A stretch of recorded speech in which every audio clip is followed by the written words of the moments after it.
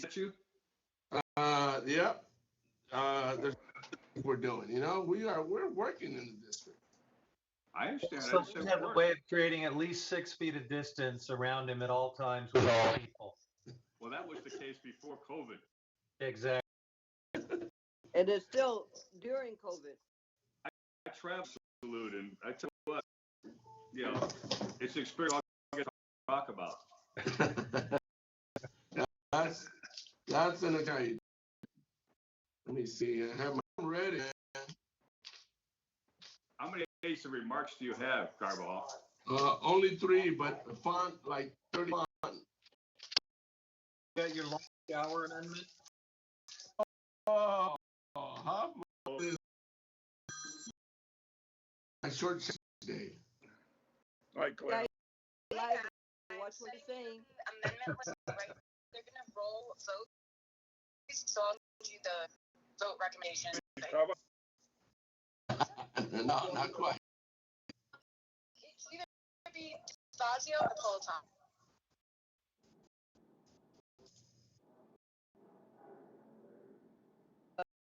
DeFazio will come on.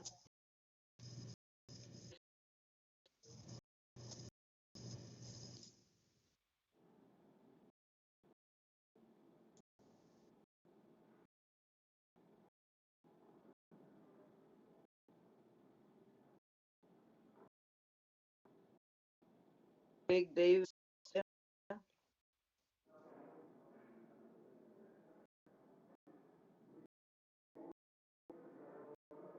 Bernice.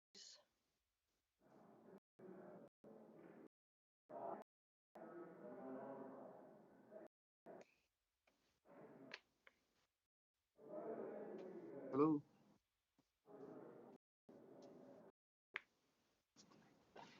This is staff, and she be on shortly.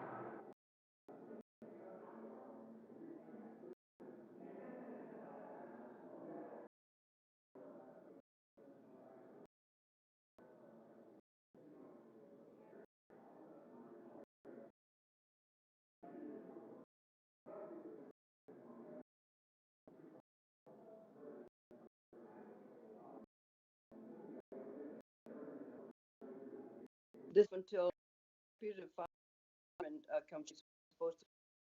So just a minute. Thank you.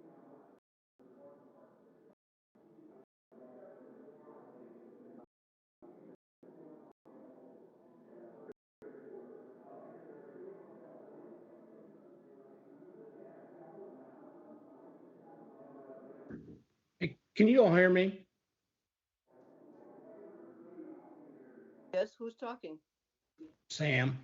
Oh, hi, Sam. I'm trying to get some technical issues figured out. Okay, is anybody else having any problems?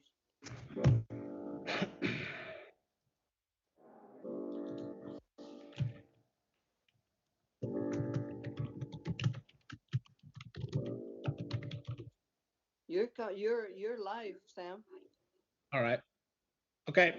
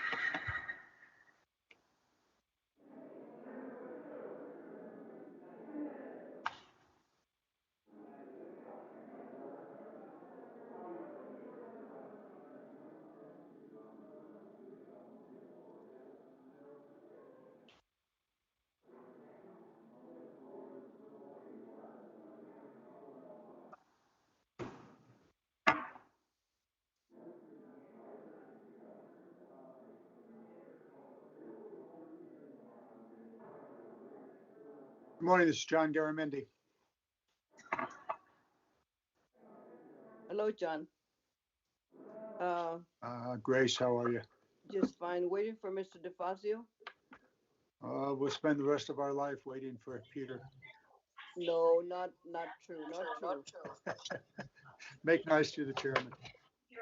It's a good Make piece of very work. nice. Good bill. Very good I hope bill, you Grace. have Thank you. everybody's received the latest list of amendments, which is only 45 so far.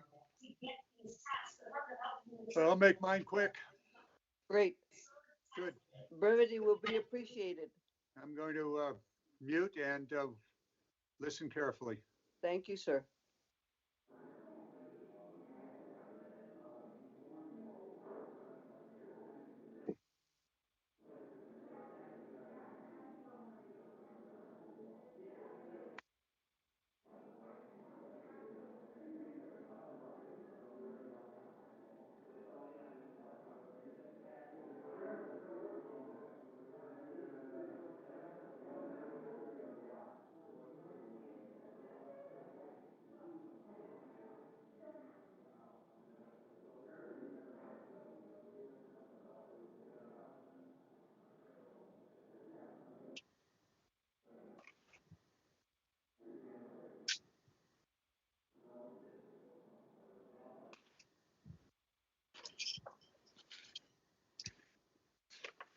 Joe says you should not continue.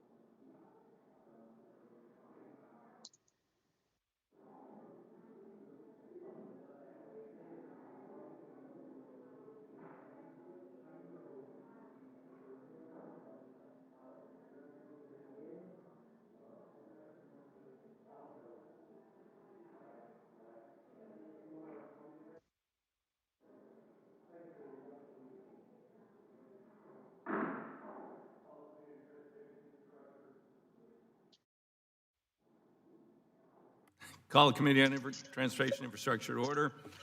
Pursuant to Committee Rule 5F, House Rule 11-2H4, the Chair may postpone further proceedings today on any question of approving any measure or matter, adopting an amendment on which a recorded vote or the ayes and nays are ordered, and without objection, the Chair is authorized to declare recess at any time. Today, the committee will consider the approval of an updated committee roster due to changes on the minority side and HR 7575, the Water Resources Development Act of 2020, WRDA. Before proceeding further, I would first like to make a few comments about how we intend to proceed today. Covered these issues during our last marathon markup for HR 2, and hopefully this will not be a marathon. And I want to briefly remind members of them for this markup as well. Today's markup is being held in the committee's hearing room as well, remotely via Cisco WebEx for members and staff in the hearing room. I do have an announcement based on guidance from the Office of the Attending Physician dated June 16, 2020. Members, staff, and all others physically present in this room are informed that in accordance with recent guidance from the Office of Attending Physician, masks must be worn at all times during today's proceedings, except when a member is speaking in a microphone. The Chair views this as a safety issue, therefore an important matter of order and decorum, and will assert responsibility to preserve order and decorum with respect to wearing a mask. The Chair has authority to enforce the preservation of order and decorum during the committee proceedings derives from Speaker's enforcement authority under Clause 2, Rule 1. Pursuant to Clause 1, Rule 11, the rules of the House are the rules of the committees. Subcommittees are as far as applicable, and the committee chairs have long been responsible for the enforcement of general decorum in the respective committees. The Chair would greatly prefer that all present simply uphold the decorum of the committee by complying with reasonable safety standards as recommended by attending physician and are respectful of all occupants of the room. We're feeling that enforcement could include denial of recognition toward members who refuse to uphold standards of decorum. For members participating remotely, I want to remind you of key regulations, House Committee on Rules to assure markup goes smoothly. Pursuant to HRES 965 and its associated regulations, members must be visible on screen for purposes of identification when joining the proceeding. Members must also continue to use the video function of today's software platform, Cisco WebEx, for the remainder of the time. They are attending this markup unless experiencing connectivity issues or other problems.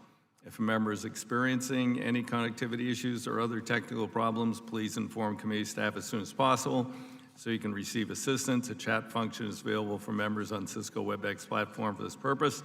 Members can also call the committee's main phone line at 202-225-4472 for technical assistance by phone.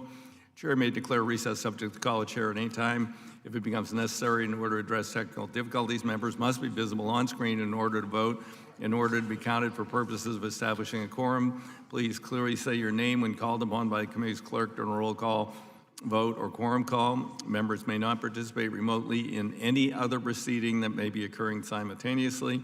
It is the responsibility of each member seeking recognition to do so verbally and hence unmute their microphone prior to speaking. To avoid any inadvertent background noise, I request every member keep their microphone muted when not seeking recognition to speak.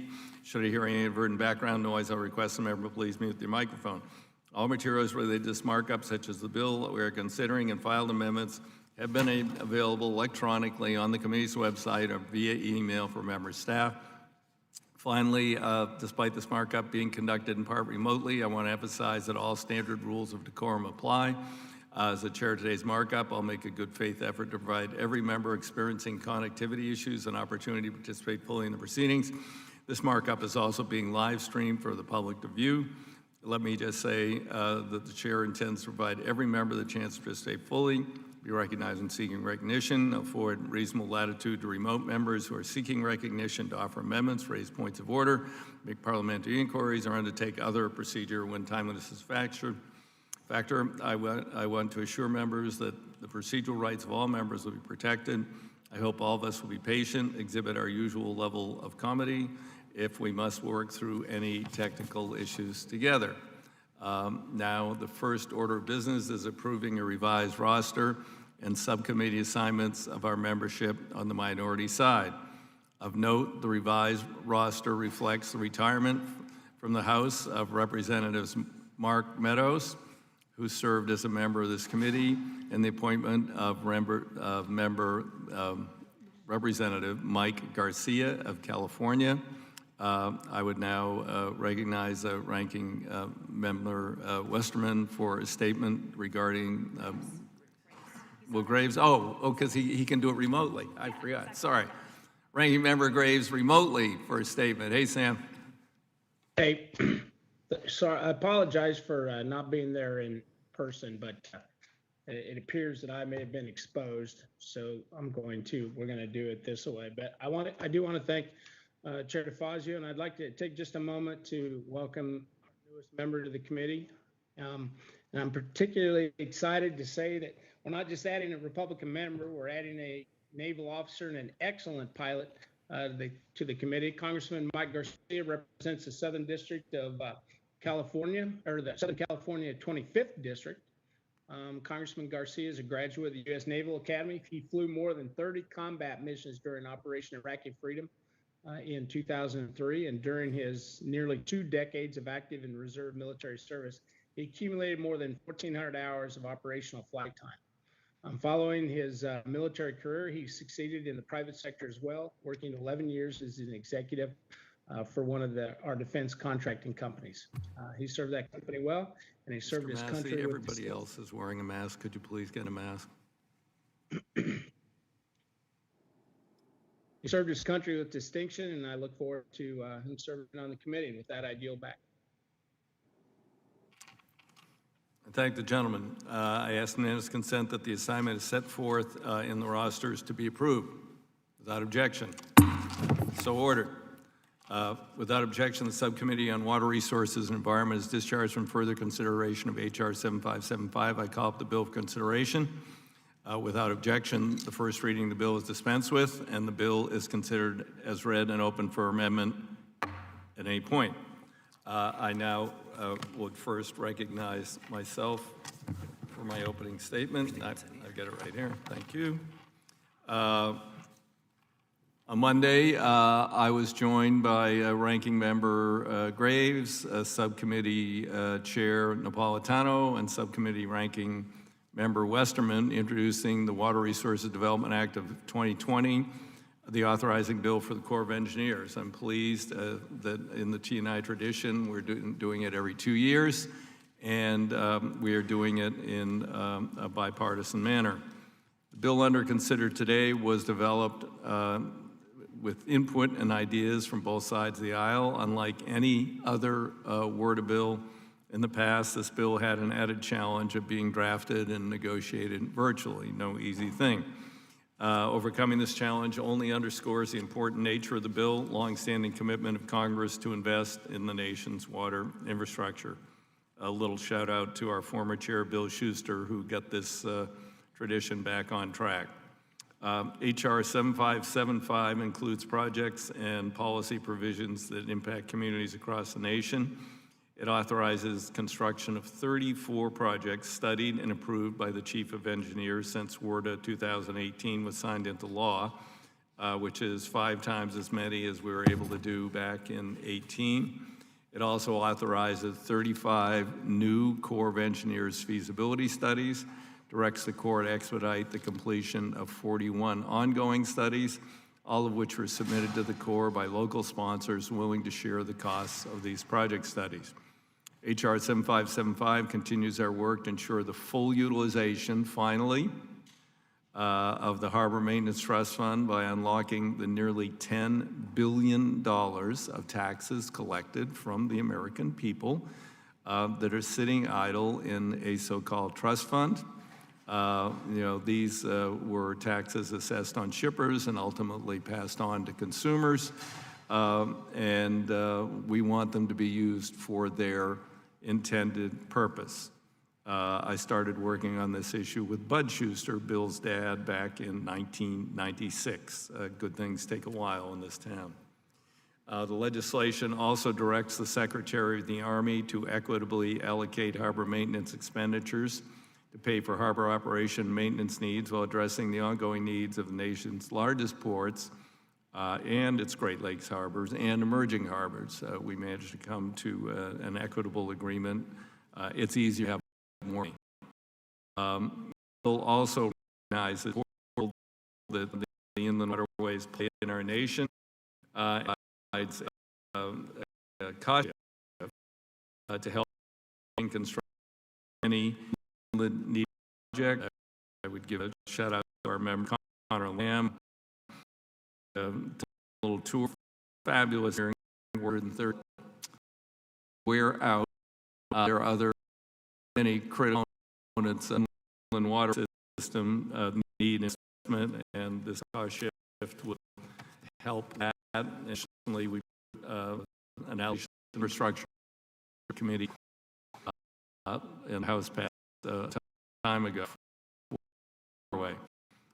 Finally, the bill really emphasizes resiliency and to meet future challenges of how competitive or flooding. I'm glad to include provisions that will ensure taxpayer dollars are infrastructure that will be resilient and will contribute to long-term resiliency across our country.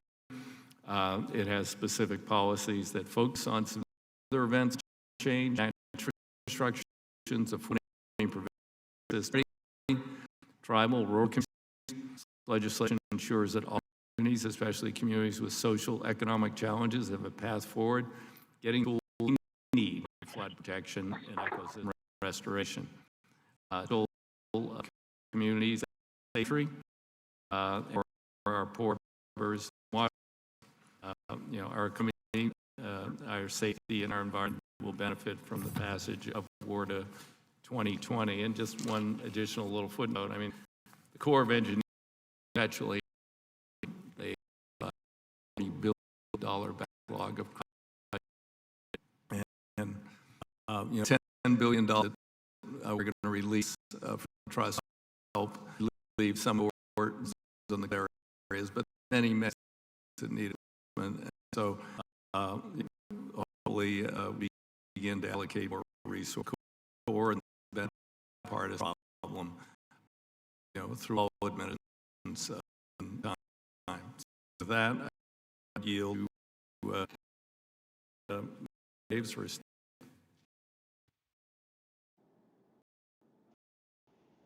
Thank you.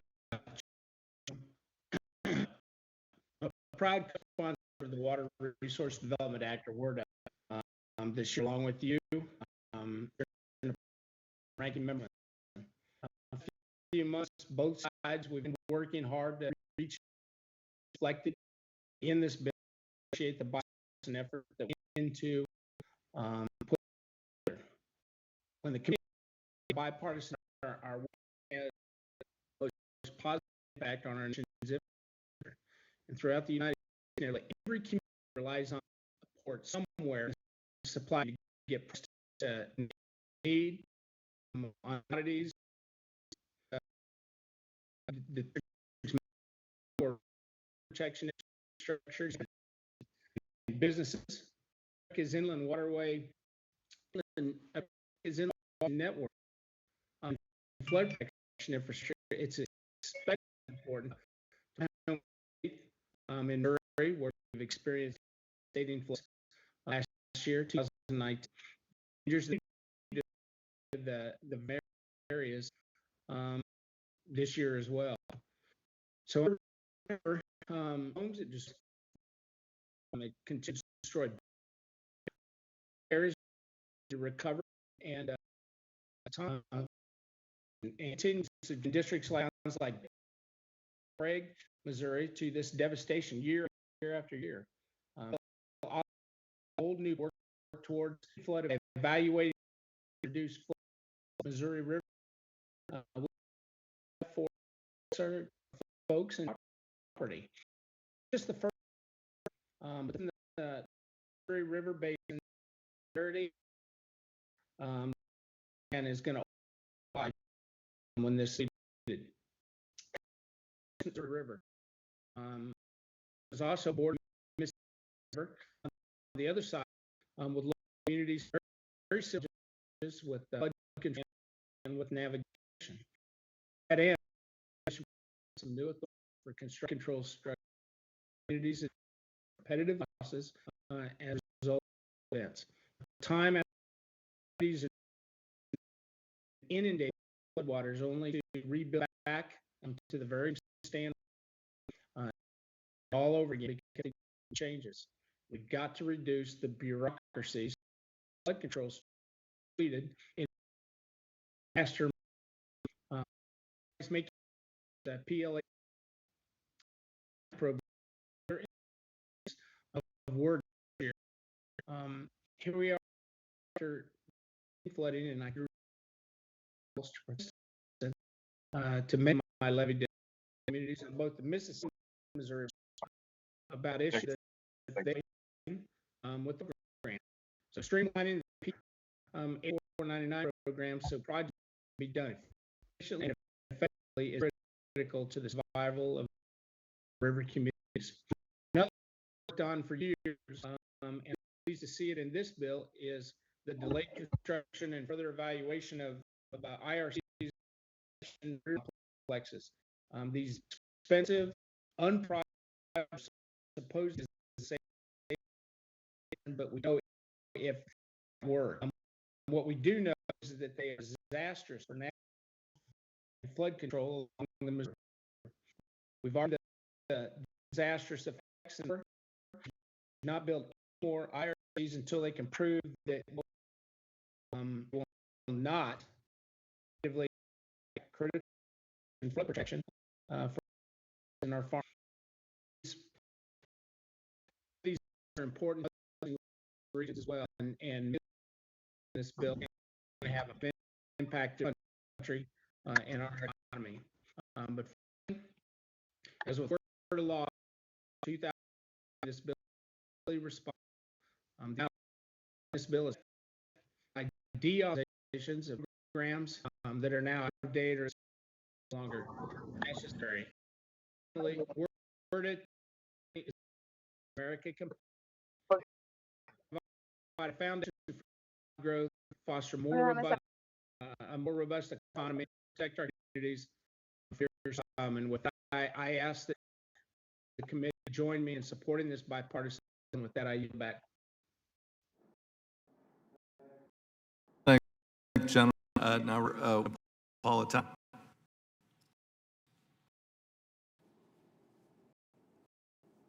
Everybody, I am very pleased to ranking member Graves, member introducing and moving the Water Resources Act. Welcome, my committee.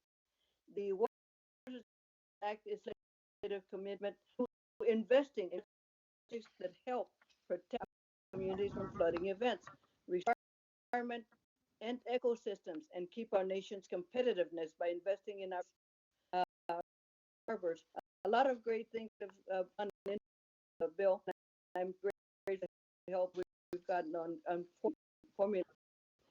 This truly from the untouched harbors in Alaska to the Yuba River ecosystem, a ship project in Texas, New York, and through the enactment of legislation committee, local and national needs through the authorization of new core projects, studies, policies, specific corner of the nation, were the 20 by exception. I also like to thank for his continued effort of the Harbor Trust Fund. Thank you for his great part in ensuring that all ports receive the tools they need in the future. The region, home to the lowest ports in the nation, the Port of of Long Beach, they handle 40% of ports export imports in the United States. The Los Beach have invested billions of dollars of own money to upgrade their infrastructure for the benefit of the entire nation. But the success of ports is only as strong as their partnership with the federal government. As part of the legislation, donor ports like LA and Long Beach will benefit from a greater share of the Harbor Maintenance Trust Fund. Water use is crucial. The federal are not eligible. Seismic will, as part of the cost ratio, the cost ratio out provisions that study supply is a primary core and provide the tools to provide resilience for proud of the provision that difference of us to economic and urban that most key people come a reality. So remarks for leadership, especially all things to the leaders who are partners, who is a great friend, General Secretary, General L, Senior Executive Service Team, and the Core Council. Especially like the futures, but Laura, Andrea, for their partnership, and all of our questions in the 700 submissions we've from 20. That's a lot of submissions. I am very fortunate to have some of the best water leaders in the country in my district. With California, valuable this building, Aaron Barr, especially this district. County Supervisor, Hilda Public Works, Mayor, District Board, thank Water, Tony Santiello. I am actually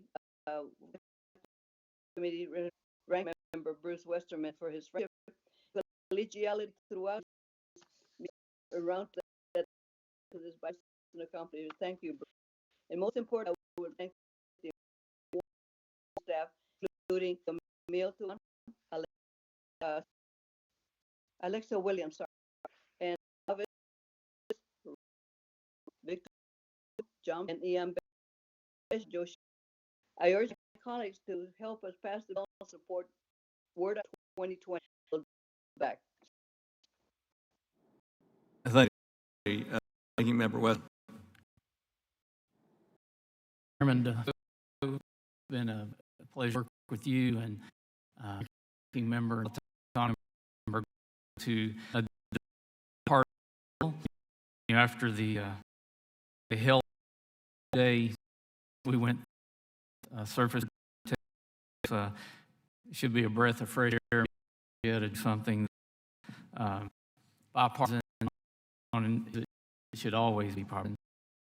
The Water Resources Development Act 20 builds successes. Those important projects, pieces of Corps of Engineers. These results are having a positive effect. Look at projects. We are with more than project author now. More to in the next months. We easily pass in work which you had a set gap passage. This word. HR 75 is a bipartisan bill that we developed by working across the aisle to achieve the common and vital goal of investing in America's future competitiveness. HR 7575 strengthens our water transportation networks to promote prosperity and economic growth. Importantly, this bill is the fourth WRDA in 8 years, continuing the important business of enacting a WRDA bill every 2 years without conceding congressional authority to the executive branch. It also represents the good legislative work that can be accomplished when both parties work together to advance shared goals. The Subcommittee on Water Resources and Environment, where I serve as ranking member, held numerous roundtables and hearings with public and private stakeholders in developing this legislation, from the Brandon Road project outside of Chicago to visiting ranking member or Chair Napolitano's district at the Long Beach and Los Angeles ports, down to the Houston Ship Channel, the port in Norfolk, and the many places across my district. It's given me an opportunity to get out and see not only how vital water infrastructure is to our country, but the need we have to maintain it and keep it in good working order. Over the past several years, my state and district, like so many, have experienced severe flooding.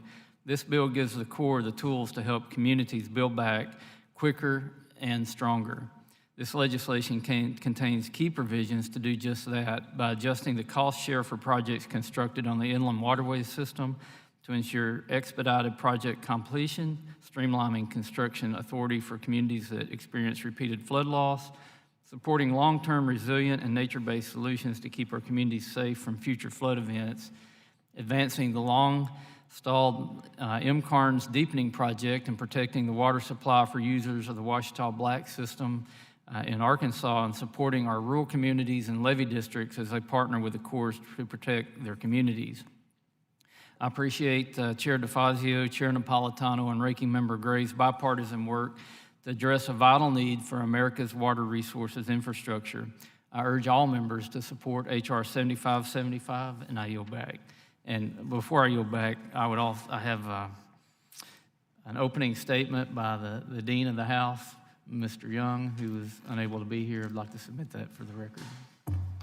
Without objection, be entered into the record. Representative Lipinski. Thank you, Mr. Chairman. I'd like to thank Chairman DeFazio, Ranking Member Graves, as well as Chairman Napolitano and Ranking Member Westerman for this good bipartisan 2020 Water Resources Development Act.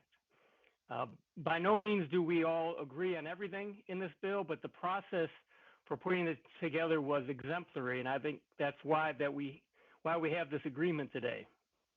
Each member had an opportunity to submit their priorities to the electronic portal earlier this year, and then Democratic and Republican staff took joint meetings and worked together through the requests submitted. This is how Congress gets things done. And there are a lot of good things in this bill, not only for my district, Northeastern Illinois, the Midwest, but for the nation as a whole. First, the bill raises the federal cost share for inland waterways projects from 50% to 65% for 7 years. It makes that cost share change permanent for any project that receives construction funding during that time period. Our inland waterway system is an integral part of our nation's transportation system, moving 578 million tons of cargo valued at nearly $232 billion in 2017. A lot of work is currently needed to repair and replace critical locks and dams. The cost share change will help fund navigation projects like the Navigation and Ecosystem Sustainability Program along the upper Mississippi River. It's important to remember that the inland waterways community did their part in providing additional funding for projects when they advocated for an increase in the user fee they pay. I was this committee's chief Democratic co-sponsor of legislation to raise this fee when Congress passed a 9-cent per gallon increase back in 2014. Unfortunately for our nation, this is the only transportation user fee that we've managed to successfully raise in many years, despite our infrastructure needs. This bill also authorizes the Brandon Road project, with Ranking Member Westerman just mentioned, and it makes the federal cost share 80% to help accelerate construction. This project will build a barrier at Brandon Road in Joliet, Illinois, to block Asian carp from entering the Great Lakes. If Asian carp spread to the Great Lakes, they could destroy the entire ecosystem of the world's largest system of freshwater lakes. We must protect the great treasure that is the Great Lakes, and the Brandon Road project is an integral part of our efforts. I also want to quickly mention two other provisions in a bill. First, the bill directs the Army Corps to expedite completion of the Chicago Shoreline Study to determine what additional infrastructure improvements are needed to address the ongoing erosion of the Chicago shoreline from rising lake levels and flooding.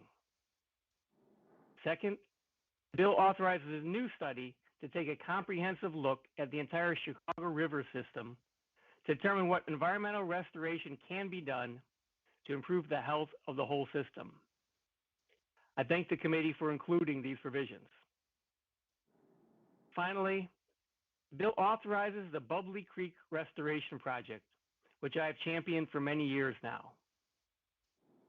Anyone who has read Upton Sinclair's book, The Jungle, would be familiar with this waterway, which was used as a waste dump from the Chicago Union Stockyards. It's called Bubbly Creek because you could still see the bubbles coming up from years ago. Those stockyards have closed. The carcasses are still decaying there in the bottom. There are still outstanding concerns from the Army Corps about their potential CERCLA liability from cleaning up Ugly Creek that are not yet addressed in this bill. But my staff and the Water Subcommittee staff have worked closely over the years to try to address the Corps' concerns and have come up with some draft language to address this liability issue. I'm hopeful we can continue to work to address the liability issues related to Bubbly Creek cleanup with the goal of including language that addresses that issue as part of this word of legislation. Again, I want to thank Chairman DeFazio for all his work on this bill, along with Ranking Member Graves, Chair Napolitano, Ranking Member Westerman. It's a very good bill. Very glad that we're here today. And thank you, and I'll yield back. Thank the gentleman. Happy birthday, Dan. And now we will move on to Representative Katko. Thank you, Mr. Chairman, and happy birthday, Dan, or they used to say in Puerto Rico, feliz cumpleaños. I'd like to begin by thanking Chairman DeFazio, Ranking Member Graves, Chairwoman Napolitano, and Ranking Member Westerman for their truly bipartisan work to bring the Water Resources Development Act before the committee today. As a proud representative of communities across Lake Ontario's southern shoreline, I'm pleased to join my colleagues in considering substantive legislation to invest in our nation's water infrastructure and projects carried out by the U.S. Army Corps of Engineers. In my district, years of sustained high water levels and persistent flooding have had a devastating impact, on the conditions of our coast, necessitating significant repair projects in communities like Fairhaven, Great Sodus Bay, and the Port of Oswego. With these projects in mind, I'm pleased that this legislation will improve the availability of federal investment through the Harbor Maintenance Trust Fund. Additionally, this bill takes important steps to ensure that the Army Corps of Engineers considers regional economic benefits in a project prioritization process. I introduced the Safe Harbors for Our Recreation Economy, or SHORE Act, earlier this year to promote the consideration of our nation's outdoor recreation economy and Army Corps' prioritization process, and I am proud to see this policy advance in this legislation. I'm also proud that the Water Resources Development Act of 2020 recognizes the sustained impact that rising water levels have had on the Great Lakes community and takes important steps to promote investment in Lake Ontario's southern shoreline and the Great Lakes system as a whole. In addition to providing designated funds for harbor maintenance projects within the Great Lakes navigation system, this legislation promotes further investments in coastal resiliency for communities across the 8 Great Lakes states. I'm very pleased that this legislation includes policies I introduced in the Great Lakes Coastal Resiliency Act, expanding the Army Corps' resiliency efforts along the Great Lakes, and requiring specific community recommendations on projects to assist impacted communities. Critically, this bill also authorizes a specific feasibility study regarding coastal storm resiliency on Lake Ontario's southern shore. For that shoreline property and business owners that I know there, these efforts cannot come a minute too soon.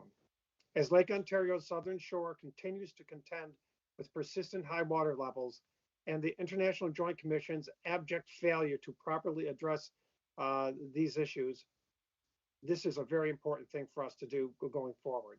Finally, I'm pleased that this legislation would expand research on the treatment and prevention of harmful algae blooms. Like many communities across the United States, harmful algae blooms have grown to represent a major threat to the availability of clean drinking water for my constituents in central New York. Substantive federal leadership is needed to ensure communities have access to the necessary resources to prevent and respond to harmful algae bloom development, and this legislation takes necessary steps to position Army Corps to lead the way on this pressing issue. These efforts, along with all the other efforts I've discussed, are bolstered by bipartisan leadership in Congress. I am proud to join my colleagues on both sides of the aisle in considering the important water infrastructure legislation before us today. I look forward to continuing these efforts moving forward and hoping can get back to bipartisan efforts with respect to the highway bill moving forward as well. And with that, Mr. Chairman, I yield back. I thank the gentleman. Representative Cohen.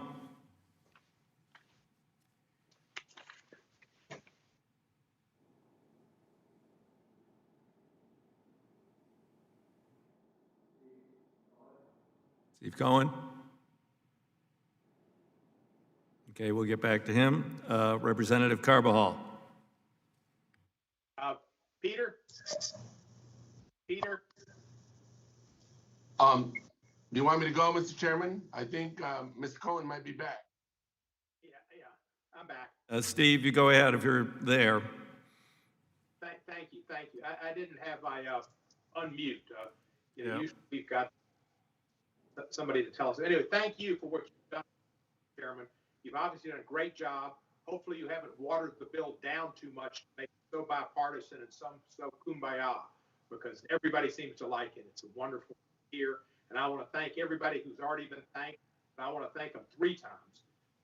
I thank particularly the committee for taking my amendment that takes the Park River inland waters at Memphis, the Wolf River and the Nine-Conner Creek, and returns them to the U.S. Corps of Engineers, which is so important. They flood almost constituents, and it's the Corps that should be maintaining those walls, preventing flooding, and not the city of Memphis. So thank you for what you've done. I'm looking forward to voting for this bill. I yield back the balance of my time. I thank the gentleman for his brevity. Representative Babin.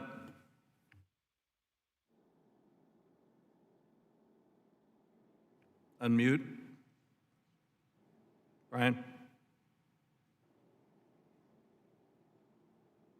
Okay, we'll get back to him. Garrett?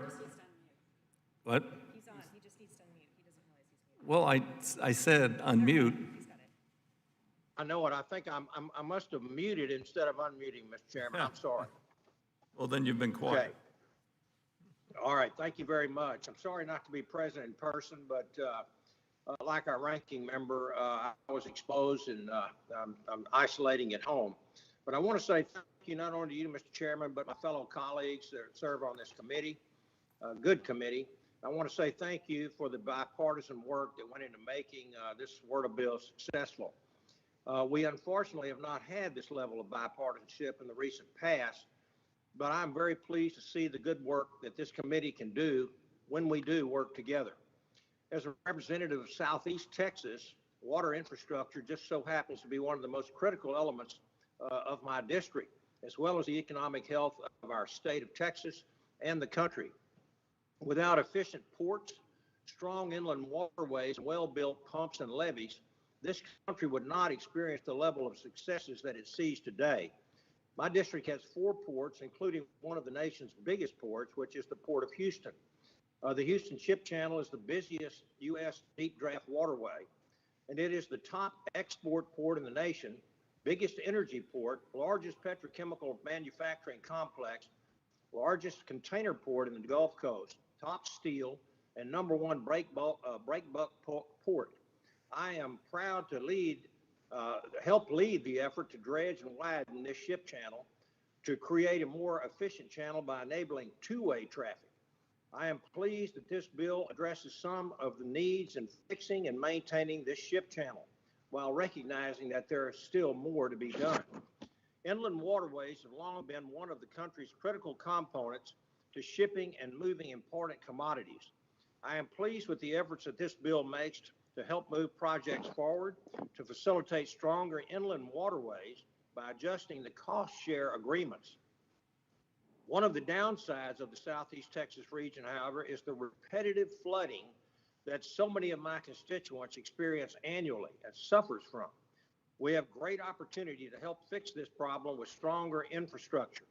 I'm very pleased to see that this bill makes a number of efforts to help mitigate this devastating flood problem. I will be offering an amendment that will look to expand these efforts while attempting to save the federal government billions of dollars in emergency relief funding. I'm very proud to serve the people of Southeast Texas and pleased with many of the strong provisions included in this bill. So thank you, Mr. Chairman, and I yield back. I thank the gentleman. Representative Carbajal. Thank you, Mr. Chairman. Thank you, Chairwoman Napolitano, Ranking Members Graves and Westerman, for your leadership in advancing this forward-looking bipartisan Water Resource Development Act. WRDA is critical to help build flood control projects and maintain port infrastructure to name a few. The bill makes important changes to begin to modernize the Army Corps in order to account for resiliency, risk, and address the water needs of marginalized communities. I am pleased to see that the dam disposition study was included in an expedited list for the Army Corps to complete. This is an important project for my district and residents in San Luis, California, in order to address local water supply needs. In addition, this bipartisan agreement also requires a study to examine potential changes to the Army Corps' mission to address future water supply capacity. As we continue to see droughts, increased flooding, and more extreme weather events due to climate change, it is important that the mission of the Army Corps is reflective of the current needs and challenges of our districts and our communities across the country. This will be the fourth consecutive WRDA bill passed out of this committee since 2014. I am glad to see us put aside differences to make sure we are delivering on our duty to serve the American people and our constituents. This bill will help support infrastructure projects in order to grow our economy and create good paying jobs. I urge my colleagues to support this bill. I yield back, Mr. Chair. Representative Garrett Graves. Thank you, Mr. Chairman. Mr. Chairman, I want to start out by commending you, the Ranking Member Sam Graves, Congresswoman Napolitano, Chair Napolitano, and Ranking Member Westerman for the work on getting a Big Four agreement. Mr. Chairman, you noted that this does return us to the two-year cycle that I think is so important, and I want to thank you very much for working with folks on both sides of the aisle to get an agreement in place and keeping this agreement on track. Congressman Davis is calling me right now, which I guess means he's not paying attention to the markup. Mr. Chairman, I want to just briefly go through some things about South Louisiana and why this is so important. And I've talked about a lot of these things in this committee before, but I think that they're worth repeating. Mr. Chairman, in regard to the Water Resources Bill, this authorizes all of the projects, all of the activities of the U.S. Army Corps of Engineers. All of us in our districts, we have roads, we have schools, we have job creators, we have critical infrastructure. But Mr. Chairman, if those things are underwater, they're useless. The schools aren't functional, the roads aren't usable, they're not passable. The job creators can't have people come there and earn their dollars and earn their paychecks and create economic activity and employment opportunities if they're underwater. This bill helps to address that. We also have jurisdiction in this committee over FEMA, and we talk in here often about how we come in and spend billions and billions of dollars in the aftermath of a disaster, rather than leaning forward, playing offense, mitigating risk and hazards, putting the protection in place before the disaster comes to us. And Mr. Chairman, in this committee, once again, in a bipartisan manner, back in 2018, we did a water resources bill, and importantly, we did the DARA legislation, reforming FEMA, and beginning this transition, this paradigm shift from being entirely reactive, where we spend way too much money, instead leaning forward and being proactive. But it shouldn't have taken the awful disasters we've had in this country, whether it be Hurricane Katrina, Rita, Gustav, Ike, Harvey, Irma, Maria, Michael, Florence, all of these awful disasters that have affected so many of the people we represent, for us to get there. Mr. Chairman, in the state that I represent, we have 5 of the top 15 tonnage ports in America. 5 of the top 15 tonnage ports in America. And not to be disparaging to anybody, but we do appreciate y'all's puny ports playing a role in intermodal commerce as well. We also handle the waters from Montana to New York to Canada. It is the largest watershed in the United States. I believe it's 42% of the contiguous landmass that we drain through our district. We don't put water into there, yet we deal with everybody else's water, and it ends up flooding our communities, it messes up our ecosystem, and causes extraordinary challenges on Louisiana. And lastly, Mr. Chairman, We have lost 2,000 square miles of our coast, 2,000 square miles of our coast. And to put in perspective, as I told Administrative Gaynor this week, if the state of Rhode Island were to have lost 2,000 square miles, we'd have 49 states today. Rhode Island wouldn't exist. And this is an extraordinary amount of land that does make us more vulnerable.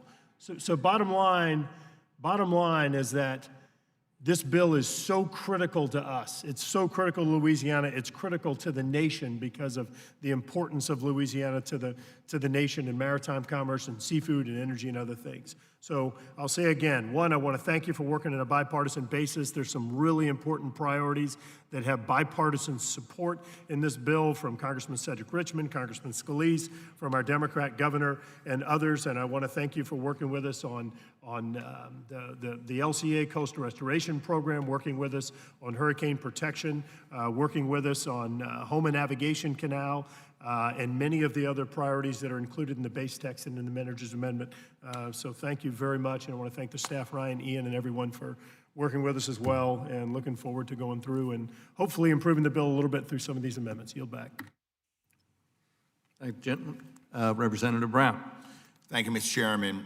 I want to acknowledge your hard work as well as that of Chairwoman Napolitano, Ranking Member Graves, Ranking Member Westerman, and voice my support for the Water Resources Development Act of 2020.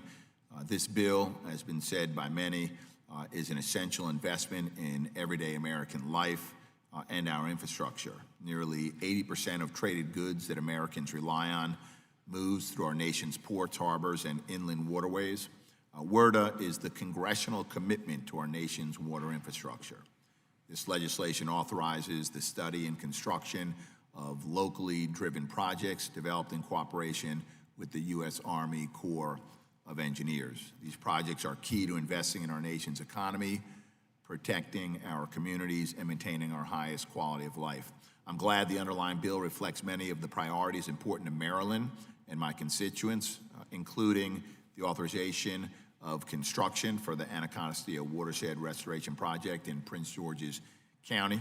The Anacostia watershed is one of the most urbanized watersheds within the Chesapeake region.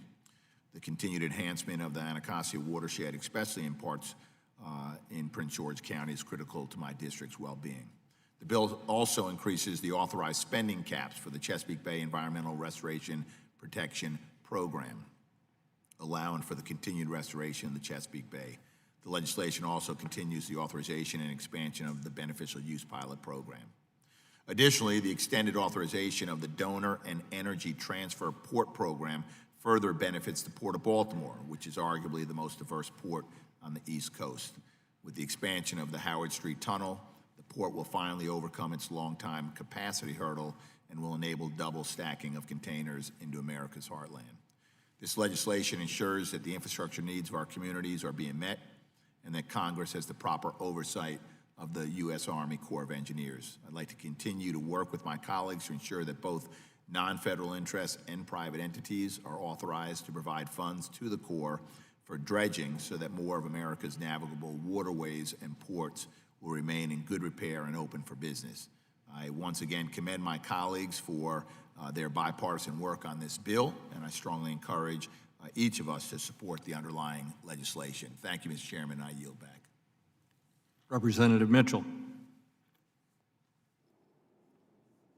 Thank you, Mr. Chairman. And I want to thank you, Ranking Member Graves, Chairwoman Napolitano, and Ranking Member Westerman for introducing and supporting the Water Resource Development Act and for holding this markup today.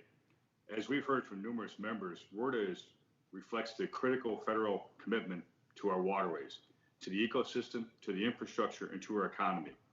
Each time WRDA becomes law, we take a very tangible step in supporting our communities, their economies, and the safety of our waterways.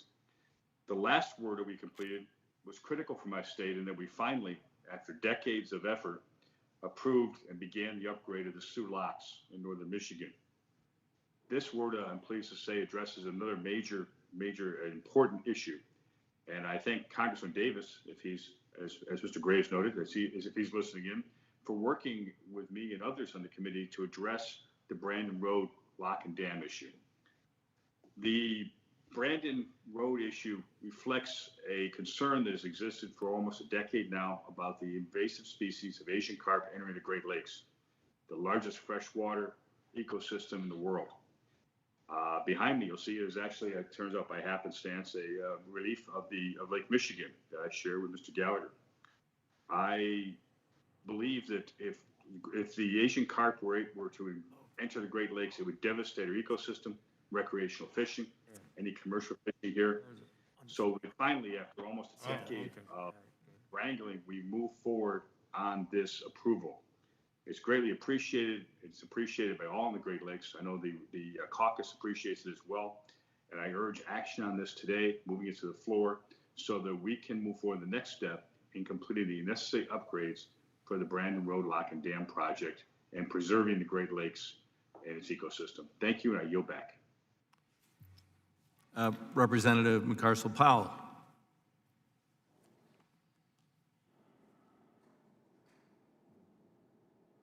Debbie, unmute. Thank you, Mr.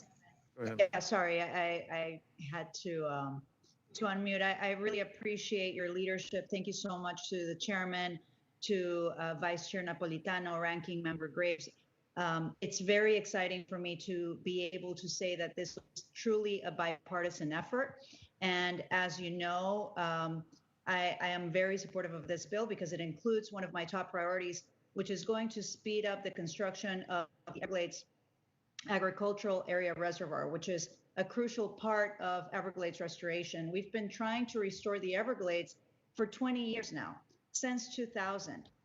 The intent of this committee has always been to move forward with Everglades restoration as a singular program. And it was then when Congress passed the Comprehensive Everglades Restoration Project, or as it's now known or referred to as SERP.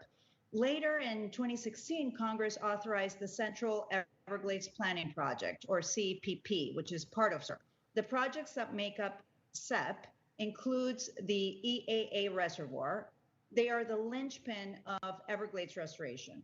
This committee never intended for each small project that comprises Everglades restoration to be treated as a brand new project that needs a new approval, or as some others refer to it, as a new start for construction to begin. But unfortunately, that's where we have found ourselves. In 2018, Congress modified the authorization for the reservoir to make it deeper and therefore able to store water. Unfortunately, however, we learned earlier this year that the Army Corps of Engineers determined that because Congress modified the plans for the reservoir, and it was no longer a part considered to be part of CEP, and that would therefore it would be considered a brand new project that would need to receive a New Start designation. And given how rare New Start designations are, this wrongful interpretation threatened to delay the start of the reservoir for potentially years.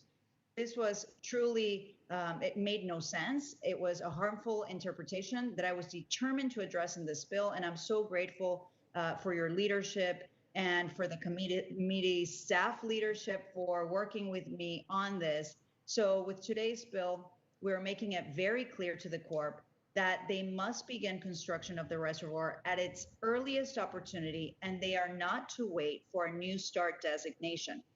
I also want to take this opportunity, Mr. Chairman and Vice Chair Napolitano, Ranking Member Graves, for including my provision to require that the Corps also publish monthly reports which shows where water is flowing in South Florida.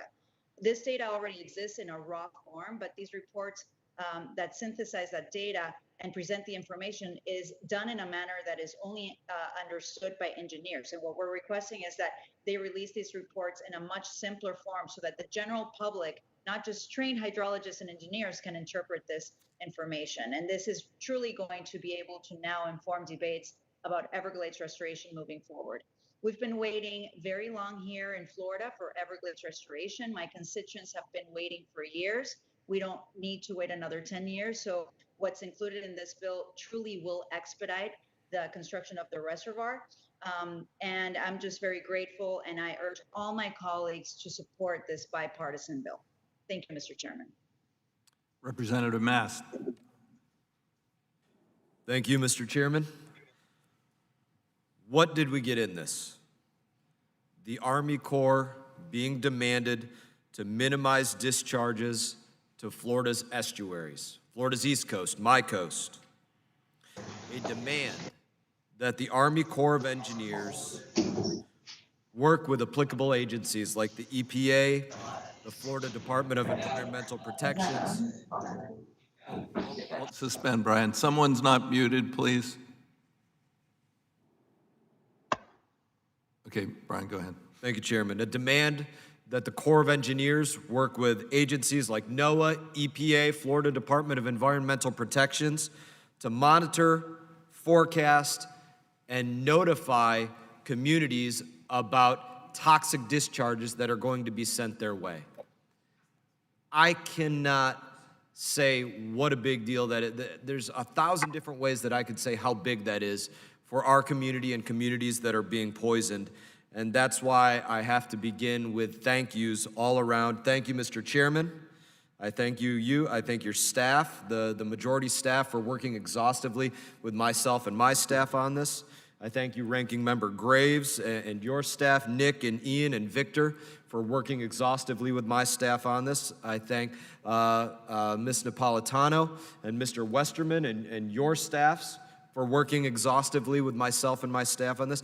And I also thank my colleague, Ms. Merkusel-Powell. Her and I were working together literally until the final hours of last night to get language put into this manager's amendment that addressed this very issue. Till the final hour, people were working with us on this. So I thank everybody on that front.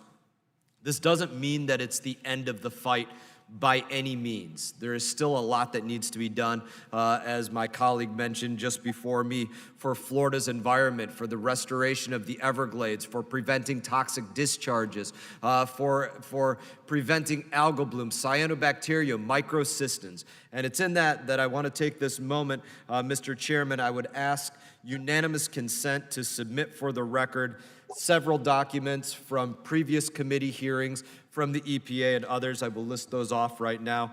I ask to submit for the record, Mr. Chairman, that from a hearing January 9, 2020, the Corps of Engineers stated that it is the goal of the Corps of Engineers to prevent toxic discharges. To submit for the record from July 10, 2019, that the Corps of Engineers has acknowledged that they have in fact discharged conveyed toxic water, what they consider to be toxic water, into my community. I ask to submit for the record from the Corps of Engineers in our hearing July 18 of 2018 that the Corps of Engineers will look to the agencies for tolerable levels and then work hand in hand with those agencies. Submit that for the record. I would like to ask to submit for the record a statement from the EPA that people should not be coming in contact with harmful algal blooms with concentrations of cyanotoxins and microcystins greater than 8 micrograms per liter or 8 parts per billion. In other words, 8 parts per billion. Additionally, a document from 2018 from stating that the discharges into my community have exceeded that EPA standard of 8 micrograms per liter, in some cases even reaching 450 micrograms per liter or 4 parts per billion. And finally, a document from the state partner, the South Florida Water Management District, stating their support to, quote, eliminate harmful discharges from Lake Okeechobee to the estuaries because it benefits both the environment and people when excess water from Lake Okeechobee is sent south to the Everglades and into Everglades National Park. I ask unanimous consent to submit all those for the record, Mr. Chair. Without objection, so ordered. Thank you. My last point that I will make on this is simply this: to ask all of you, reflect. If toxic water was being sent into your community and the Corps could stop it and they were the ones doing it, would you demand anything less than preventing that from happening? Would any of you say, let me just stop with this, it's good enough that you look at it. Any one of you, if the Corps was dumping toxic water into your backyard, Would you ask anything less of them that they stop doing it immediately when they are poisoning your people? That's what I would ask you all to reflect on as we go through this hearing. I thank you again, Mr. Chairman, ranking member on subcommittee, Ms. Napolitano, chairman of subcommittee, and Ms. Mercuso-Powell again. Thank you. I yield back. Representative Stamp. Thank you very much, Mr. Chairman. Thank you for your leadership on this important legislation that invests in our nation's water resources infrastructure. For far too long, my home state of Arizona has not gotten its fair share of federal infrastructure dollars to meet its water infrastructure needs, but this bill begins to address that. For Arizona, this bill delivers vital assistance I have fought for to address our aging water and wastewater systems, provide flood protection to vulnerable communities, and restore our river ecosystems. I am pleased that this bill includes my legislation to help communities across Arizona address their water infrastructure needs. Over the next 20 years, Arizona will have nearly $16 billion in drinking water and wastewater infrastructure needs. To begin to address this significant gap, this bill provides $150 million in assistance, which is in line with Water Infrastructure Assistance Congress has authorized through the Corps of Engineers and other southwestern and western states. With this assistance, communities in every corner of Arizona will be able to address our aging systems before performance and reliability are compromised. And it will allow them to improve and strengthen their systems to protect them from the impacts of climate change and future disasters, including drought. This bill also advances critical projects, including flood protection in the city of Winslow and parts of Navajo County to protect residents and businesses, including communities' critical public facilities. Completion of a report to advance Tres Rios, an ongoing effort to restore and revitalize the Salt and Gila River corridors that is part of the larger Rio Reimagined, Senator McCain and Representative Pastor's legacy projects. Completion of the feasibility study for the Lower Santa Cruz Flood Control Project to protect the community of Maricopa in Pinal County. And it finally authorizes a study to examine options for addressing flooding along the Tonto Creek in Gila County. For decades, this area has experienced significant flooding after storms have transformed a normally dry creek into a raging river, cutting off access to residents, and in some cases, leading to a tragic death. The study is a critically important step in identifying options to address flooding in this region. Again, thank you to Chairman DeFazio, Ranking Member Graves, Chairwoman Napolitano, Ranking Member Westerman, for your leadership on WRDA 2020 and for your incredible work of your team and staff, and I yield back. Thank the gentleman. Representative Gonzalez-Colon.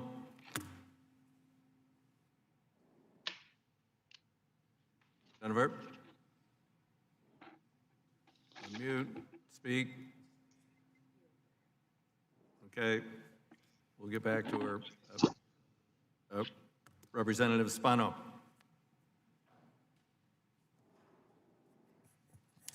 Thank you, Chairman DeFazio. I join you today in support of this package, and I applaud my colleagues for reaching the agreement. The Water Resources Development Act implements numerous projects and policies that not only protect our environment and stimulate our economy, but provide specific benefits to my district and home state of Florida. This bill ensures that our ports and our harbors, such as Port Tampa Bay, have the necessary resources to continue operating efficiently. These funds will be critical in ensuring that trade along the I-4 corridor remains uninterrupted, so that as life in our communities returns to normal, we can confidently say that we are investing in our future. The bill authorizes multiple projects throughout the state to protect one of Florida's most treasured natural resources, fresh, clean drinking water. The bill contains numerous provisions to protect flood-prone areas, particularly from floods as a result of hurricanes. The bill delivers all of this for Florida while keeping an eye toward our deficit. Every new project authorized in this bill is offset by the deauthorization of another project that is either out of date or no longer necessary. The package serves as a testament to how business should be conducted in this committee and throughout this Congress, and I'm proud to lend my voice to thank all who made it possible and to urge my colleagues to vote in favor of the bill. This is just another example of what Congress can accomplish when it puts the American people's priorities first. I yield back. Thank the gentleman. Representative Craig. Thank you so much, Mr. Chairman. I've been looking forward to today's markup since becoming a member of Congress and becoming a member of the subcommittee on water resources and the environment. I believe that this bill will positively affect Minnesota's 2nd Congressional District and my constituents. Farmers, families, and communities across my district depend on the Mississippi River for their economic livelihoods. I am proud that the Water Resources Development Act includes essential funding that communities and businesses rely on to export their goods, drive economic growth, and effectively respond to floods. Specifically, I want to thank Chairs DeFazio and Napolitano, Ranking Members Graves and Mr. Westerman, and all of the members who worked to develop this legislation for their support of more provisions to address the long-term resiliency of our water projects and provide assistance to low-income, disadvantaged, and rural communities. I also appreciate the increase in funding for the Upper Mississippi River System Environmental Management Program, which has come to be recognized as the single most important effort committed to ensuring the viability and vitality of the Upper Mississippi River System's diverse and significant fish and wildlife resources since establishment of the National Wildlife Refuge System in the 1920s. Finally, I also want to note that the bill supports my request to prioritize the Upper Mississippi Navigation and Ecosystem Restoration Program, in part by modifying the cost share for ongoing and future construction and major rehabilitation of capital investment projects on the inland waterway system. Taken together, these provisions will create jobs while addressing the long-term resiliency of our water projects, and I look forward to supporting it. Thank you, Mr. Chairman, and I yield back. I thank the gentlelady. Would return to Representative Gonzalez-Colon, if she's now present. Then move on to Representative Miller. Turn on your mic, Carol. Oh, did you? Okay. All right. A chair away. Okay, thank you. Thank you, Mr. Chairman. I'm glad to speak today in support of this year's Water Resources Development Act. The provisions contained in this year's WRDA represent a significant bipartisan step forward for our committee, and I sincerely hope that these efforts continue on as long as forever. This year's WRDA contains many important provisions for my district in southern West Virginia, and I am proud to support the legislation. Changing the cost share formula for inland ports will help many ports, as well as the Huntington Tri-State Port, to remain competitive and ensure that the bountiful resources and manufactured materials of Appalachia can continue to make it to market across America and around the world. I also strongly advocate for the provisions contained in this bill to raise the authorization levels for the environmental infrastructure projects in central and southern West Virginia. I thank the committee for including these provisions in the final bill to help make all 18 counties in my district a safer and more resilient place to live. Thank you again, Chairman DeFazio and Ranking Member Graves, for crafting a bipartisan piece of legislation, and I urge my colleagues to support the bill. I yield back my time. Thank the gentlelady for brevity. Brevity. Representative Fletcher.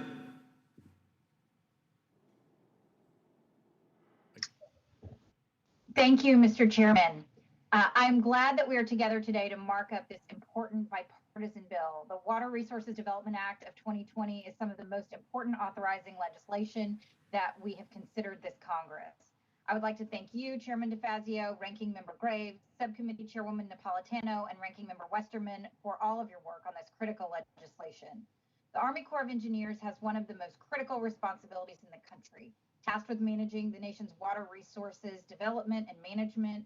We all know the Corps operates and maintains essential infrastructure, thousands of dams, levees, ports, harbors, reservoirs, inland waterways across the country that are critical to our country.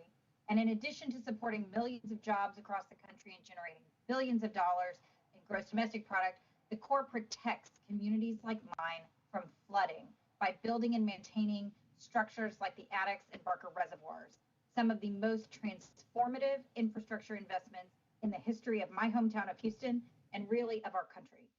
Another transformative infrastructure project for Houston was the visionary development of the Houston Ship Channel.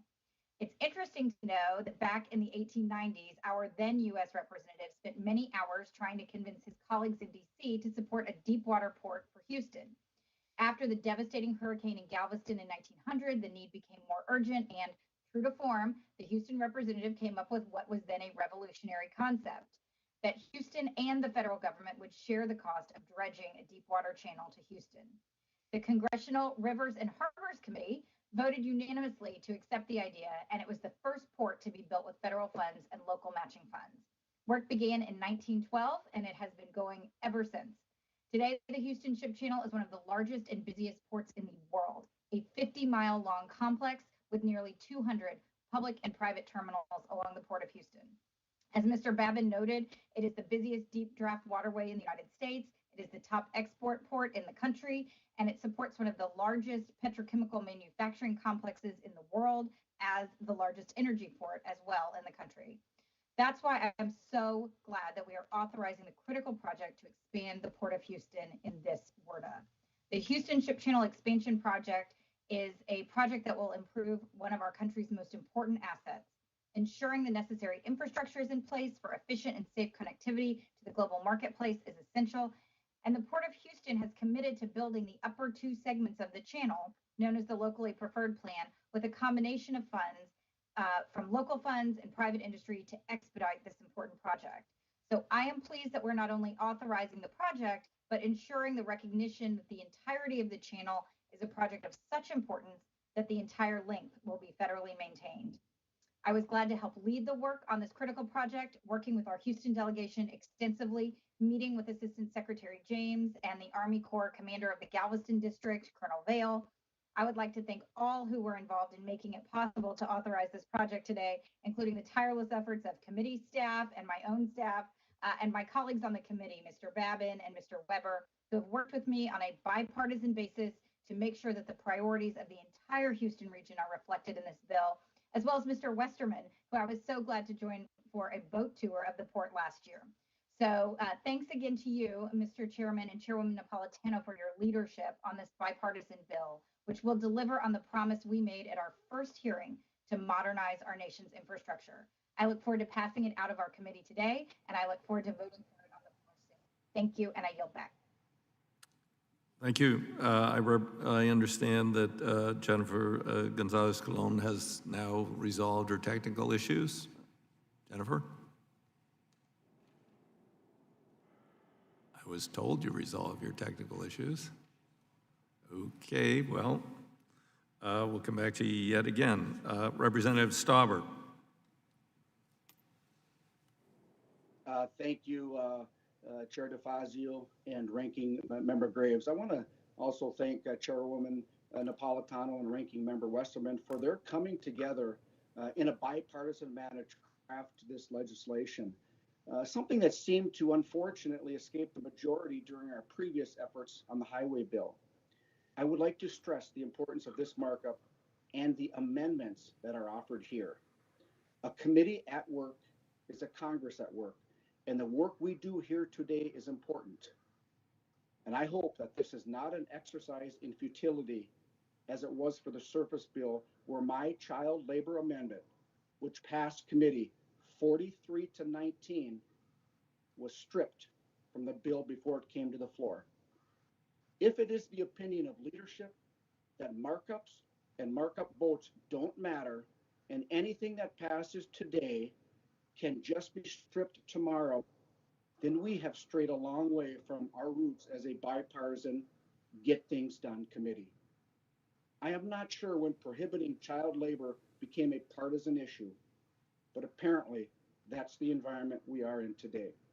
Again, I am happy we are about to come to a bipartisan agreement on WRDA, and I hope amendments that may pass today are not stripped from the bill at the whim of the chair or other House leadership, and I yield back.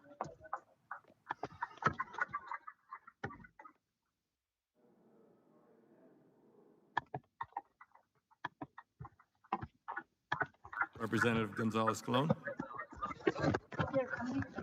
Is that you're not coming through very well if that's you. There's something we're hearing, but not a person. Okay. Representative Garcia. Thank you, Mr. Chairman, very much. Ranking Member Graves, Chairwoman Napolitano, and Ranking Member Westerman for all of your leadership in this bipartisan legislation. I urge support for the Water Resources Development Act 2020, which authorizes projects that will protect, and improve the health of the Great Lakes and directly benefit the surrounding region. I hail from Chicago and the nation's Gold Coast along Lake Michigan. We know how important a healthy Great Lakes system is. Lake Michigan is not only Chicago's primary drinking water source, it's part of the largest freshwater source in the world, our beloved Great Lakes. Lake Michigan is a tremendous recreational resource and economic asset for Chicago and the state of Illinois. The U.S. Army Corps of Engineers has been a great partner for key projects, and while there is always more to do, I thank them for their efforts. Long-standing concerns like the potential of Asian carp migrating into the lake must be addressed, which is why the Brandon Lock and Dam project authorized in this bill is so important. This bill will support other important projects to the region it authorizes. The chief's report for the project at Bubbly Creek, a new study for Chicago area rivers restoration, and a comprehensive river basin studies for the Great Lakes. I'm also pleased to see the focus on natural infrastructure solutions, which we need to explore to protect heavily urbanized areas like my district in Chicago. I urge my colleagues to support this legislation and process like this is what the Transportation Committee is all about, bipartisan cooperation, and I'm proud of the work done here today. I urge support and I yield back. Thank you. Try Jennifer one more time. Yep, I think we're hearing you now, Jennifer. Go ahead. Heard you for a second there. Do you have me here? Yep. Yay. Finally. Thank you. Thank you, Mr. Chairman. I want to say thank you to you and to the ranking member, Grace, for allowing this working in a bipartisan manner just to bring this bill to a markup. WARDA has been always a key point and a key for the infrastructure in Puerto Rico. And the development projects as well in Puerto Rico will never be done if it was not by WARDA.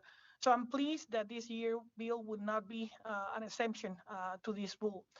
This bill includes language that increase the authorized cost for the Caño Martin Peña project in San Juan, Puerto Rico. And this project was also authorized in WARDA in 2007 at a cost of $150 million.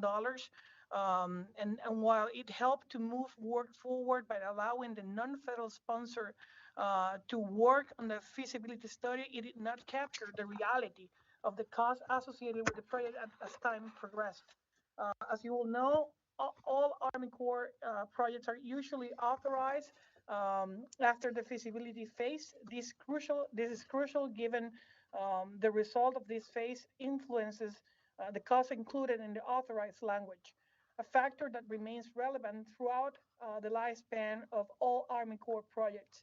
In the case of the Caño Martin Peña, the feasibility phase concluded in 2016, close to 10 years after it was authorized, which of course reflects changes.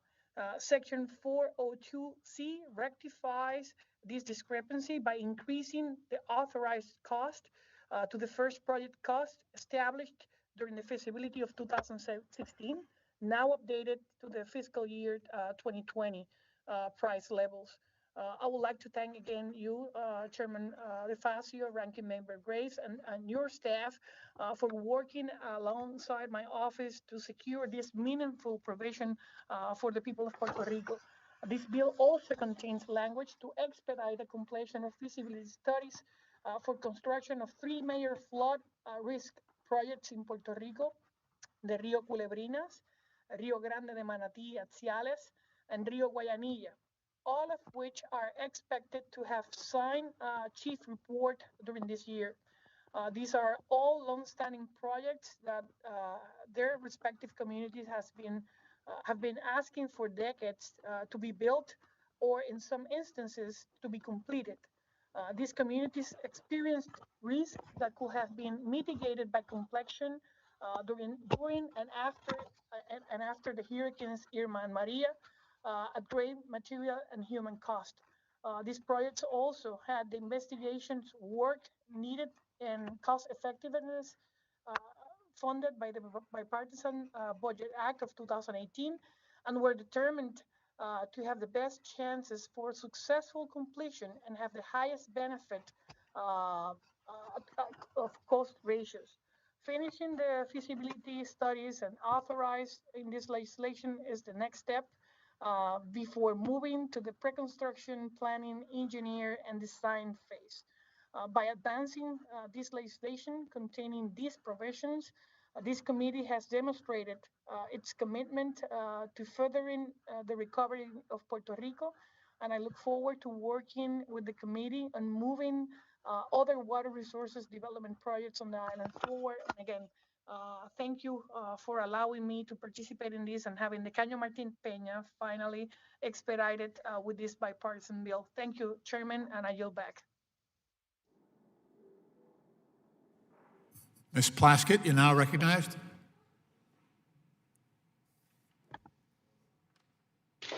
Good morning, and thank you for what I think is going to be a very productive day. I want to thank the chairman, Chairwoman Napolitano, the ranking members, as well as all of my colleagues for their cooperation overall on the committee, and in particular on this legislation. This, I think, is going to be a fantastic bill that we're going to bring to the floor. We have programming for those communities that have reoccurring flood damage to provide them with assistance to upgrade facilities to prevent reflooding. We have also included sea level rise calculations as part of benefit costs, which will be an important resiliency measure.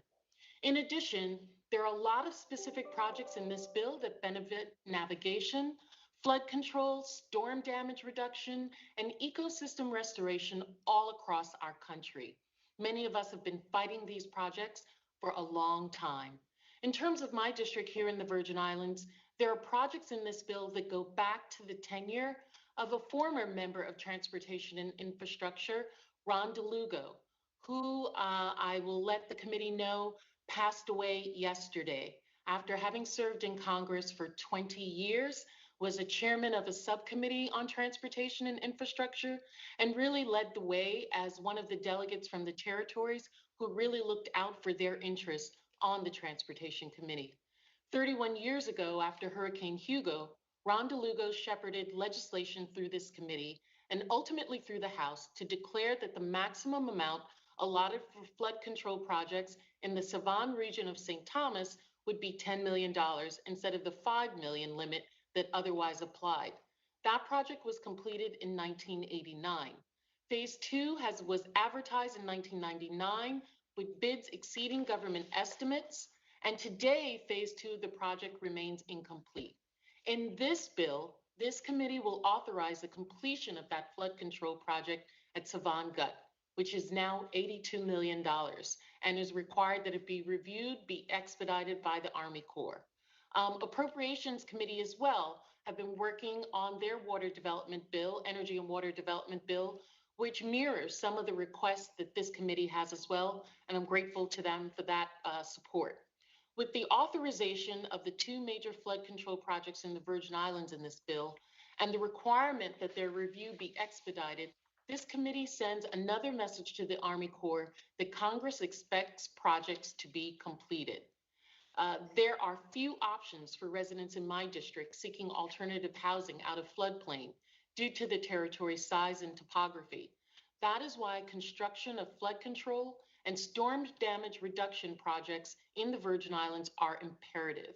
And that's why the provisions of this bill to move these projects forward are so important. Lastly, and equally important, in this bill, we have a federal reauthorization of harbor projects on the islands of St. Thomas and St. Croix. Each harbor is critical to the Virgin Islands plan to return the territory to economic health following major disasters. The projects had been deauthorized in WARDA of 1986, solely because reclamation claims and rights in the harbor were held by the West Indies Company, which at the time was a Danish-owned corporation and which remained a legacy of the colonial purchase of the Danish West Indies by a treaty with the United States. In 1993, the Virgin Islands was able to purchase the West Indies Corporation and included those reclamation rights. With this bill, the re-federalization of these projects will provide the harbors access to federal resources for maintenance dredging and improvements to navigational systems, which will allow us to accommodate Oasis-class cruise ships as well as Quantum-class cruise ships. And this will allow us to compete in the fiercely competitive Caribbean port of call market. It will also increase the safety and security of the harbor and navigation of all vessels. The Virgin Islands and port destinations in the United States face increasing competition from non-US ports, and we've been severely challenged by the COVID-19 pandemic. Just about everything that's used or consumed in the territories come through our ports: food, clothing, machinery, mail, vehicles, building supplies. To get through this pandemic, investment and improvements to our ports will help secure our economy. I want to also close by thanking the men and women of the Army Corps. They really do play an important role in building, maintaining, and expanding critical infrastructure. We want to make sure that we recognize and appreciate those efforts. And again, thank you all for the time. Thank you that I now sit on transportation and continue the legacy of Ron DeLugo, who was one of the most affable members of Congress during his time. And I yield back. Thank you, Mr. Chairman. I thank the gentlelady. Representative Eddie Bernice Johnson. Thank you very much. Yep. Yes. Can you hear me? Yep, you're good now. Okay. Well, thank you, Mr. Chairman, and I appreciate all of the persons who worked on this bill. I will not read my entire statement, but ask unanimous consent to submit it for the record. Is that okay? Without objection. Well, thank you, Mr. Chairman. I want to express my appreciation for the details and the inclusiveness that went into putting this bill together. I truly support it, and I will submit my statement for the record. Thank you, and I yield back. I thank the gentlelady. Representative Lynch. Thank you, Mr. Chairman. I want to thank you, first of all, for your great work, along with Ranking Member Graves and Chairwoman Napolitano and Ranking Member Westerman, and of course our great T&I staff for putting together this bipartisan water resource bill. This is a time of great need in the United States. And while water resources may not drive headlines like the coronavirus, WRDA is also a health care bill for America. This bill will ensure that millions of Americans have access to clean and safe water ecosystems. It will strengthen flood resiliency for many of our communities and will facilitate the transport of about 80% of all the goods we use in America. Mr. Chairman, I'd particularly like to thank you for including several projects important to the New England states, to Massachusetts, and my district in particular. The inclusion of the Merrimack Basin Assessment, urged by our colleagues, Representative Laurie Trahan and Seth Moulton, will expedite the process of cleaning up the water in northeastern Massachusetts where action is critically needed. The reauthorization of the Muddy River Project will help restore essential environmental protections, which have been urged by our colleague Mr. Kennedy and Ms. Presley, and help prevent flood damage in communities both in my district and those neighboring districts. Placing the Ellis Pond and Gill Pond in Norwood and Memorial Pond and Walpole in my district into the 602A program will give both these towns in my district another pathway to complete much-needed restoration and improvement projects. And lastly, Mr. Chairman, I want to thank you for including two of my amendments in the manager's amendment today. As you know, Boston is under particular threat from increasingly violent hurricanes and superstorms, as we've seen in the last decade. My amendment, Lynch 107, that you've included here, will provide coastal Massachusetts with concrete support from the Army Corps of Engineers about what can be done to reduce the risk from future storms. Building this type of resiliency is becoming more important every day, and this study will help us protect our communities for years to come.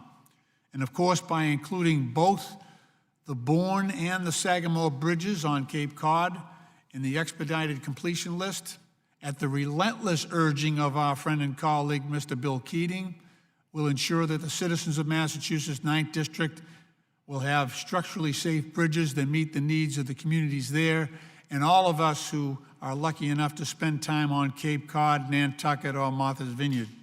All of these projects will provide our communities with the resources they need to move forward on projects critical to our citizens. This bill is full of projects across the country. Very happy to hear that we're finally taking decisive action in the Everglades, which is a national resource, and I'm proud to support this amendment and this bill. And lastly, Mr. Chairman, I just want to thank Legislative Council for their work. You know, we've had a concentrated schedule here. T&I, Judiciary, Appropriations, we got the National Defense Authorization Act all going on at the same time.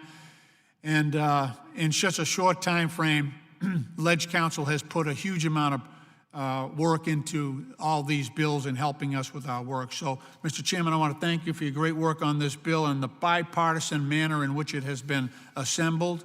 And I yield back the remainder of my time.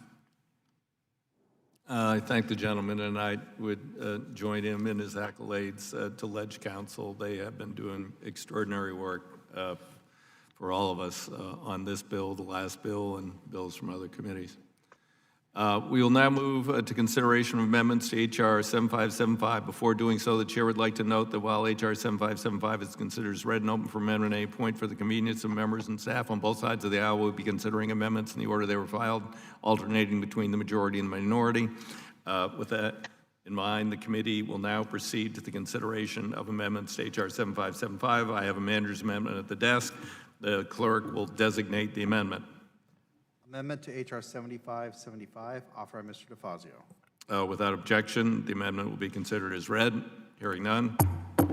I will now recognize members wishing to speak on the amendment, beginning with myself. This amendment includes modifications contained in approximately 20 amendments offered by committee members from both sides of the aisle. Has the support of all four of the co-sponsors of the Water Resources Development Act of 2020. That would be myself, Sam Graves, Grace Napolitano, and Bruce Resterman. I want to thank them for working with me to finalize this amendment. I won't talk about all the provisions in this amendment, but I want to highlight a few. I'm pleased we were able to include amendments that will strengthen the bill for two of our newer members.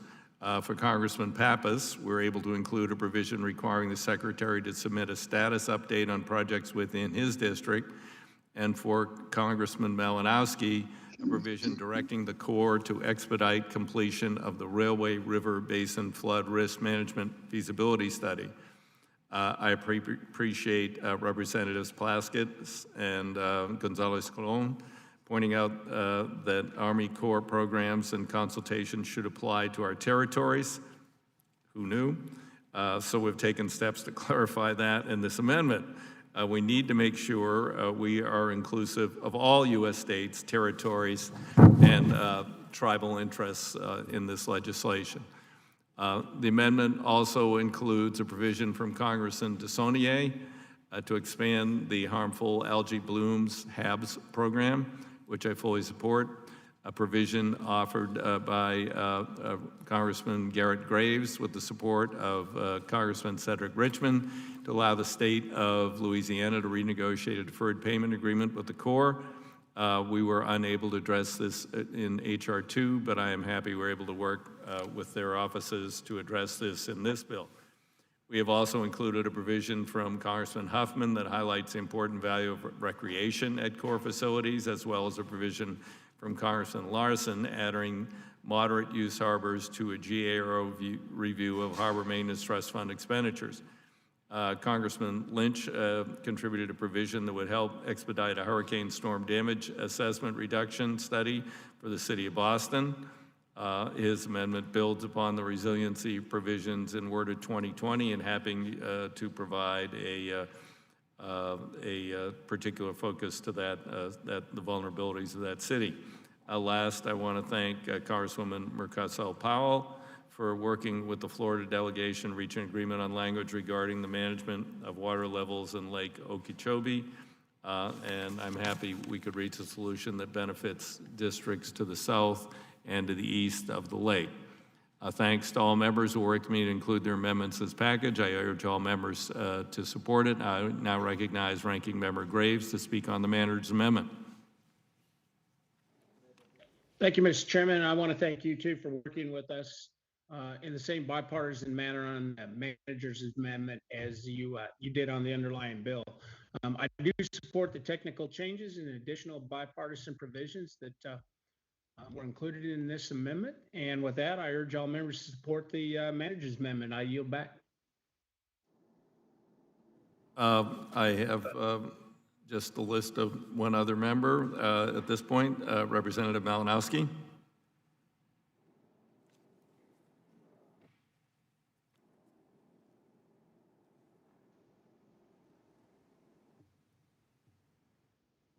Tom? Okay. Yep, Representative Westerman. Chairman DeFazio, I just want to voice my support for the manager's amendment, and I didn't recognize staff when I made my opening remarks. I did that on purpose because we know there's a lot of hard work that goes into a bill like WRDA, but the really hard work starts after the bill is filed and we start trying to work on a manager's amendment, and I know that the staff have done a great job, and I just wanted to recognize Ian and John and Victor on the minority subcommittee staff, as well as Ryan, Camille, Alexa, and Navis, and also thank especially the Florida delegation, Mr. Mast, for his work, and Mr. Webster and the whole crew that came to an agreement on the issue with Lake Okeechobee and the Everglades. So again, thank you to the staff, and I support the amendment. I thank the gentleman. Other members who wish to be heard on the manager's amendment? Hearing none, we will now move on to amendments to the amendment. Are there amendments to the amendment?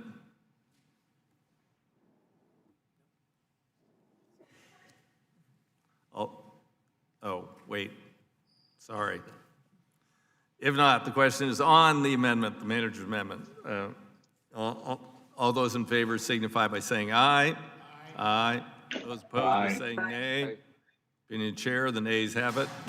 What? You wrote nays in there. The ayes have it. I shouldn't be reading the script.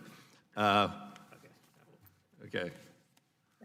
Are there amendments to H.R. 7575?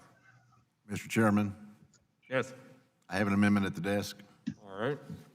Gentleman is recognized for 5 minutes. Thank you, Mr. Chairman. Wait. Clerk has to designate the amendment. Amendment to H.R. 7575, offer Mr. Weber of Texas. Without objection, the amendment will be considered as read. I recognize the gentleman for 5 minutes. Thank you, Mr. Chairman. I appreciate that. And I want to say thank you to Chair Napolitano, who, by the way, was born in Texas, Brownsville, Texas. And so she is a Texan by birth. And also Ranking Member Bruce Westerman, also born in Texas. Now, he calls it Hot Springs, Arkansas. We just call it East Texas. But thank you for the collaborative process that we've enjoyed during the drafting of this year's WRDA bill. I am particularly thankful for the recommendations that I have submitted that have been incorporated into the base bill, which I am confident has an excellent chance of passing Congress and being signed into law by President Trump. That said, I am offering an amendment today reiterating one of my requests that did not make it into the base bill. Oh, I don't take it personally, but I do appreciate the opportunity to discuss this critical issue we actually face in Texas 14th Congressional District, as well as the neighboring 22nd District, Fort Bend County. The Gulf Coast Water Authority, specifically, headquartered in Texas City, Texas, reliably delivers water to 18 municipalities, to industry, including 7 petrochemical and refining sites. It delivers to agriculture, including farmers with rice fields totaling 16,000 acres, which would be in our Brazoria County, Fort Bend County, and Galveston counties. The GCWA, Gulf Coast Water Authority, relies upon water sources upstream on the Brazos River, including a particular lake, Lake Whitney, which is a Corps of Engineers reservoir located between Waco and the Dallas-Fort Worth Metroplex. Lake Whitney is such an important source of water for downstream communities and industry in and around my district that the Corps worked closely with stakeholders during the extremely severe 2011 drought the Texans endured to ensure that those downstream interests were not imperiled, or if you can pardon the pun, left high and dry. That natural disaster triggered an emergency response through the Texas Governor's Office, and those key stakeholders, including the Corps, GCWA, the Brazos River Authority, the Southwest Power Administration, and other major water users, cooperated rather well, I might say, to formulate a response. But in recent months, sadly, the Corps has been virtually radio silent. Just last week, on July 8th, the University of Texas at Austin published an article entitled, quote, "Texas needs to start preparing for possibility of 10-year mega droughts," end quote. That is exactly what Gulf Coast Water Authority has been seeking and trying to do. To address this effort, all that my amendment attempts to do is to get the Corps back to the table and not just to go through the motions, but to work proactively on our, quote, severe drought proposal along the lines of how the Corps has already responded reactively during our last major drought. Mr. Chairman and Ranking Member Graves, while my amendment, this very important amendment, missed being incorporated into the base bill, I am prepared to withdraw it if I could get your commitment to work with our respective staffs to encourage the Corps to, quite frankly, well, get off the dime, get off dead center, end quote, and simply memorialize a process that has already demonstrated positive results for Gulf Coast water users. We know that Texas will have droughts in the future. A response plan for Lake Whitney and the lower Brazos River needs to be accelerated. Now is the time. If you will work with us, Mr. Chairman? The gentleman would yield. Yes, sir. I most certainly would. I believe that, the Corps should engage meaningfully. I believe that they may actually be watching the hearing. And so hopefully they'll take this to heart to meaningfully engage in a productive dialogue looking toward future needs. We're doing that in many other places in the bill. There were concerns about the specificity of this amendment and some unforeseen implications, but they certainly should be sitting down and negotiating meaningfully at the table. And I'm certain that Sam and Bruce and Grace also support me in that, just so the Corps knows. So with that, does the gentleman wish to withdraw? Well, thank you, Mr. Chairman, for clearing our time. I absolutely do. I appreciate your kindness and your paying attention. I appreciate the whole staff, too. Thank you so much. I withdraw the amendment. I thank the gentleman. Other amendments?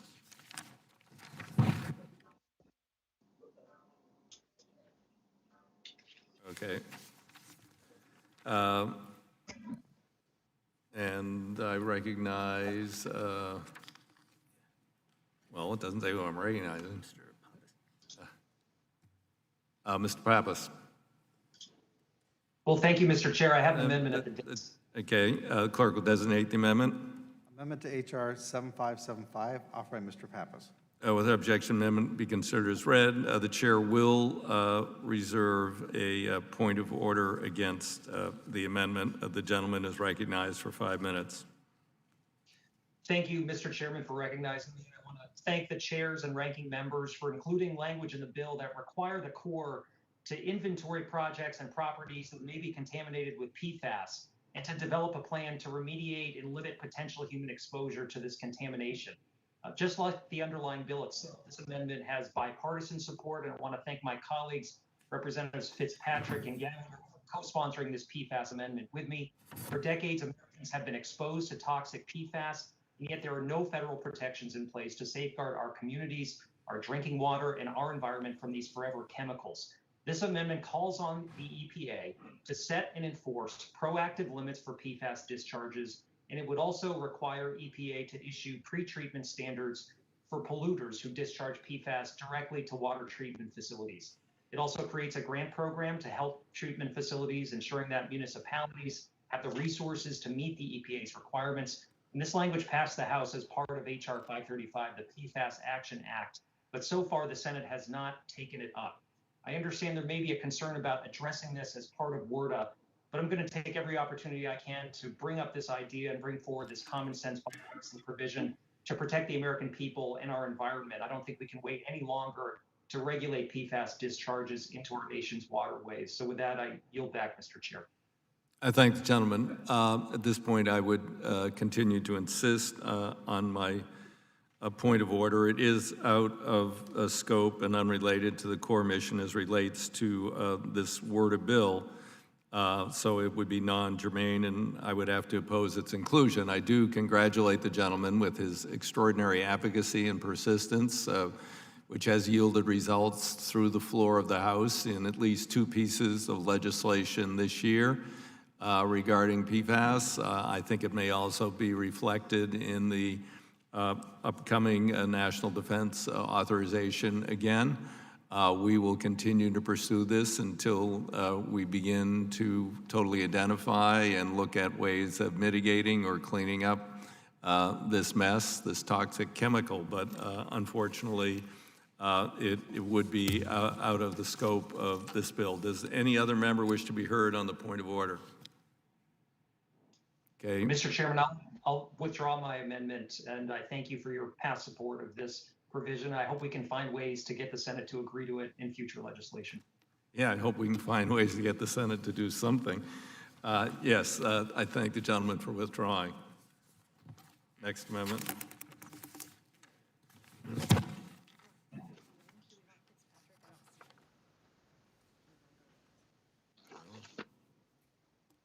Okay.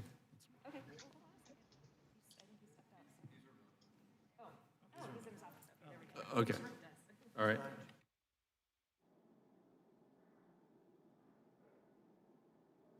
Okay. I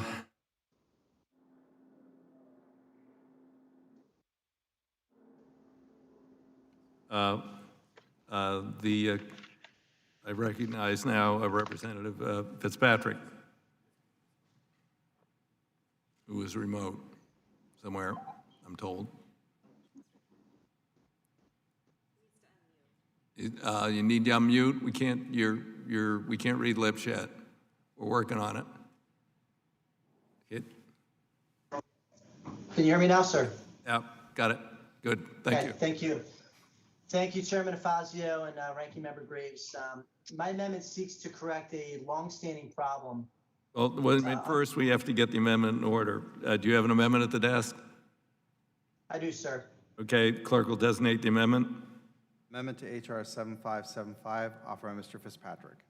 Without objection, amendment will be considered as read. The chair will reserve a point of order. The gentleman is recognized for 5 minutes to explain his amendment. Thank you, Chairman, and to the Ranking Member. As I stated earlier, my amendment seeks to correct a longstanding problem under the Army Corps. The Delaware River Basin Commission, or the DRBC, along with the Susquehanna and Potomac River Basin Commissions, have been funded one time in the past 23 years. Again, that's one time in the past 23 years. The budget for these commissions is split amongst the states in their respective regions, as well as the federal government. And the total federal budget shortfall for the DRBC alone since 1997 totals $15 million. And the Delaware River Basin Commission is a major economic engine for my region and the entire Northeast. The Delaware River Port Complex supports approximately 190,000 jobs in Pennsylvania, New Jersey, and Delaware. And New York City gets roughly half of its water from the 3 large reservoirs located on tributaries to the Delaware. The DRBC has fought against water pollution and maintains the water quality of the river basin while enabling the largest freshwater port complex in the world to be used for cargo, tourism, and recreational purposes. All 3 river basins, Mr. Chairman, the basin commissions would prefer to be under the Environmental Protection Agency's authority, as noted in a letter to the chairman and ranking member dated July 9th, that I will seek to have submitted for the record.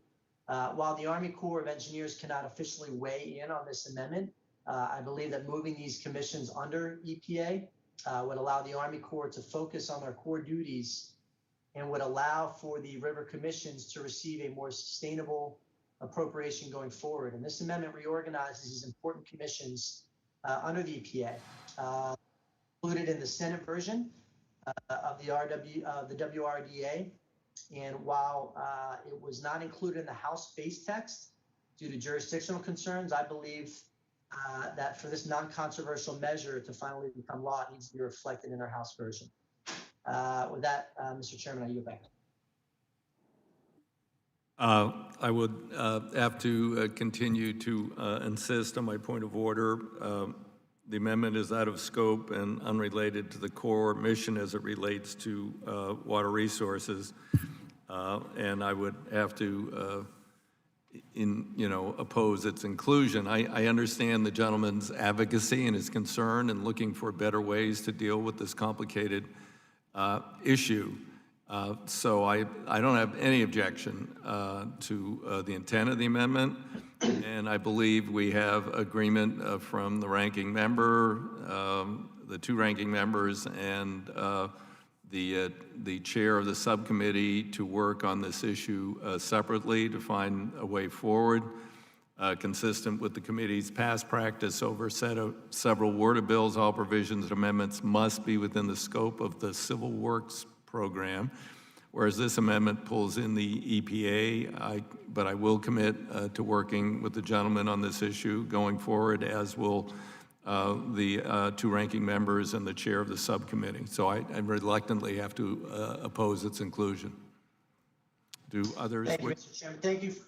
Thank you for the commitment to work with us going forward, and given that commitment to work with us in conference, and given that ruling, sir, I withdraw the amendment. I thank the gentleman.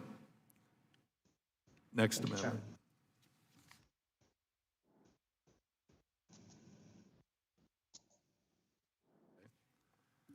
I'd recognize now the gentleman from California, Mr. Garamendi.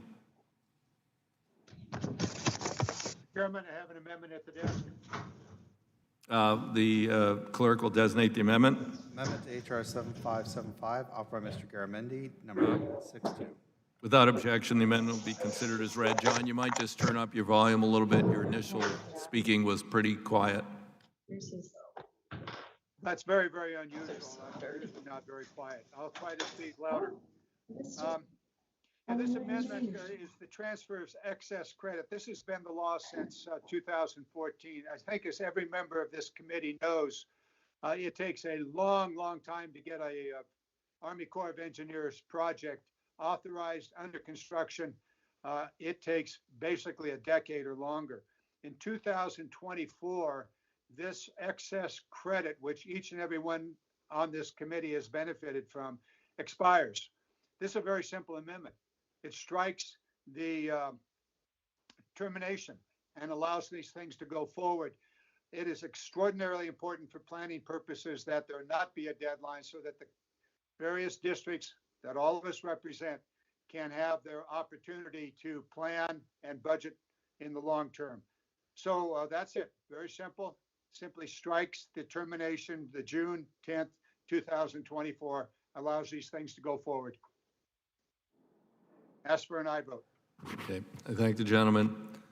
I would have to rise in opposition to the gentleman's amendment. The amendment would prematurely extend a state-specific crediting provision that will not expire until fiscal year 2024. In the worded 2014 bill, Congress included a 10-year crediting provision for certain work carried out in the states. That authority won't expire for another 4 years, during which time Congress is expected to enact one, if not 2 more water bills if we follow recent precedent. And, you know, it would be appropriate for the committee, since this was a pilot program, to conduct oversight over the Corps' implementation before asking to make it permanent.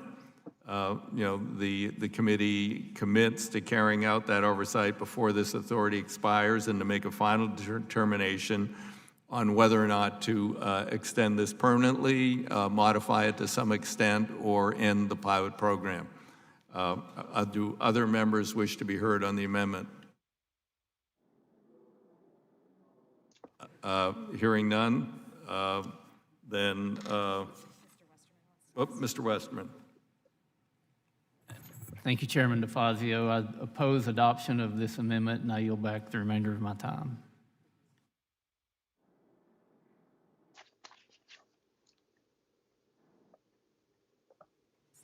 Okay. I thank the gentleman. Sorry to get a little off script here. Do others wish to be heard on the amendment? Okay. Then are there amendments to the amendment? If not, the question is on the amendment. All those in favor signify, and I'll do it slowly so everybody out there can unmute everybody so we can hear your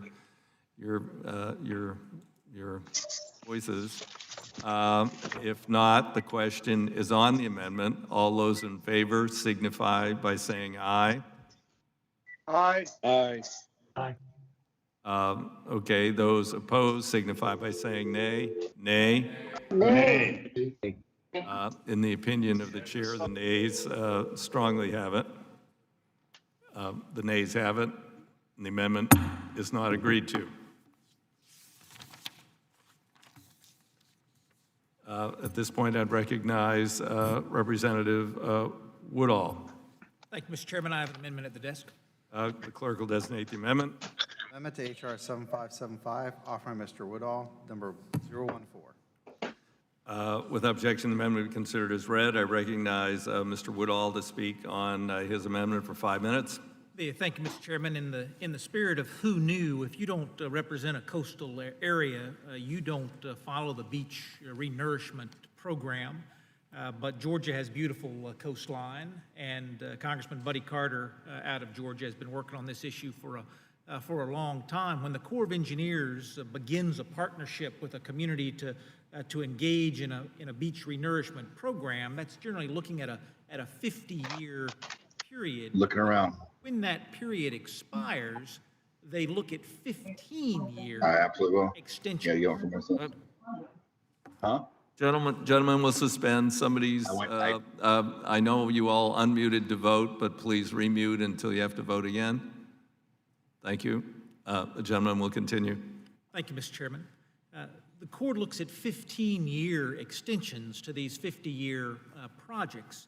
And what we're finding now is that our local communities are getting so involved and investing so many local resources in helping to protect their coastline that when you look out over a 15-year horizon, the Corps might decide that the cost-benefit analysis doesn't work. But if you were to look over the 50-year horizon at the kind of storms that we're having these days, you see that a cost-benefit analysis would be favorably returned. What this amendment would do is not require that the Corps look out over a 50-year horizon for extensions, but allow the Corps to look out over those horizons. We're going to see a lot of really good partnerships between the Corps and local communities expire in these coming years, and to provide the Corps the flexibility to look at those partnerships and say, we've been successful, but over 50 years, that success will be eroded. Over 15 years, it won't, but over 50 years, it will, would allow us to remove some barriers for partnerships and, again, incentivize our local communities to participate rather than sit on the sidelines as these beach renourishment programs go forward. I yield back. I thank the gentleman. Others wish to be heard. Okay. I would rise in opposition to the amendment. I appreciate the gentleman's advocacy for taking a longer-term view on, critical coastal resources, beach resources and others. But at this time, since the Corps already has the authority to extend renourishment of all existing projects for 15 years, we feel that would be a bit excessive and unnecessary at this point in time. So I would oppose the amendment and ask my colleagues to join me in opposing the amendment. Would the chairman yield? I certainly would yield to the gentleman. Mr. Chairman, we've seen in Congress's wisdom, the wisdom of providing for that first 50-year window. It's just the extension that we've shortened. You and I know that when we're talking about coastal erosion, we're not looking at a decade horizon. We're looking at generational horizons in the partnership this committee is trying to do.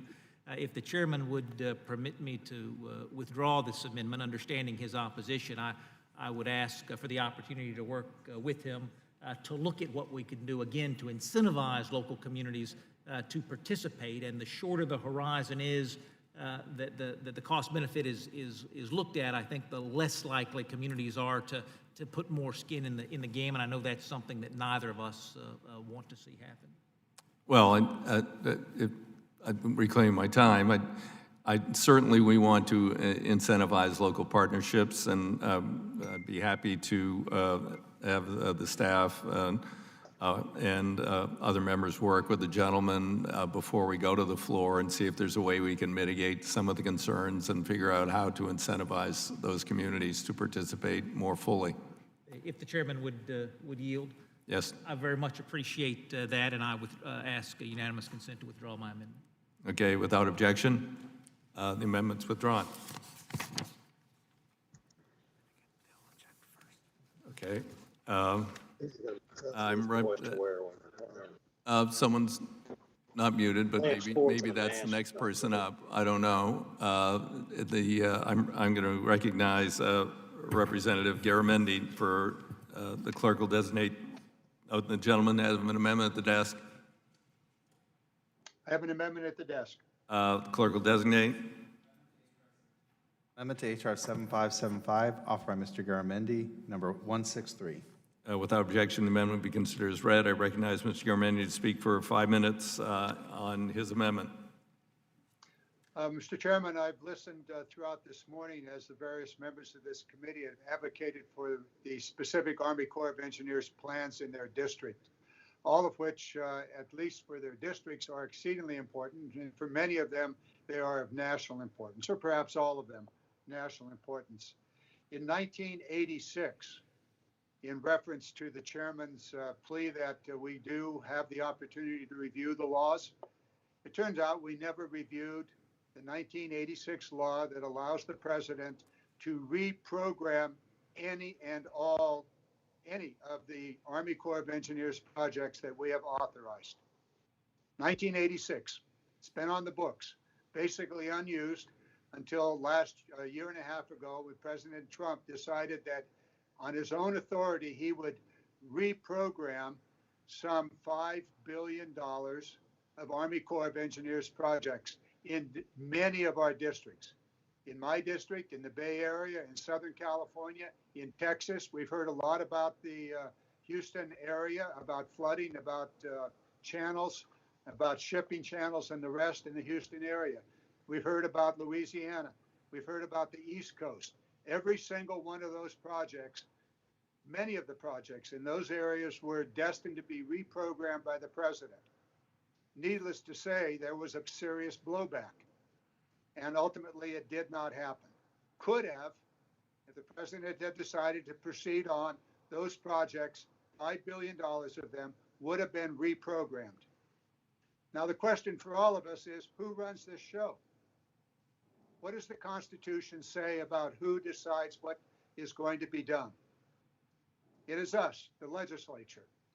And so apparently, we're not interested, at least the leadership, both Democrat and Republican, is not interested in fighting this fight and restoring our appropriate task of determining which projects are going to be built and then appropriating the money to do so. It is the president's task to carry that out, not to reprogram. This amendment would simply strike that 1986 authority given to the president, unreviewed by chairman of many of the over the years, unreviewed, just allowed. So it's up to us. If the members of this committee don't care about the constitutional authority that is given to us, then you'd vote no on this amendment. If you care about our legislative authority, if you care about the constitutional responsibility given to us and the president's responsibility of carrying out the law, then you would vote yes. I've been told that somehow this is going to create some sort of a problem, and it might cause that the deal that's been made to have a bipartisan, non-controversial worded bill on the floor, this would somehow cause that to not happen. And therefore, in deference to the leadership, both Democratic and Republican of this committee, I will, with significant objection, my own objection, withdraw this amendment. Ask unanimous consent to withdraw the amendment. Without objection, the amendment's withdrawn. I've never had anyone object to themselves before, but thank you for that. We do have a Big Four agreement, and those on the other side of the aisle would not support this, which would have meant that the bill could not move forward on suspension, which would have meant that there would be no bill this year. I've gone to the floor 3 times since FEMA, not CORE, but FEMA is under our jurisdiction to lead a debate on repealing the president's emergency authority to build this stupid wall. Except now it turns out the wall is useful. It's keeping Americans out of Mexico because they're worried about Americans coming south with COVID. So, you know, I guess maybe we were building it to protect them, but we didn't know it. You know, we have successfully passed that in the House 3 times, and of course it has gone nowhere with the Senate. But anyway, I appreciate the gentleman very much, because there are many, many other important things in this bill, and keeping it bipartisan is critical to it being enacted, moved by the House, so we can go to conference with the Senate in August. So I thank the gentleman. Other amendments? Going to recognize Representative Graves. Does the gentleman have an amendment? Mr. Chairman, I have amendment number 183. Someone's not muted. Please mute. The clerk will designate the amendment. Amendment to H.R. 7575, offered by Mr. Graves of Louisiana, number 183. Without objection, the amendment's considered as read. The gentleman is recognized for 5 minutes. Thank you, Mr. Chairman. Mr. Chairman, I talked earlier about the importance of coastal Louisiana, the importance of Louisiana to our national economy and water resources system. This project probably is one of the top 3 worst examples of a Corps of Engineer project in history. I'm going to give a brief history of the project, and I'm sure I'm going to get a couple things that need clarification, but I'll do it as best as I can. 1992, the Mississippi River and Tributaries authorization, the MRC, Mississippi River Commission jurisdiction authorization, was tweaked to include this project. So the Corps began studying this project. The project was supposed to be finished, the study was supposed to be finished in '96. They missed it. I think in the Word of 96 bill, there was language telling them to expedite it. Chairman Bud Schuster at the time had a colloquy on the floor about the anchor feature, the Homan Navigation Canal. The project, they try and get it authorized in Word of 99. The Corps didn't have the chief's report ready. It finally gets authorized in Word of 2000, with what we used to do, a contingent authorization that says that the projects, if it's done by the end of the year, then it's automatically authorized. The chief's report's automatically authorized. At the time, from the mid-90s to around 2000, the estimated cost of this project was $586 million, okay? $586 million. Today, only the U.S. Army Corps of Engineers can do this. Today, that project that was $586 million has ballooned to in excess of $14 billion, that's with a B, billion dollars, same exact project. Only the Corps of Engineers can gold plate things and do this. And so obviously a $14 billion project puts it in just extraordinary cost and really financially out of reach. So we keep going forward. We end up in around 2003, we authorized, I think it was J1, one of the levy segments authorized in law. In 2006, we provided $30 million, Mr. Chairman, in FC and CE funds, PL 8499 funds, for this project, $30 million. So the Corps has already invested in this project. Since that time, the local government, the state, and everyone else have put in an estimated $400 million into this project moving forward. That $400 million has probably bought $2 billion worth of what the Corps thought they were going to build with $400 million in local funds. Look, I'm not going to go on and tell you about the whole history of this thing. There was language in 07, language in 14 that was negotiated on this. One of the most tortured projects in history. What you need to know is, number one, in addition to the $30 million in construction funds, there was about $80 million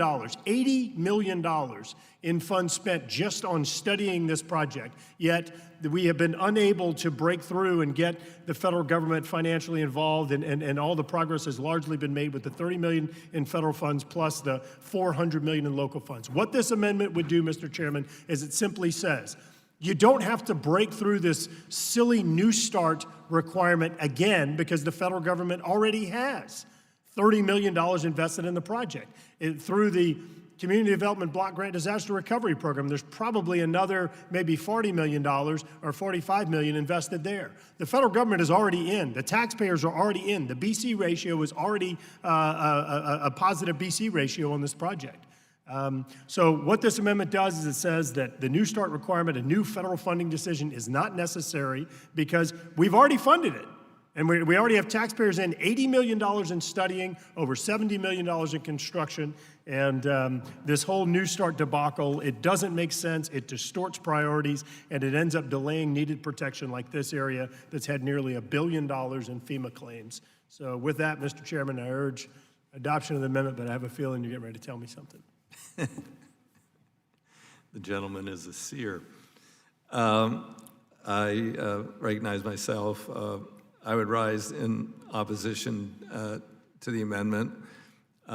This is an appropriations issue, and we would be changing the policy of another committee as it relates to what type of appropriations can allow an authorized project to initiate construction. Under the gentleman's amendment, any money, even study money spent, which on this project, would allow the project to move into construction over their no New Start policy. I don't necessarily agree with that policy all the time, but it isn't the purview of us to change that. To tell the truth, if I had my druthers, we wouldn't have an appropriations committee, and appropriations would be a subcommittee of every authorizing committee, since we have the expertise in these areas and they don't. But I think that's way above my pay grade. And to change that policy here, especially for an $8 billion project, would add tremendously to the strain on the Corps' budget. So I would reluctantly oppose this. If the gentleman will yield, I may be willing to withdraw just to speed things up a little bit. If you can just yield, I just want to make. Yeah, I'd be happy to yield. Thank you, Mr. Chairman. Mr. Chairman, I want to make note, and I understand your concerns. I want to make note that this bill probably in about 5 places right now, circumvents New Start language. Right now in the bill. And so, Mr. Chairman, I am going to withdraw this amendment with a commitment that we can continue to work with your staff through this markup to see if we can get to a place where we can agree. I share your concerns about the Appropriations Committee. I don't want to belabor this any longer than I have already. I will withdraw, but I just ask if we can work with your staff through this markup to try and figure out something that is consistent with language in the bill, but also advances this important objective. Okay, I appreciate the gentleman's. And I won't even object to my own UC request. Okay, without objection. So ordered. Next amendment. I would now recognize Mr. Garamendi. I have an amendment at the desk. A clerk will designate the amendment. Amendment to H.R. 7575, offered by Mr. Garamendi, number 164. Without objection, the amendment will be considered as read. I recognize Mr. Garamendi for 5 minutes on his amendment. Thank you, Mr. Chairman. 164, this amendment is pretty simple. It's a sense of Congress. During the discussion today, we've had many of us talk about various dredging programs in our districts.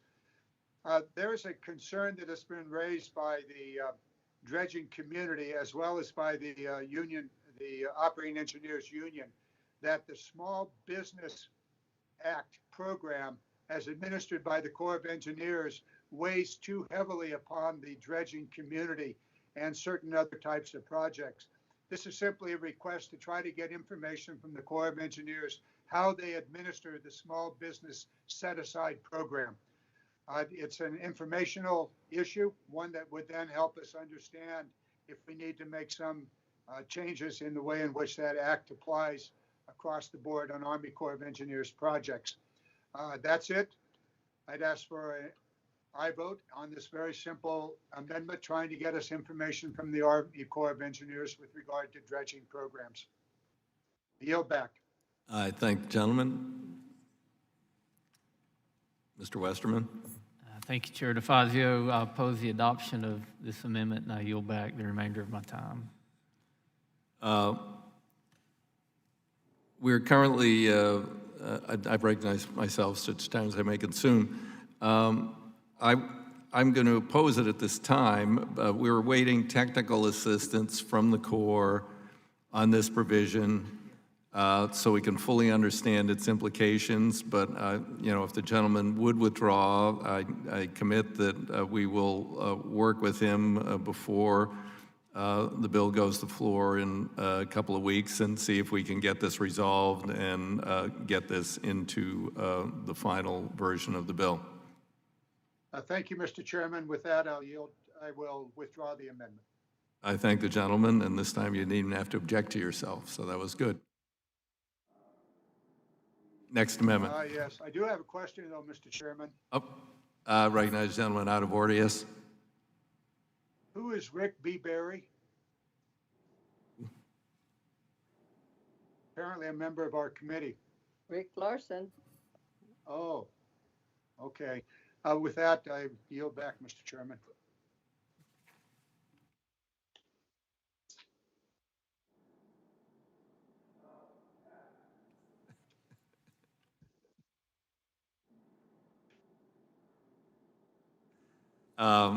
Moving on. I've just been informed that Mr. Larson has a pseudonym. I'm not sure why. I would recall that when we created the Homeland Security Committee after 9/11, I went to the first meeting and I had a bizarrely misspelled name tag, and I made a point of privilege and asked the chair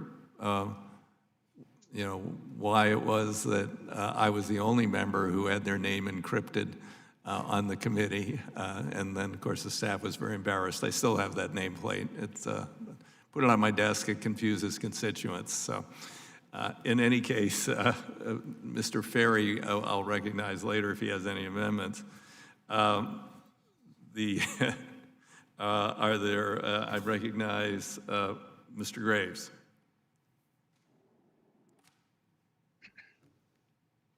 Okay, thank you, Mr. Chairman. Have an amendment at the desk 181. Clerk, designate the amendment. Amendment to H.R. 7575, offered by Mr. Graves of Louisiana, number 181. Without objection, amendment considered as read, but the chair will reserve a point of order. The gentleman's recognized for 5 minutes to explain his amendment. Thank you, Mr. Chairman. Mr. Chairman, I do intend to withdraw this amendment. I want to remind you of a conversation we had during the discussion on HR 2, where we had tried to develop an amendment to establish a similar entity in that legislation. Mr. Chairman, I don't need to go through all the statistics and details. Everyone in this committee is aware of it. We have spent $1.7 trillion in responding to disasters since the 1980s, and we can't afford to do that. And it makes so much more financial sense for us to lean forward. We have national energy labs, we have research labs related to defense and other important priorities of this nation, and resilience is no less important. This amendment would establish a national resiliency lab looking at everything from building materials, building standards, water management, Mr. Chairman, and all with the objective of reducing disaster costing, improving the resilience of our economy, improving the resilience of our ecosystem, and improving the resilience of our communities. I understand that you may have concerns about this. I ask unanimous consent to withdraw the amendment, but I do, Mr. Chairman, believe that this is a laudable goal and would love to continue to work with you and other folks in a bipartisan manner to get this done. Yield back. Thank the gentleman, and I appreciate his offer to withdraw. Without objection, his amendment is withdrawn, and there should obviously be a spearheaded focus on resilience, and we'd be happy to work with the gentleman on some form of that, although at this point in time on this bill, not in this particular form. With that, we'd move to the next amendment. I would recognize a gentleman from California, Mr. Garamendi. Mr. Chairman, I have an amendment at the desk. The clerk will designate the amendment. Amendment to HR 7575, offered by Mr. Garamendi, number 168. Without objection, the amendment will be considered as read. I recognize Mr. Garamendi for 5 minutes to speak on his amendment. I'll take the first 5 seconds to say this is my last amendment. I'll listen to the cheers with that. This is an amendment dealing with the Yuba City River Ecosystem Restoration Project, one of the largest restoration and most important restoration projects in California and perhaps in the nation. It's over $100 million thus far to get this project underway. The cost sharing is with the Yuba River Water Agency, and it's moving forward very well. The Army Corps of Engineers has agreed to the long-term maintenance of the restoration program in which the local entity would take over the restoration, and a specification of the amount that it would be expected to spend every year.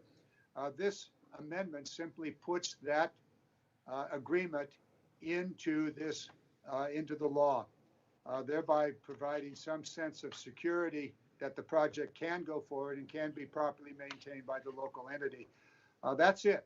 It's very simple. I understand that there's an objection from the chairman and perhaps the Republican leader minority on this. If that is the case, then I will simply withdraw the amendment so as to save some time along the way. However, Mr. Chairman, if you would support this, then maybe we can move it forward and be done with this, get this project underway. Well, with that, I yield back. I thank that. I recognize myself. The time I may consume. I would have to rise in opposition. Capping the amount would, project costs go up for many reasons. Some of inefficiency, some are unavoidable. But there is a statutorily defined cost share, and any changes to that for a particular project would bring a flood of requests from other members to change the statutorily defined cost share. So at this point in time, I would have to oppose the amendment. Mr. Chairman, if I might. I'd recognize the gentleman. Yield. I would just simply say that the Army Corps of Engineers agrees that this is where the project should go, and they do not oppose this amendment. However, since you do, I will withdraw the amendment. I thank the gentleman, and I'll investigate that with staff. I thank him for that. What? Mr. Westerman? Yes. Never mind. Okay, all right. Well, he was going to object too, but anyway, we'll move on. Oh, he liked it. Okay, now we have a gentleman from Florida, Mr. Mast. Do you have an amendment?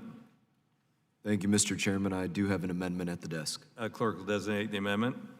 Amendment to HR 7575, offered by Mr. Mast, number 118. Without objection, the amendment will be considered as read. I recognize Mr. Mast to speak for 5 minutes on his amendment. Gentleman is recognized.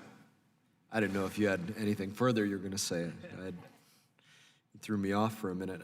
Mr. Chairman, I would begin with, again, offering something for the record I did not submit previously. This is a document from the U.S. Army Corps of Engineers referencing Lake Okeechobee regulation schedule, which is what this amendment is about, specifically stating that to ensure that the congressionally authorized project purposes are met, the Corps evaluates public health and safety and flood control first. I ask unanimous consent to submit this for the record.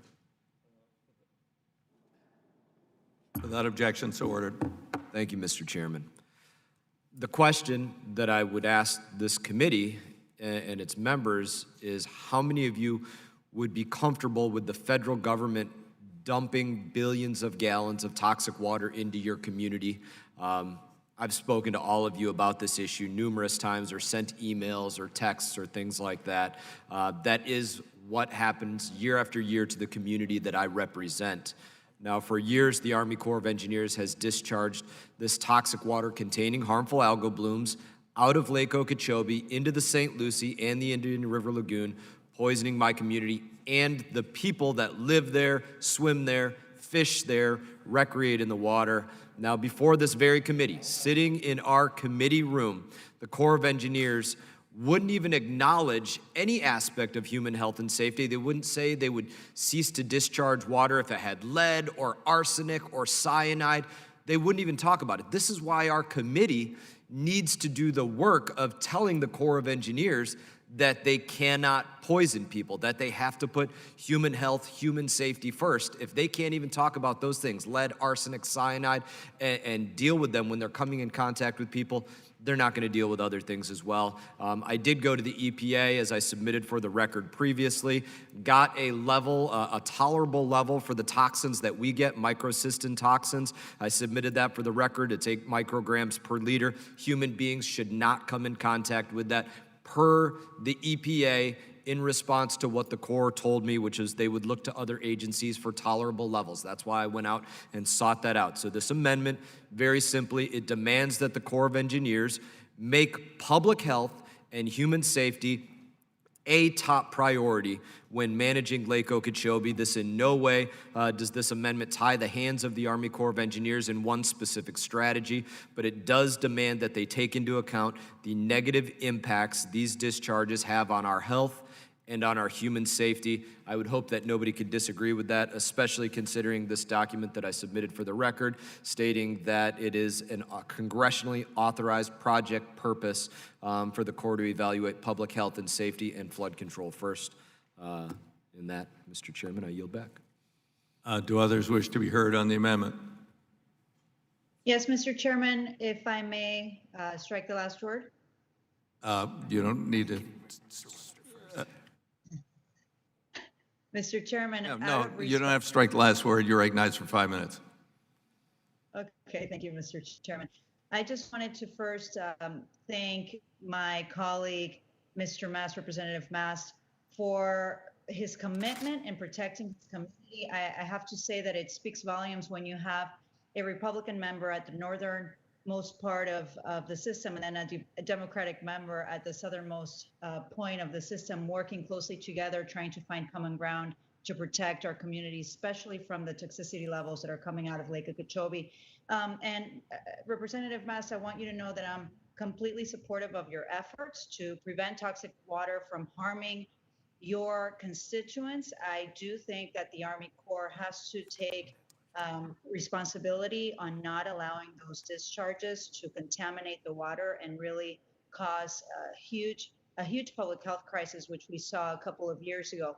But my issue with this amendment is that it brings up too many unknowns. I need to further understand how this would affect also the water that would be coming south to my area. So I just wanted to express my support in working closely with you so that we can find common ground and find language that's going to accommodate not just your area, but also mine as well. And so I will be voting present on this amendment, but I look forward to continuing our work together to address these very important issues affecting so many Floridians in our state. I yield back. I thank gentlelady. Now recognize the ranking member, Sam Graves.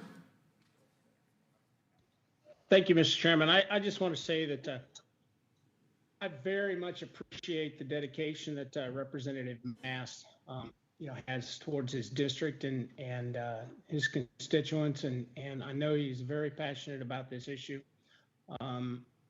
In accordance with the agreement, I am going to oppose this amendment for reasons already pointed out. When it comes to the agreement, I do want to say that I'm going to continue to work with Representative Mast in trying to find a resolution to this problem. He's talked to me about this many times before, and I do believe it is a problem, and we need to figure something out. Having said that, I'll yield back the balance of my time. I thank the gentleman. Representative Webster. Thank you, Mr. Chairman, and Ranking Member Graves, and the other the ranking members and chairman of the subcommittee. I want to thank you for the bipartisan work you've done in crafting this piece of legislation and the underlying water resources bill. The management of Lake Okeechobee has a ripple effect across many districts and regions. The Corps of Engineers has a huge task when it comes to managing Lake Okeechobee. It should not be managed based on one particular area or the impact of a specific area, but on the overall whole, and that's what they've tried to do. How it's managed impacts water access for numerous cities and utilities and Indian tribes and the Everglades National Park and one of Florida's most three economic engines, agriculture. And so I got involved in Lake Okeechobee decades ago because it was impacting Central Florida.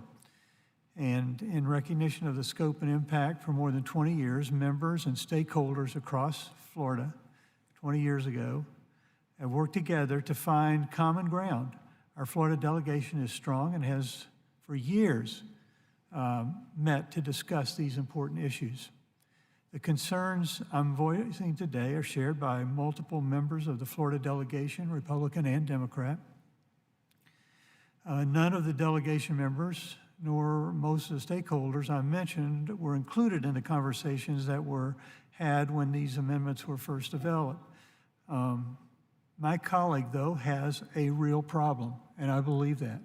And it's in his district, and I understand that. And it's one I'd like to help him solve if I can. Last night, there was an agreement on language in the manager's amendment that should help in while ensuring that the lake is managed in a way that protects all users. It's apparent that these amendments, not just this one, but some other ones that are coming, expressed a dissatisfaction with that agreement that was made in the manager's amendment, and he wants to go further. He seeks to lower the water levels in the lake to accomplish his goals. And this is something I can't support. This place of Florida communities and the Everglades and the vital agriculture industry, and all of them are at risk for shortages in the dry season if we change that water level. Fortunately, there's an answer. There's significant investments being made in repairs to the Hoover Dam, or Hoover Dike, other water shortages and projects in the system. The goals, I think all those goals can be accomplished without having to lower the lake water level. This option will ensure enough dry season water for all users and also limit to a great extent the release of water in the months when algae is worst. I'm encouraged by the Army Corps of Engineers who have identified a path forward known as Alternate D. I'm hopeful that they will pursue it. For decades now, it's been the intention of the Army Corps and the understanding of all the water users that the Corps would, at minimum, return the lake to its prior level service once the dike was repaired. When the growing needs of the region and vast demands of water supply, with all of that, we can't afford to lower the lake for the sole benefit of one area because it's all tied together in a big way. So, Mr. Chairman, I would oppose the gentleman's amendments in their current form, but certainly be willing to work on something that might be a solution to all. I yield back. Thank you, gentlemen. Others wish to be heard. Mr. Chairman. Grace. Yes. Grace, you're recognized for 5 minutes. Napolitano. Yes, you're recognized. Yes, thank you, Mr. Chairman. Speak up, Grace, or get closer to the mic, please. There.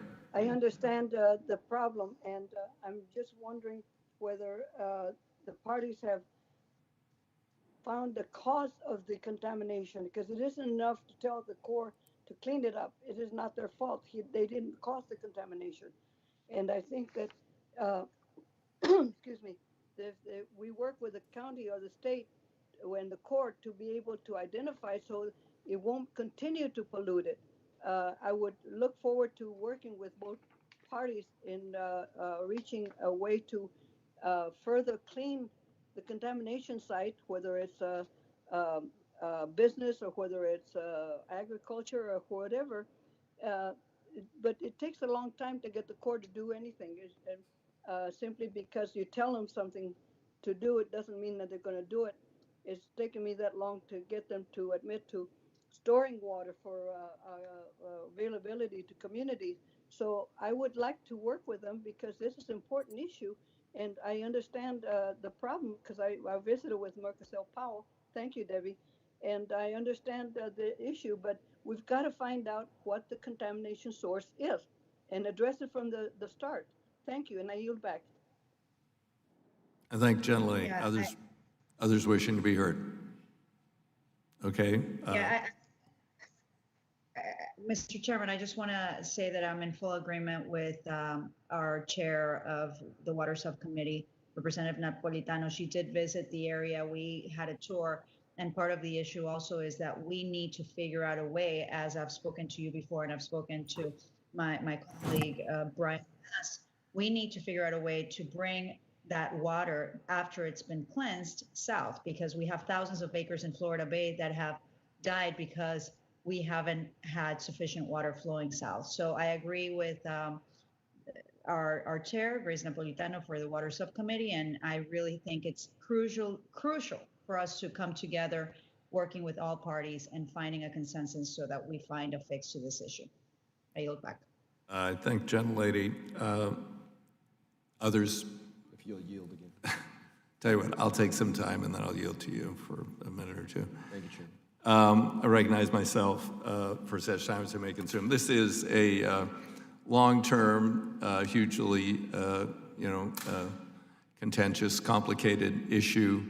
I have visited the Glades and the area and have been actually worked on this issue a couple of decades ago on the Resources Committee when we put forward a federal program that we thought would help restore and resolve these issues. Unfortunately, I think there were problems in getting the Florida State Legislature to adopt the programs we put forward, and so this is still extant.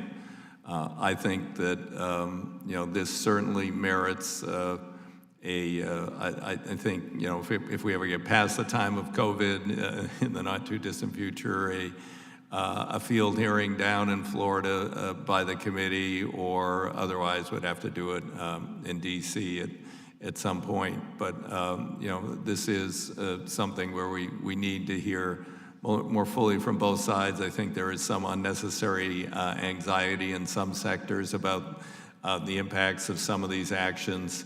I mean, we obviously can't just stagger along with the continued deterioration of the water quality, Lake Okeechobee, and the death of the glades and the marshlands. So with that, I would yield, a couple of minutes to Mr. Mast. Yes, thank you, Mr. Chairman. I thought it was telling all of the various things that were just said here about lowering lake levels and all of the different interests.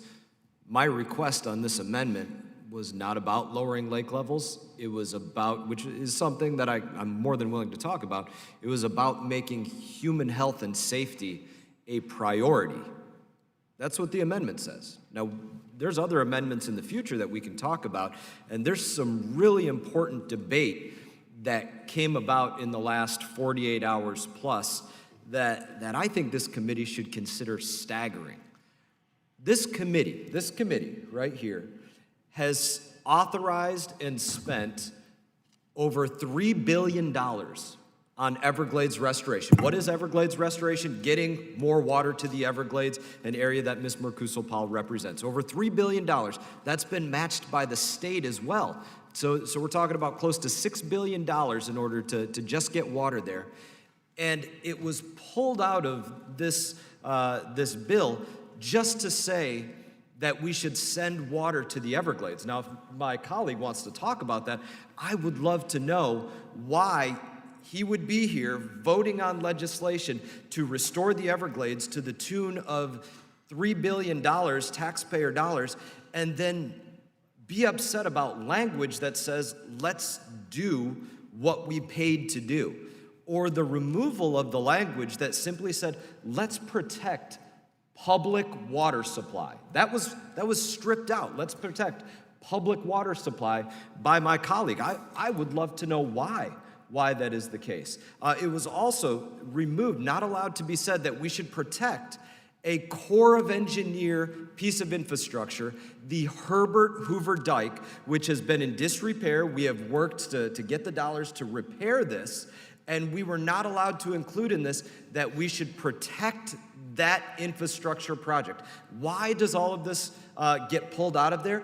Because there's this effort that I think everybody can see here very clearly to protect a private water supply for some agricultural users through the auspices of providing public flood protection for them.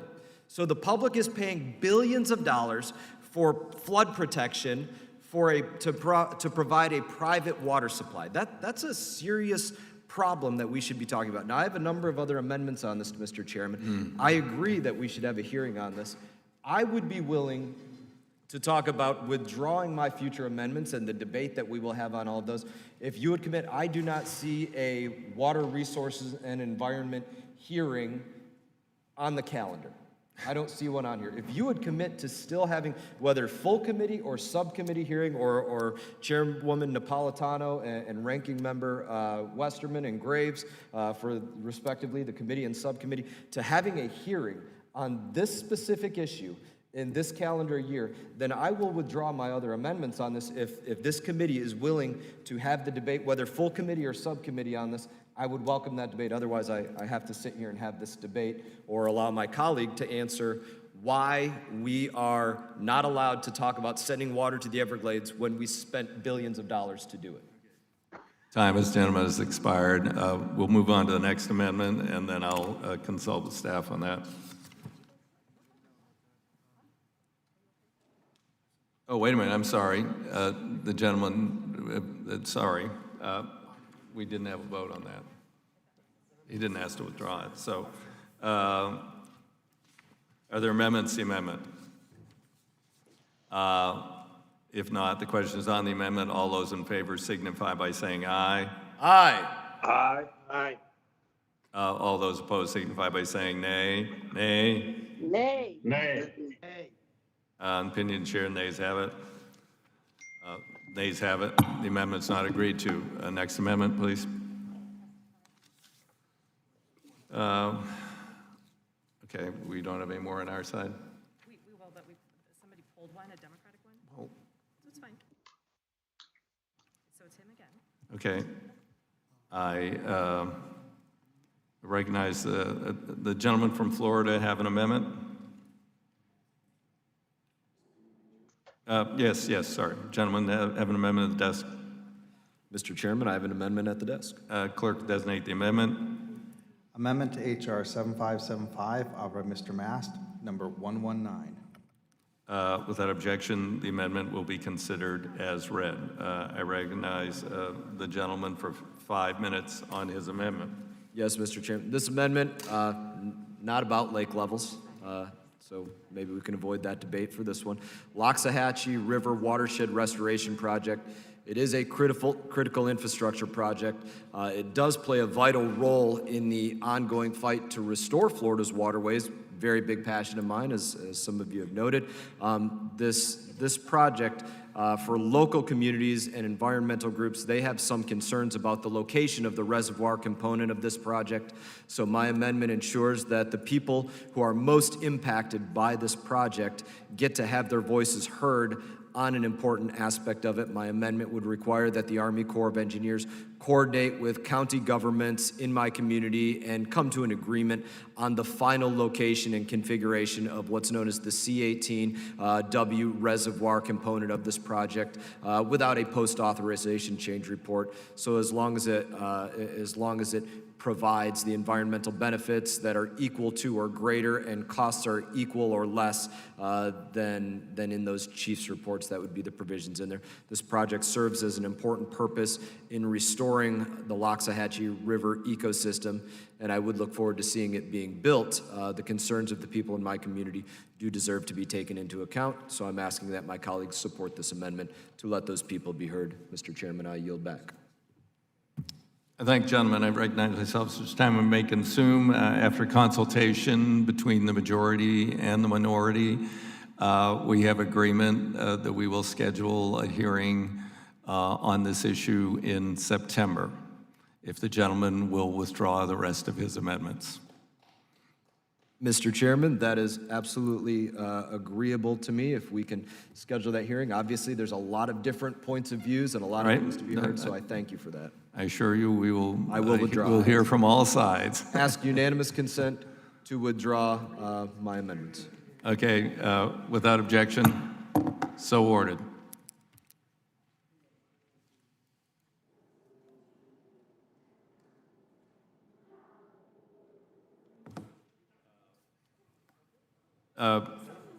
Representative Lynch, do you have an amendment at the desk? Mr. Chairman, I have an amendment at the desk. Without 109, I think it is. Without objection, yes, 109, the amendment we considered as read. Oh, sorry, clerk will designate. Amendment to H.R. 7575, offered by Mr. Lynch, number 109. Okay, without objection, the amendment will be considered as read. The gentleman's recognized for 5 minutes. Thank you, Mr. Chairman. As everyone here knows, our cities and towns have faced significant pain in the face of the COVID-19 crisis. And while our communities are working diligently to respond to the pandemic, they're starting to feel the pinch of declining revenue while still needing to meet the needs of their citizens. My amendment would provide our local governments with the option to defer local share payments on harbor projects until after the federal disaster declarations have been lifted. For cities like Boston, this would provide substantial relief as we continue to fight back against COVID. Mr. Chairman, we worked with your staff on this amendment, and I do understand and agree that this is a better fit in the appropriation space, but I did want to take this opportunity to reaffirm the need for this type of relief. It is not Boston alone, it's all over the country. Many of our major cities and towns with port facilities. So as the appropriation bill moves forward to the floor, I'd ask for your support in this effort, and I'd be willing to withdraw my amendment. Thank you, Mr. Chairman, and I yield the remainder of my time. I thank gentlemen. I yield myself some time to may consume. I certainly share the gentleman's concern. We have looked at a number of ways in the HEROES bill to adjust cost shares during the pandemic, and I'd be happy to continue to work with the gentleman with the Appropriations Committee on this issue. Does the gentleman wish to withdraw? Yes, I wish to withdraw. Thank you, Mr. Chairman. Without objection, the amendment's withdrawn.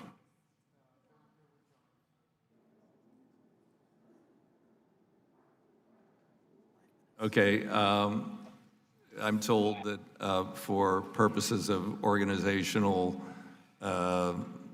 whatever, we need to recess. They said 5, let's make it 10, 10 minutes. The committee is in recess for 10 minutes.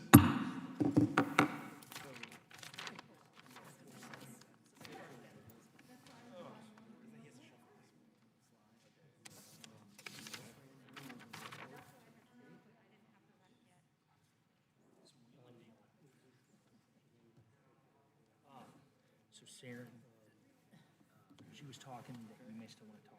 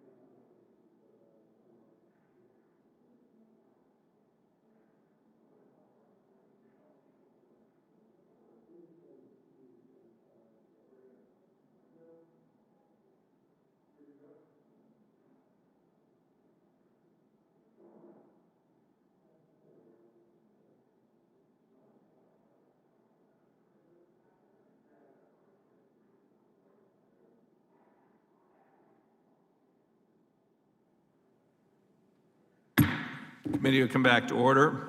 I recognize the gentleman from Florida, Mr. Mast, who is offering an amendment, as I understand it, on behalf of someone else. So we're sticking to the agreement we had earlier. The gentleman have an amendment at the desk? Yes, Mr. Chairman, I have an amendment at the desk. The clerk will designate the amendment. Amendment to H.R. 7575, offered by Mr. Mast, number 121. Without objection, the amendment will be considered as read. I recognize the gentleman, Mr. Mast, to speak on his amendment for 5 minutes. Thank you, Mr. Chairman. I am submitting this amendment on behalf of my colleague from Florida, Mr. Posey. I have worked closely with him to prevent the destruction and pollution of our coastal estuaries. Now, these estuaries, like the Indian River Lagoon and the Caloosahatchee River, they're some of the most biodiverse estuaries and ecosystems in the entire world. Now, as I've mentioned numerous times today, toxic discharge to the east and west out of Lake Okeechobee, they're polluting our estuaries. That's not a surprise to this committee, which means they're killing fish populations, causing serious economic harm and impacts.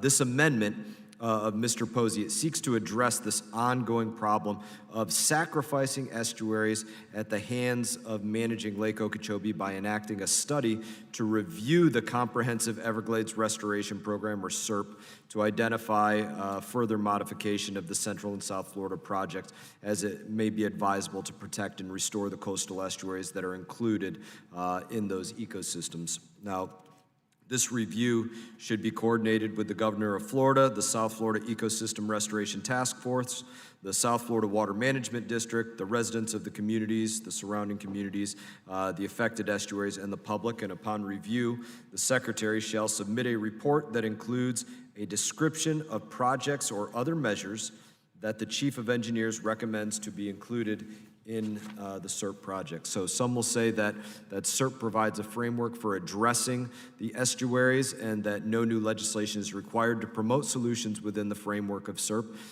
That position, I think, is naive in ignoring the facts that in the 20 years since SERP was approved, neither the South Florida Ecosystem Restoration Task Force or its members have taken a fresh look at the problems of the estuaries and how the SERP framework could be beneficially altered to address the serious neglect of the recurring environmental devastation in the estuaries that we have witnessed in those 20 years since then.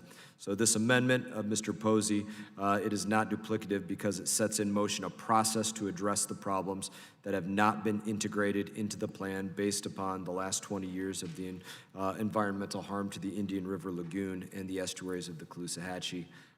With that, Mr. Chairman, I yield back. I thank the gentleman. Do others wish to be heard on this amendment? Mr. Westerman, do you wish to be heard?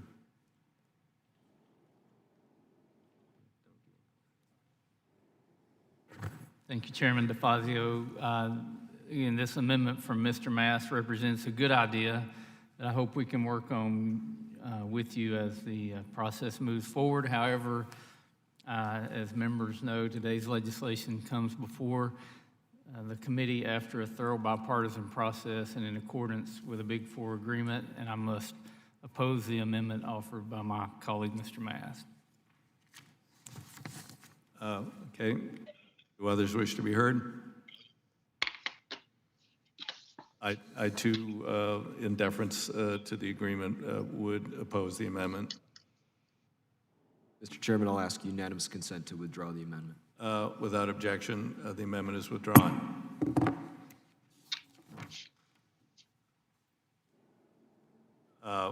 Representative, I believe Representative Craig, do you have an amendment at the desk? Yes, Mr. Chairman, I have an amendment at the desk. The clerk will designate the amendment. Amendment to H.R. 7575, offered by Mrs. Craig, number 081. Without objection, the amendment will be considered as read. I recognize Ms. Craig to speak on behalf of her amendment. Thank you, Mr. Chairman. My amendment, which I intend to withdraw, would authorize a conveyance of the Upper St. Anthony Falls Lock to the city of Minneapolis to construct, use, and operate amenities at the lock and to utilize such property as a comprehensive recreational, tourist, and interpretive experience. Adoption of this amendment would be a benefit to the entire state of Minnesota, which has been intimately shaped by the river's presence as it flows south and builds on legislative action undertaken most recently in WRDA 2018 to dispose of the lock and adjacent property following its authorized closure in WRDA 2014. By way of background to my colleagues, shortly after the 2014 congressional action, both the St. Anthony Falls Heritage Board and the city's Parks and Recreation Board recommended that the site of the Upper Lock become a visitor center. The concept took root and was supported by later plans adopted by numerous other organizations, including the National Parks Conservation Association. In April 2018, the city approved reuse of the Upper Lock, and later that year, the 2018 WRDA directed that a disposition study for Upper St. Anthony Falls Lock and Dam. Unfortunately, the Corps has not published the report in a timely manner, and local stakeholders are concerned that the disposition study, under pressure from the Army Corps headquarters, would ultimately result in the property ending up in the hands of a private entity and not be used for public good. As such, my amendment would legislatively direct partial disposition of federal property so that the city and its partner organizations could acquire the land on the Central Riverfront and improve it as a cultural and natural resource consistent with adopted community plans. I understand, Mr. Chairman, that the committee needs additional time to consult with the Army Corps about this amendment and the impacts on the disposition. I'm eager to continue working with the chairs and ranking members to resolve this issue before the bill hits the floor, and I stand ready to assist in whatever way possible to accomplish this objective. With that spirit in mind, Mr. Chairman, if I can get a commitment to continue working on this important issue with you before HR 7575 is considered on the floor. And with that, I yield to the chairman. Well, I thank the gentlelady, and I deal myself such time as I may consume. Yes, these conveyances are, I think this has tremendous merit, but these conveyances are always complex and technical, and we are waiting to hear from the Corps that they've reached a consensus point on this conveyance issue in Minneapolis, and we will prod them in the next couple of weeks to get us a response on that, and hopefully at that point we'll be able to put it in the legislation as we go to the floor. With that, I appreciate the gentlelady's offer to withdraw. Thank you, Mr. Chairman. With that, I ask unanimous consent to withdraw my amendment. Without objection, the amendment is withdrawn. I would now recognize the gentleman from Louisiana, Mr. Graves. Do you have an amendment at the desk? Mr. Chairman, I have amendment number 178. The clerk will designate the amendment. Amendment to HR 7575, offered Mr. Graves, Louisiana, number 178. Without objection, the amendment will be considered as read. Mr. Chairman, number 178, what this does is this actually amends a very successful program within the U.S. Army Corps of Engineers known as Section 1043. As you know, when you look at the backlog of authorized Corps of Engineer projects, you can get numbers reaching nearly $100 billion. And as you know, this Congress annually appropriates a few billion for construction. You can do the math. You will, as I've said in this committee, you will finish that backlog approximately never. And so what we end up doing is we send a false sense of security to our constituents when we tell them your flood protection, your water management, your storm damage reduction, your hurricane protection, your navigation, your ecological restoration, that these projects are authorized for construction, and in the reality is they don't get built. Mr. Chairman, this is what I used to do for a living. I built these projects. I built billions and billions of dollars in these projects. We routinely were able to take these projects and build them for 1/2 to 1/3 of the cost that the U.S. Army Corps of Engineers estimated, and we were able to do it in a fraction of the time, over and over and over and over again. Section 1043 recognizes that. We worked closely with our senator back in 2014 to enact this provision. It allows the non-federal sponsor to take the lead on the project, to receive the federal funds and implement it. And the objective is something that we all share, Mr. Chairman. It's about efficiency of taxpayer dollars and delivering these projects much faster. In the WRDA 2018 bill, we did amend the 2014 program to extend it. There was a technical drafting error in addition to, I think, some problems with interpretation coming out of the Corps. What this program does, what this amendment does, is it just says, don't make this temporary anymore. Don't make this a pilot program that allows the states, the counties, the parishes, the water boards, the levee districts that we all represent. Don't make this a temporary pilot project. Let's make it permanent. Let's put this in law permanently that allows the program to move forward. As I understand, my friend Mr. Rauda, I believe, supports the objective of this amendment. And with that, Mr. Chairman, I will yield to Mr. Rauda to perhaps speak on this if he's live.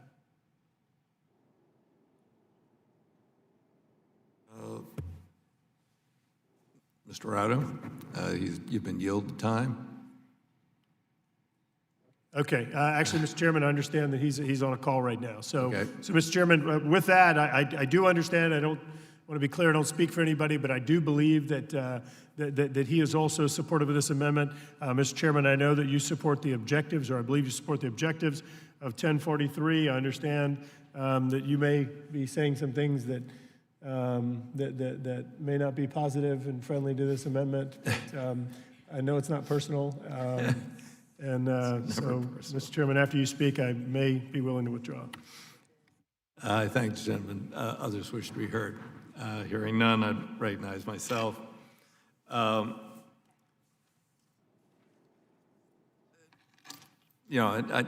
rise in opposition to the gentleman's amendment at this point in time. This would transition the pilot program established under 1043B of the WRDA 2014 to a permanent program.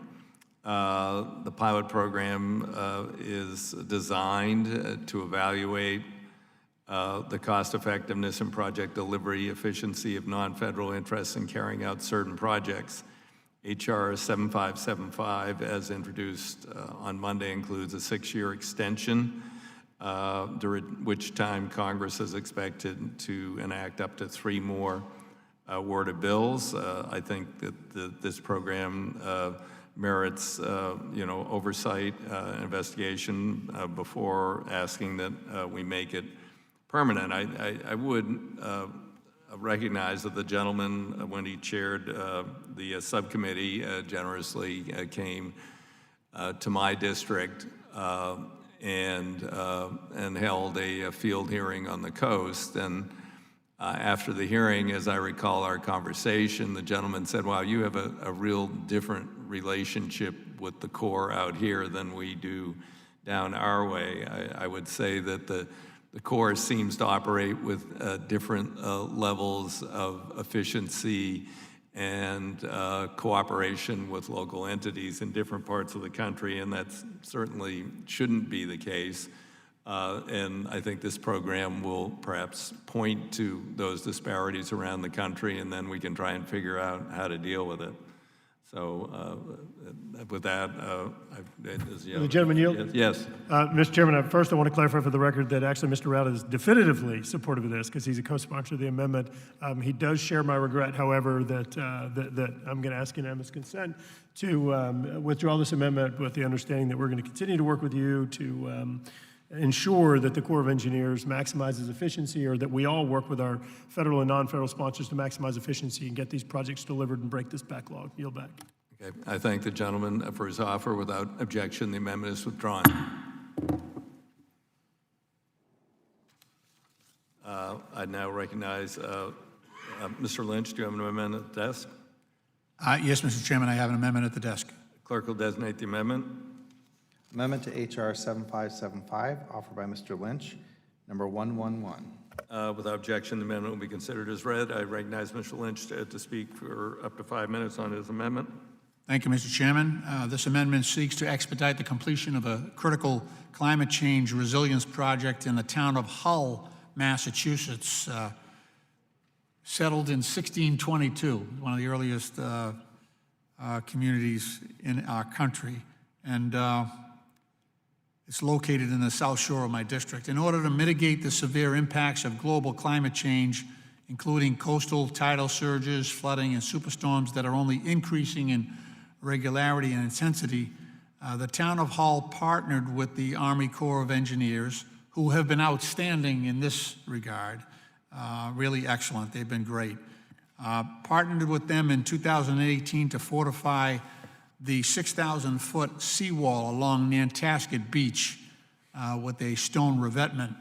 As an additional resilience measure, the town of Hull is now seeking the opportunity to further reinforce coastal storm risk protection at Nantasket Beach by collaborating with the Army Corps' Pascatua River Dredging Project, which is in New Hampshire, which is why I can't pronounce it.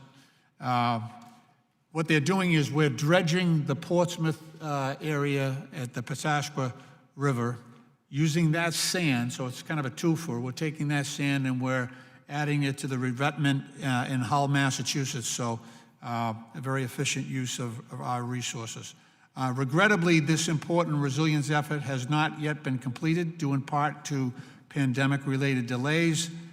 This is not a big project by any means, but it is important, and my amendment would expedite the resolution of these remaining issues and facilitate completion of this modest, very modest, but essential resilience project.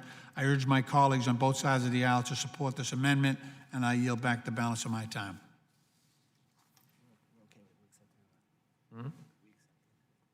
Oh, okay. Well, I'm getting conflicting. Okay, all right, thank you. It's my understanding, I mean, I deal myself as much time as I may consume. What? Okay. Bruce. I recognize the gentleman, Mr. Westerman.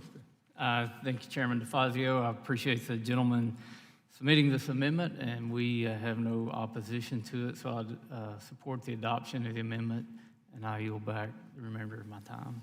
Thank the gentleman. I yield myself to time I may consume. I appreciate the gentleman's support of the amendment. You know, this is, you know, we have the potential to remove fill material from the project in Congressman Pappas' district for the Nantasket Beach project, and this is the kind of sediment management that we want the Corps to look to better manage and use, as opposed to just using dump sites when this material has value. So with that, I also support the amendment. Are there others who wish to speak to the amendment? Are there amendments to the amendment? Hearing none. And okay, everybody get ready, unmute. The question will be on the amendment. All those in favor signify by saying aye. Aye. Aye. Aye. Okay, mute. Those opposed signify by saying nay. Hearing none, the amendment is agreed to. Thank you, Mr. Chairman, and I thank the members. Thank you.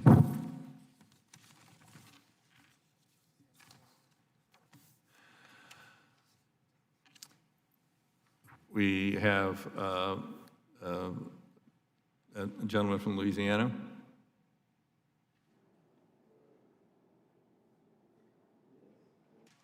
Oh, wait, well, they handed me this. Sorry. Okay, well, why aren't we alternating? Okay, whatever, all right. I recognize Representative Finkenauer. Mr. Chairman, I have an amendment at the desk. Clerk will designate the amendment. Amendment to HR 7575, offer Ms. Finkenauer, number 098. Without objection, the amendment be considered as read. The gentlelady is recognized for 5 minutes. Thank you, Mr. Chairman. I rise in support of this amendment that would improve the efficiency and the communication between. So I recognize Westman. Continue, sorry. Okay, oh, it's fine. I rise in support of this amendment that would improve the efficiency and the communication between the Army Corps and local governments. This amendment fixes an issue that I first heard about through the city of Cedar Rapids. The city actually enjoys a really good working relationship with the Army Corps, but at the same time, the city has encountered situations where they need to rewrite contract agreements to include provisions requested by the Army Corps. So better clarity from the Corps when it comes to their preferences in contract agreements will help reduce needless and avoidable delays that increase the overall cost of the project at the end of the day. Specifically, this amendment would direct the Army Corps to review and report on their guidelines and their policies for non-federal entities developing contract agreements with the Corps and local utilities. So the Corps would also have to publish these best practices in a best practice document to assist local governments in writing these contract agreements to begin with. By providing this information and clarity up front to local governments before they begin writing contract agreements, we can help avoid costly delays and rewrites of any of these contracts. This is a common sense amendment to cut down delays with federal bureaucracy and better deliver on projects for our communities in a more timely way and also more cost-effective way at the end of the day. So I urge the adoption of this amendment, and with that, I yield back and ask your support for my amendment. I thank the gentlelady. Do others wish to be heard? Mr. Westerman. Thank you, Chairman DeFazio. I thank the gentlelady for bringing this amendment forward. How could anybody be against efficiency and better communications? I support this amendment and yield back. I thank the gentleman. Others wish to be heard? Hearing none, recognize myself as the time I may consume. You know, I think the gentlelady's amendment has great merit. You know, the Corps does interact with local project sponsors, utility companies for studies and projects. It's certainly reasonable to ask that there be mutual understanding of that process and expectations in advance of executing any final agreements. This amendment directs the Corps to review their process, report back with best practices for non-federal interests to use. Sometimes it's difficult to interact with the federal government from the local level, particularly smaller counties and cities. You know, and having traveled to the gentlelady's district and seen some of the issues there, I think that this would be a benefit to her district. I thank her for this amendment, and I urge my colleagues to support the amendment. Does anyone else wish to be heard on the amendment? Are there any amendments to the amendment? Hearing none, then the question is on the amendment. Unmute, please. All those in favor of the amendment signify by saying aye. Aye. Aye. Aye. Okay. Mute. Those in opposition will signify by saying nay. Hearing none, the amendment is adopted. Congratulations. Okay. The chair recognizes Mr. Perry. Hey, thanks, Mr. Chairman. Good afternoon. I have an amendment at the desk. The clerk will designate the amendment.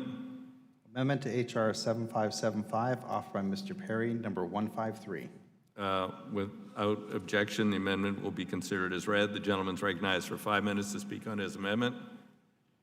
Thank you very much, Mr. Chairman. This amendment ensures all Corps of Engineer construction and rehabilitation contracts under the bill include requirements that all steel components shall be manufactured or fabricated in whole or substantial part in the United States with steel produced or made in the United States, its territories, or possessions. Over the past few years, the contract awards for Army Corps hydropower refurbishment projects have continually gone to bidders with no domestic manufacturing presence, even where the competing bidders plan to do all of the manufacturing work in the United States. It's incredible. The Army Corps' failure to account for domestic sourcing and to support an American workforce capable of working on hydropower projects represents a threat to our nation's electrical system and our national security, as this failure has opened up the door for Chinese manufacturers to gain a foothold in our markets. Who knew, right? As evidenced by Chinese efforts in other industries, this foothold is just the beginning of a long-running effort to dominate the market share. To alleviate these concerns and eliminate the Chinese threat, it is necessary to apply the strictest domestic sourcing requirements to the components used on these critical infrastructure projects. Short of these requirements, we will continue to see the abuse of our trade agreements by our adversaries who are determined to undermine our domestic manufacturing base and to compromise our critical infrastructure. For these reasons and many more, I urge my colleagues to support the amendment. I understand that in the past that people may not have been so supportive, but it seems at this point that, especially with China, that this would take on a whole new sense of urgency. With that, Mr. Chairman, I would also ask unanimous consent to have a letter from the local union representing Boyd High, located in the district that I'm privileged to represent, into the record. And I can do that electronically with your approval on unanimous consent. Without objection, that'll be entered into the record. And with that, Mr. Chairman, I imagine you have something to say, so I'm just going to reserve, if I can, so I have something to say. If I imagine you're not going to be supportive of the amendment, and I'd just like to enter into a conversation with you, if I could, pending your comments. Do others wish to be heard on the amendment? I am not fully cognizant of the potential impacts of this. I do know that, for instance, when I was visiting I think it was the Bonneville Dam or maybe Grand Coulee, I actually went down in one of the turbine wells. That was pretty creepy. And they were redoing the turbines and the windings. And at that point in time, there were new American sources available for the windings, but they weren't coming from China. They were coming from Germany. But I don't know what has evolved since then. And, I would, I'm going to support the amendment, and we have done the strongest Buy America requirements in our surface transportation bill, in rail. We're defending the Jones Act and maritime against constant attacks, and so I'm going to support the amendment. And if it turns out it is particularly problematic, we can look to putting in some sort of exception process in the conference with the Senate. And I understand that Mr. Westerman wants to be recognized. Yes. Thank you, Mr. Chairman. And this is a great idea by my colleague, Mr. Perry. I think we all can support buying American. I know that he also has provisions in there, not just to buy American, but to buy from, I believe, close allies or other sources that basically aren't China. So I do, and as we saw in debate, both in committee and on the floor with H.R. 2, buying American is clearly important to all of us. So I will follow your lead and support this amendment as well. Great. Mr. Perry, you want to just take that and say nothing else? Well, I thank you, Mr. Chairman, and with that, I yield all the remaining. Thank you, Mr. Chairman. I thank the gentleman. I'm going to ask unanimous consent that the amendment be adopted. If there's here, I'll give a moment for objection since people are remote. Hearing no objection, the amendment is adopted.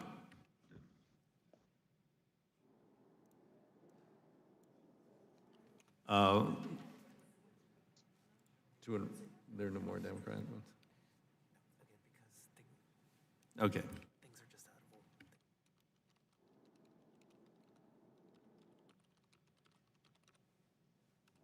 Okay, the clerk is still trying to sort through amendments, so we are going to do it. Mr. Perry, do you have an amendment?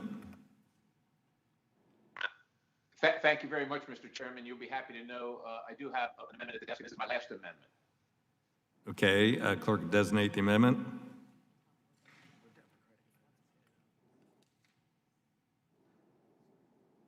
Clerk will designate the amendment.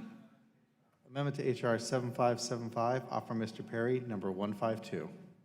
Without objection, the amendment will be considered as read. Mr. Perry is recognized for 5 minutes.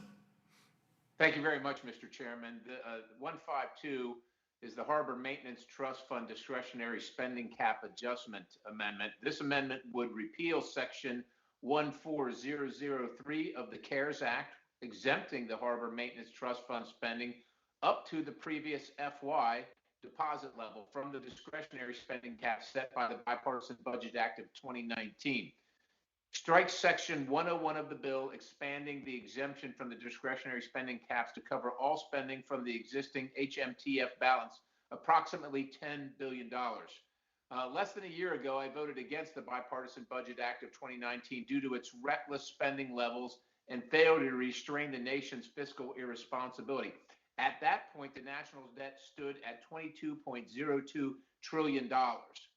Today, our national debt is at $26.5 trillion. The fiscal year to date deficit is $2.7 trillion, more than triple the level last July, and is expected to exceed $4 trillion for the year. Amazingly, the June 2020 deficit, $863 billion, is larger than the entire deficit of FY18.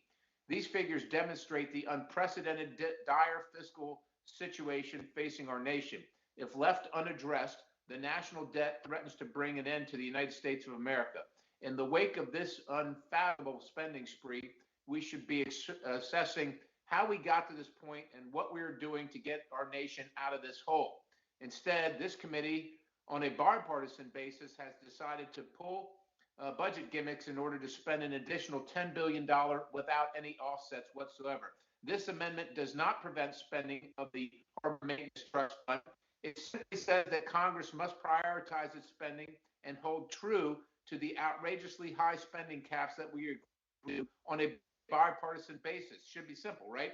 The practice of exempting funds from these caps out of the convenience must come to an end. And I urge my colleagues to get serious about addressing our nation's fiscal crisis as well as our infrastructure crisis and support this amendment. With that, Mr. Chairman, I yield back. Do others wish to be heard? I'd recognize myself for such time as I may consume. I share the gentleman's concern, although, of course, a couple of $1 trillion that deficit came from tax cuts that didn't pay for themselves, that were adopted on a partisan basis. But we do need to address this on an ongoing basis. This would be a peculiar one to attack. These are taxes that have been collected from shippers, the costs paid on to consumers, and a program created by Ronald Reagan to create a real harbor maintenance trust fund and meet the ongoing needs of our ports, which are dramatic. We're lagging behind the rest of the world in being able to accept post-Panamax ships, routine harbor maintenance on a daily basis. Our 55 largest harbors only have 38% of their authorized depth and capacity. We have jetties that are falling in. And as I mentioned earlier, I've been working for 24 years, starting with Republican Chairman Bud Schuster, to dedicate these taxes collected from the American people under a program created by Ronald Reagan to their designated use. The effect of this amendment would be to allow the appropriators to continue to divert those funds to other uses, i.e., we would be taxing the American people to maintain our harbors and diverting it to who the hell knows where through the appropriations process and other discretionary spending. So I rise, this would actually vitiate what we're trying to do here, which is to spend not only the annual income, which does not create a deficit because it's paid for by taxes, and draw down the $10 billion in the Treasury, which has been collected from the American people, and it would constitute nothing more than fraud to continue to divert that money or steal that money from the American people. So I rise in very strong opposition to the amendment. The gentleman's concern regarding the deficit is not reflected in this program. Do others wish to be heard? Mr. Chairman. Yes.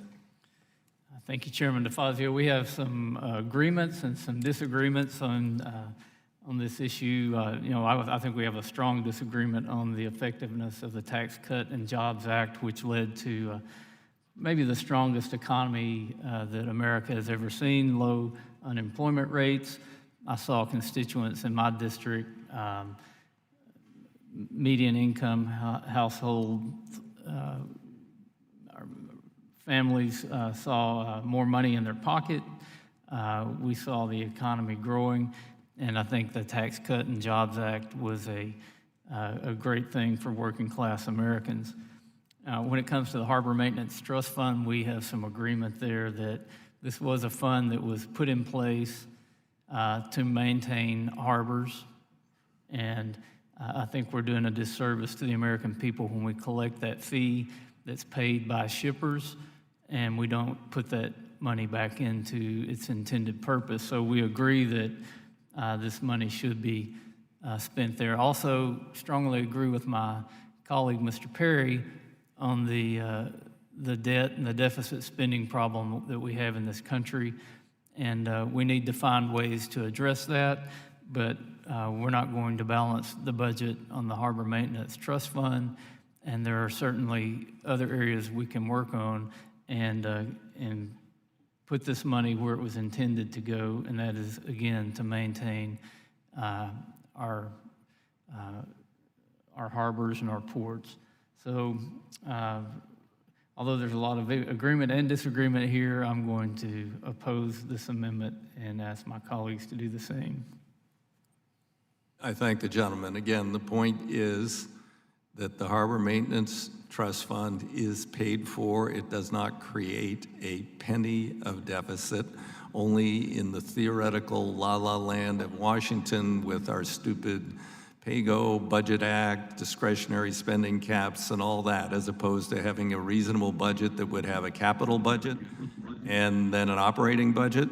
And this would be a fully funded capital budget program and an operating program for the ports, funded and paid for by shippers who pass the costs on to taxpayers. So I strongly oppose the amendment. Are there others who wish to speak to the amendment? Mr. Chair. Hearing none. Who is that? Mr. Chair. Yes. Grace. Yes. I recognize the gentlelady for 5 minutes. Thank you very much. It won't take that long to tell you that I agree with you. It's been a long fight to get the port money back to them. And I agree with you and Ranking Member Westerman, and I agree to oppose. Thank you.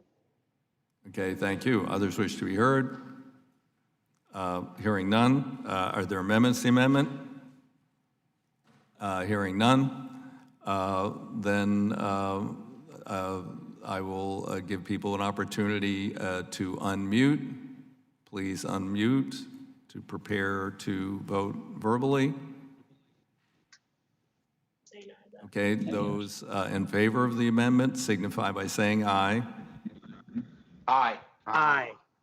Okay, those opposed to the amendment signify by saying nay. Nay. Nay. Nay. In the opinion of the chair, the nays have it. Mr. Chairman, I request a recorded vote. A recorded vote is requested. A sufficient number of members having requested a recorded vote and pursuant to Rule 5E, the Rules Committee and Transportation Infrastructure recorded vote and amendment is ordered. As mentioned in the beginning of the markup, pursuant to Committee Rule 5F, as ruled, the chair will postpone further proceedings on the amendment until a time determined by the chair in the course of today's markup.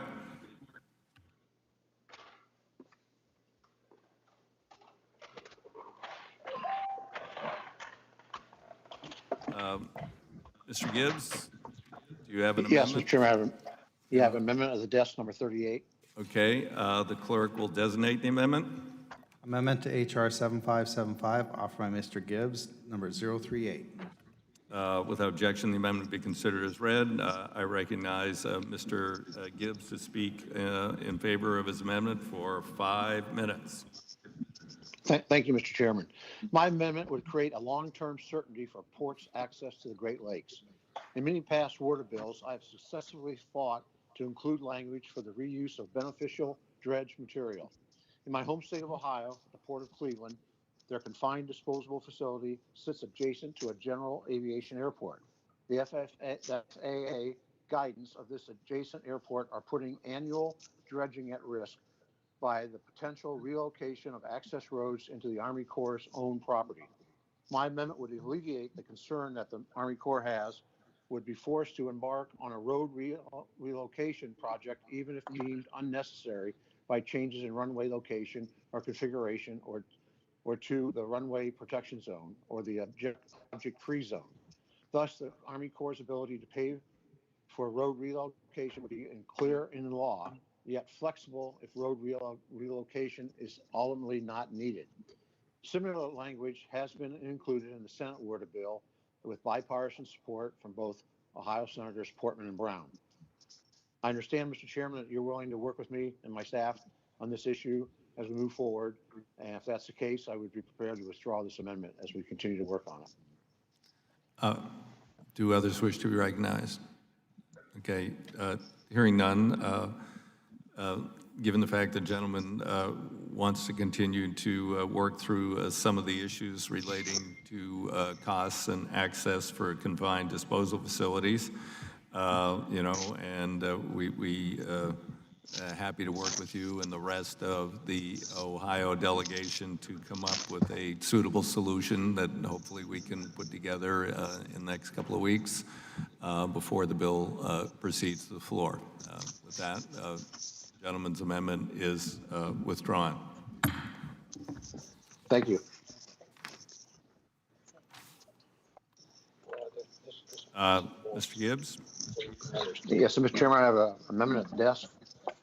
Clerk, designate the amendment.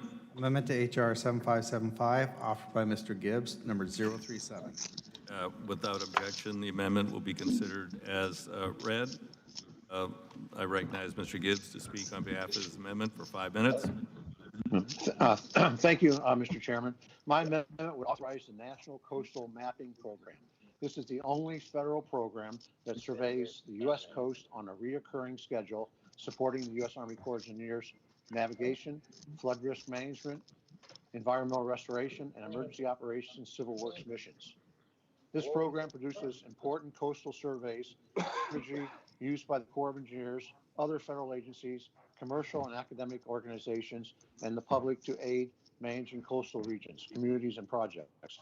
This data measures changes between surveys, such long-term erosion or short-term impacts from storms.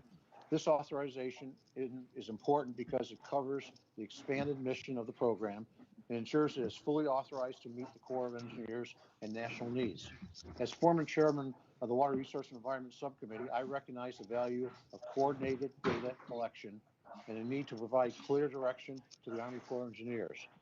I believe this amendment accomplishes both these tasks, and I understand that the chairman, again, here is willing to work with me and my staff on this language as we work towards the final bill, and I'm also prepared to withdraw this amendment with a commitment to work on the language so we can come together on this important data collection for the Corps. I thank the gentleman, and I thank him for both his concern and his expertise in this area. This authorizes new mapping as part of the National Coastal Mapping Program, and there have been some concerns expressed, and we hope that we can work through those concerns and get more complete and accurate data for all concerned in the future. Without objection, the gentleman's amendment is withdrawn. Thank you, Mr. Chairman.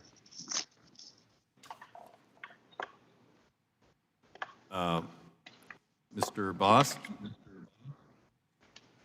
Yeah, Mr. Chairman, I have an amendment at the desk. Clerk designate the amendment. Amendment to HR 7575, offered by Mr. Bost, number 066. Without objection, the amendment will be considered as read. Recognize Mr. Bost for 5 minutes. Speak on behalf of his amendment. Thank you, Mr. Chairman, and I want to thank you and the Ranking Member Graves for inclusion of 132 in this bill. I believe this will provide an important lifeline to rural communities to respond to flood disasters. A number of times I've spoken in this committee about the need to consider all economic benefits a flood control structure provides. This could and should also include the benefits like navigation. For example, last year, a barge in tow on the Mississippi River was broken apart at the site of the Lynn Small levee breach and was sucked inland.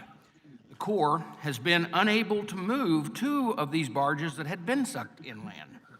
And if you want to see what these people are dealing with in there, I would like to submit this picture. Wouldn't you love one of that in the front yard?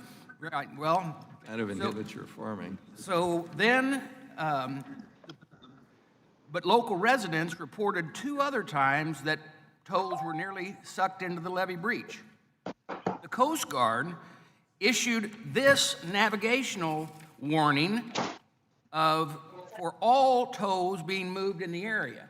Why? Because there's a navigational problem. Unfortunately, the Corps still doesn't believe that the breach in the Lynn Small levee creates a navigational hazard. Of course, it's not their front yard that has a barge sitting in it either. They've spent over $2 million laying riprap under Corps' navigational authority and think the problem has been addressed. The picture of the barge and the Coast Guard navigation sign tells a different story. My fear is that while we are authorizing a new lifeline for communities that are willing to pay and contribute in kind to achieve a positive BCR, any ambiguity in the law could be used as an excuse for inaction. If the Corps doesn't authorize or recognize a navigational problem now, would they be willing to certify that a repair carried out under Section 132 would benefit another project? This amendment is about eliminating the ambiguity. I am willing to withdraw the amendment and also my next amendment if I can get a commitment from you, Mr. Chair, that as we proceed, that we can determine that the Corps can make such determinations and under what circumstances. I fear that current law creates ambiguities that will result in communities not qualifying to take advantage of Section 132. Okay, I thank the gentleman. I thank him for his willingness to withdraw. Obviously, that's a fairly dramatic example of that kind of would inhibit your farming. I guess maybe you can turn it into a very large raised bed or something, but I don't think it's going to work as well. It's going to work right now.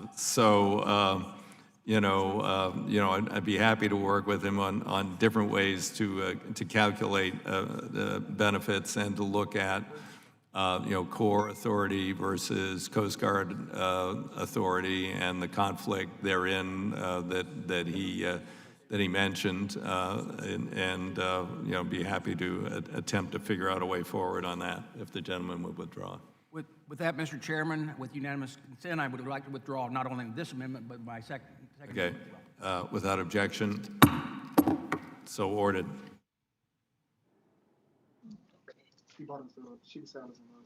Oh, okay. Mr. Lynch can assume the chair for a few minutes.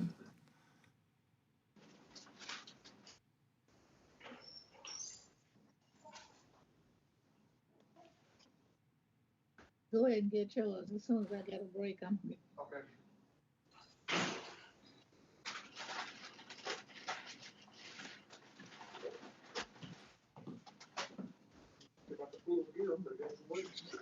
Yeah.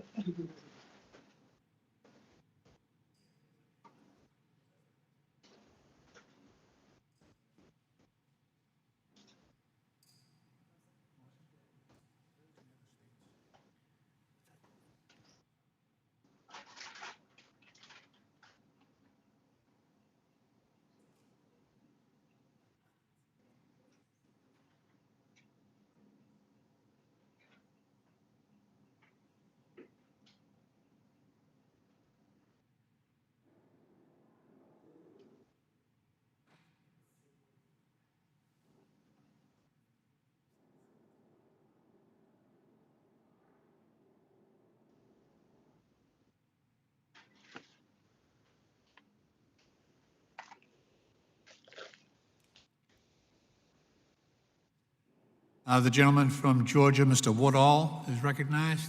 Thank you, Mr. Chairman. I have an amendment at the desk. Clerk will designate the amendment. Amendment to HR 7575, offered by Mr. Woodall, number 015. Chair recognizes the gentleman from Georgia. Thank you, Mr. Chairman. I believe that change in the chair was probably brought about to speed the unanimous consent acceptance of this bipartisan amendment that I have here.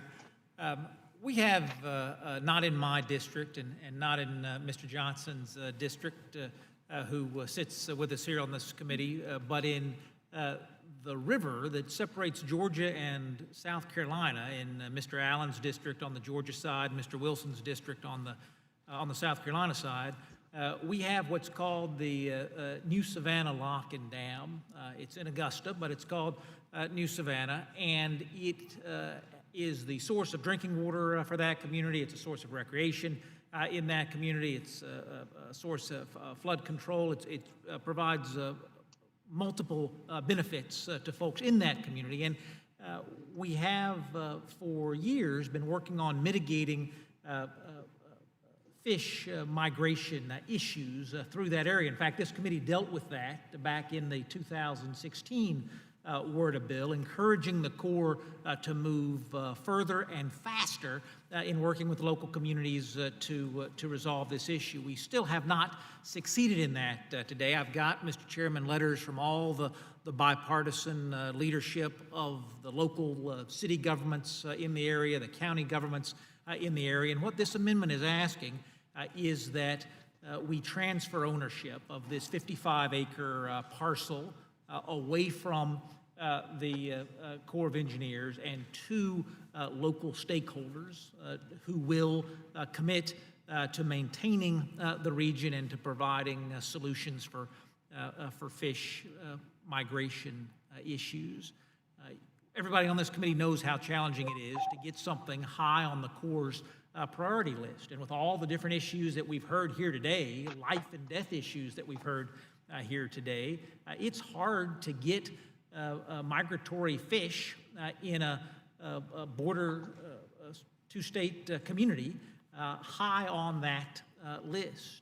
Because we have not been successful getting that done, we have, through that effort, built an enormous amount of, again, bipartisan and by-state commitment to taking on this responsibility locally and executing that responsibility. So much so that in this amendment, we say with the transfer from the Corps to this local authority, that the Corps can put in whatever restrictions they deem necessary to accomplish whatever goals the Corps deems necessary. But at the end of the day, this is a project that has not been successfully dealt with by the Corps and can and must be successfully dealt with by the local community. Again, not in my community. Rick Allen has been working this issue. Joe Wilson has been working this issue, but it rises to such a level that here on the committee, we have both Congressman Johnson from the 4th District and me from the 7th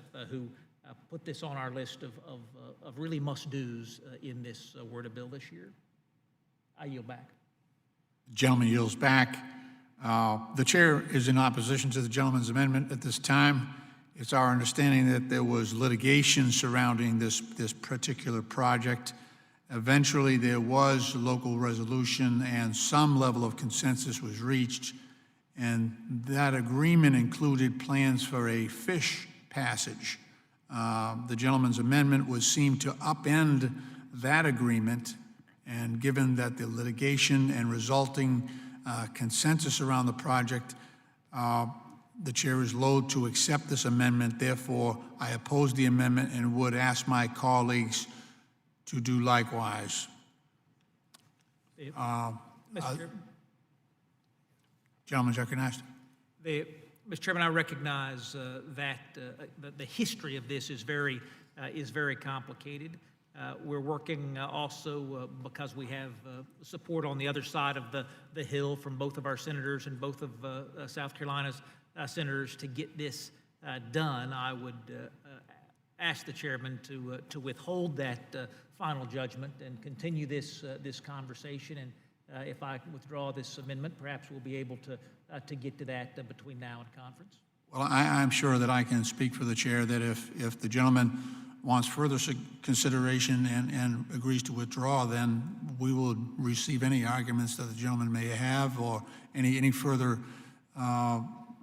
enlightening perspective that you might add. I certainly respect your willingness to represent your constituents and be an advocate on their behalf, and that's what this body is all about. So if the gentleman would withdraw his amendment, we would continue to discuss this with the gentleman.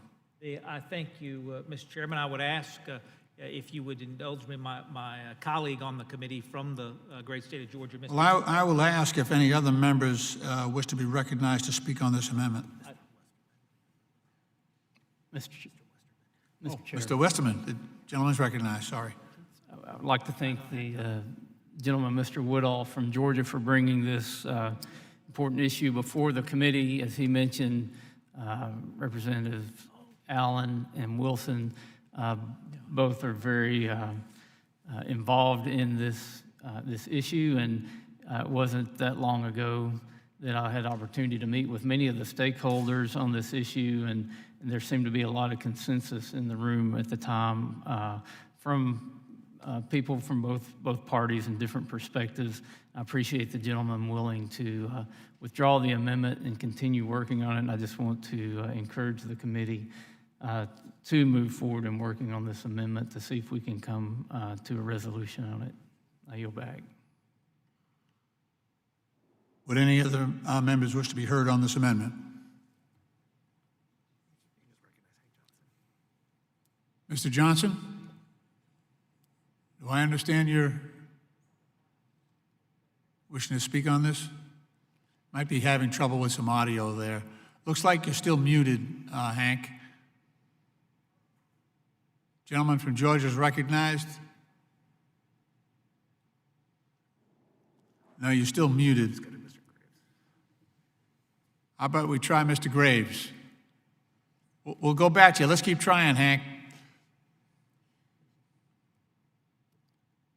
You've got to unmute.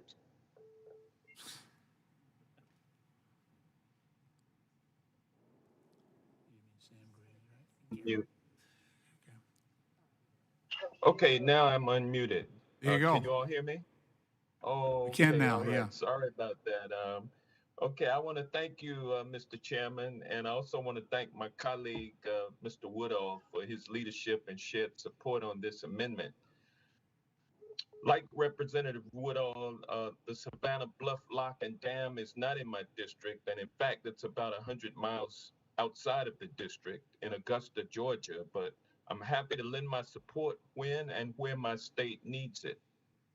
The Savannah Lock and Dam supplies water for navigation, recreational use, and regional economic development to communities in Georgia as well as our neighbors in South Carolina. This water is also home to short-nosed sturgeon and several other endangered species of fish. As projects to deepen the Savannah Harbor continue, we must ensure that these endangered species are protected. The U.S. Army Corps of Engineers maintains oversight of the lock and dam, but their recent proposal to construct a rock weir to help fish repopulate has been challenged. Not only would a rock weir drop the water level below what local communities need for continued habitation and for their enjoyment, a rock weir may also kill already endangered fish, ironically. A recent independent external peer review outlining concerns and recommendations from community members highlighted inconsistencies in cost analysis, lack of consideration of other alternatives that would not lower the pool, and lack of information on whether the leading alternatives would successfully pass fish overall. I understand that this committee and the Senate Committee on Environment and Public Works have yet to arrive at consensus language on this amendment, and for that reason, Representative Woodall, also our colleague, Representative Rick Allen, who represents Augusta, and I are happy to continue conversations to achieve that goal before this bill goes to the floor. However, I wanted to take this moment to elevate the voices of Georgians who acutely understand that the construction of this rock weir doesn't meet their community's needs and may not protect endangered species from further harm. I hope we can continue working to find a solution that meets the community's economic and ecological needs, and to make sure that South Carolinians are protected as well as Georgians. Our communities all benefit from the Savannah Bluff Lock and Dam. And I echo Representative Woodall's request to withdraw the amendment. And with that, I yield back, and I do appreciate the forbearance of the chair while I work through my technical difficulties. Thank you. Thank you. Does the gentleman from Louisiana, Mr. Graves, wish to be heard on this amendment? No? Okay. Would any other member like to be heard on this amendment? Hearing none, the amendment is withdrawn.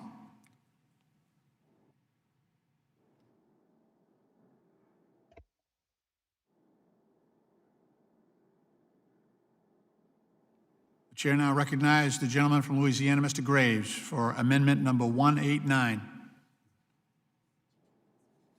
Mr. Chairman, I have an amendment to desk. The clerk will designate the amendment. Amendment to H.R. 7575, offered by Mr. Graves of Louisiana, number 189. Gentleman is recognized for 5 minutes. Thank you, Mr. Chairman. Mr. Chairman, in the Water Resources Development Act of 2018, we tried to address one of the major real estate issues of the Corps of Engineers, where they were requiring non-federal sponsors to get fee title to property whenever there were less expensive options that were available. For example, property owners were willing to grant easements for free, project easements for free. So we changed that law in 2018 only to have the Corps of Engineers come back and trash the interpretation and basically completely, once again for the 100th time, ignore the Congress's direction and law changes that were done. This is something that the Corps of Engineers has recently invented that is similar. Any of you that have Corps of Engineer projects, Mr. Chairman, anybody on this committee who represents an area that has a Corps of Engineer project, normally what happens, you have something called LERS, lands, easements, right-of-ways, relocations, and disposals. That is your real estate cost. That counts toward the cost share of your project. Now, what the Corps of Engineers has recently done is they've said that any time your non-federal sponsor, could be your state, your county, your levy district, your parish, whatever it is, anytime they are acquiring land from any other public entity, they don't get credit for the land. So let's just make up a scenario. Let's say that there is a school board in your district that has $1 million piece of property, and they have to pay that school board $1 million to acquire the property in order for it to be available for this Corps of Engineers project. If you were buying that that property from John Doe for $1 million, you would be able to get credit towards your 35% non-federal cost share. The Corps of Engineers has invented this bogus interpretation, bogus policy where they're saying, if you buy it from John Doe for $1 million, yes, you get credit. If you buy it from your local school board, where you still have to pay them for it, it's no different. You have to pay that local school board $1 million. You don't get the $1 million credit towards your non-federal cost share. So this amendment simply says, it doesn't matter who you acquire it from. I got to be honest, if I were back in my old job and I were in this situation, I would tell the school board to sell it to John Doe, then I'd buy it from John Doe, just to circumvent the Corps' ridiculousness. But we shouldn't have to play games like that, Mr. Chairman. So this amendment simply fixes it. It's nothing that scrupulous in any way. It's simply addressing some of the Corps' bogus interpretations and policies, and I urge adoption of the amendment and yield back. The gentleman yields back. The chair stands in opposition to the gentleman's amendment. This issue, as I understand it, was addressed and closed as part of the Water Resources Development Act of 2018. The deal now is being relitigated, so it is in court. The issues involve, as the gentleman has correctly stated, the issue involves the cost at which lands, easements, and rights of way are calculated. The gentleman's amendment would shift this calculation to the value of the property easement or right-of-way, which is speculative at best. Therefore, the chair urges a no vote on this amendment. Mr. Chairman, would you be willing to yield? I would yield, yes. Mr. Chairman, I understand your concerns and certainly don't have any desire to get into a contentious debate with you whatsoever. I think this is something that all of us should be representing our non-federal sponsors on. Whether it's the term value or something else in here, it's the transactional cost that we're targeting. So, Mr. Chairman, I'd be willing to withdraw this amendment with an agreement that we can work together with you and the committee staff to see if we can figure out how to solve this problem for all the committee members and the non-federal sponsors across the country. The chair recognizes the validity of the gentleman's issue. There's no question about that, and it happens all across this country. I'm sure that the chair would be willing to entertain any further suggestions, recommendations. The problem is that this one situation is being currently relitigated, and so it would have to be prospective in scope, but that is a worthy exercise, and I think the chairman would be more than happy to continue that discussion with the gentleman if he would agree to withdraw his amendment. Thank you, Mr. Chairman. Mr. Chairman, I ask unanimous consent to withdraw amendment number 189 and look forward to future discussion. The gentleman has withdrawn his amendment.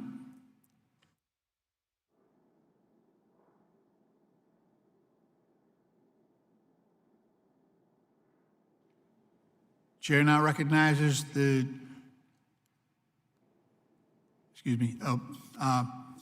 Representative Babin, amendment number 53. Yes, sir. I have an amendment at the desk, Mr. Chairman. Thank you. The clerk will please designate the amendment. Amendment to H.R. 7575, offering Mr. Babin, number 053. Gentleman is recognized for 5 minutes. Yes, sir. Thank you so much.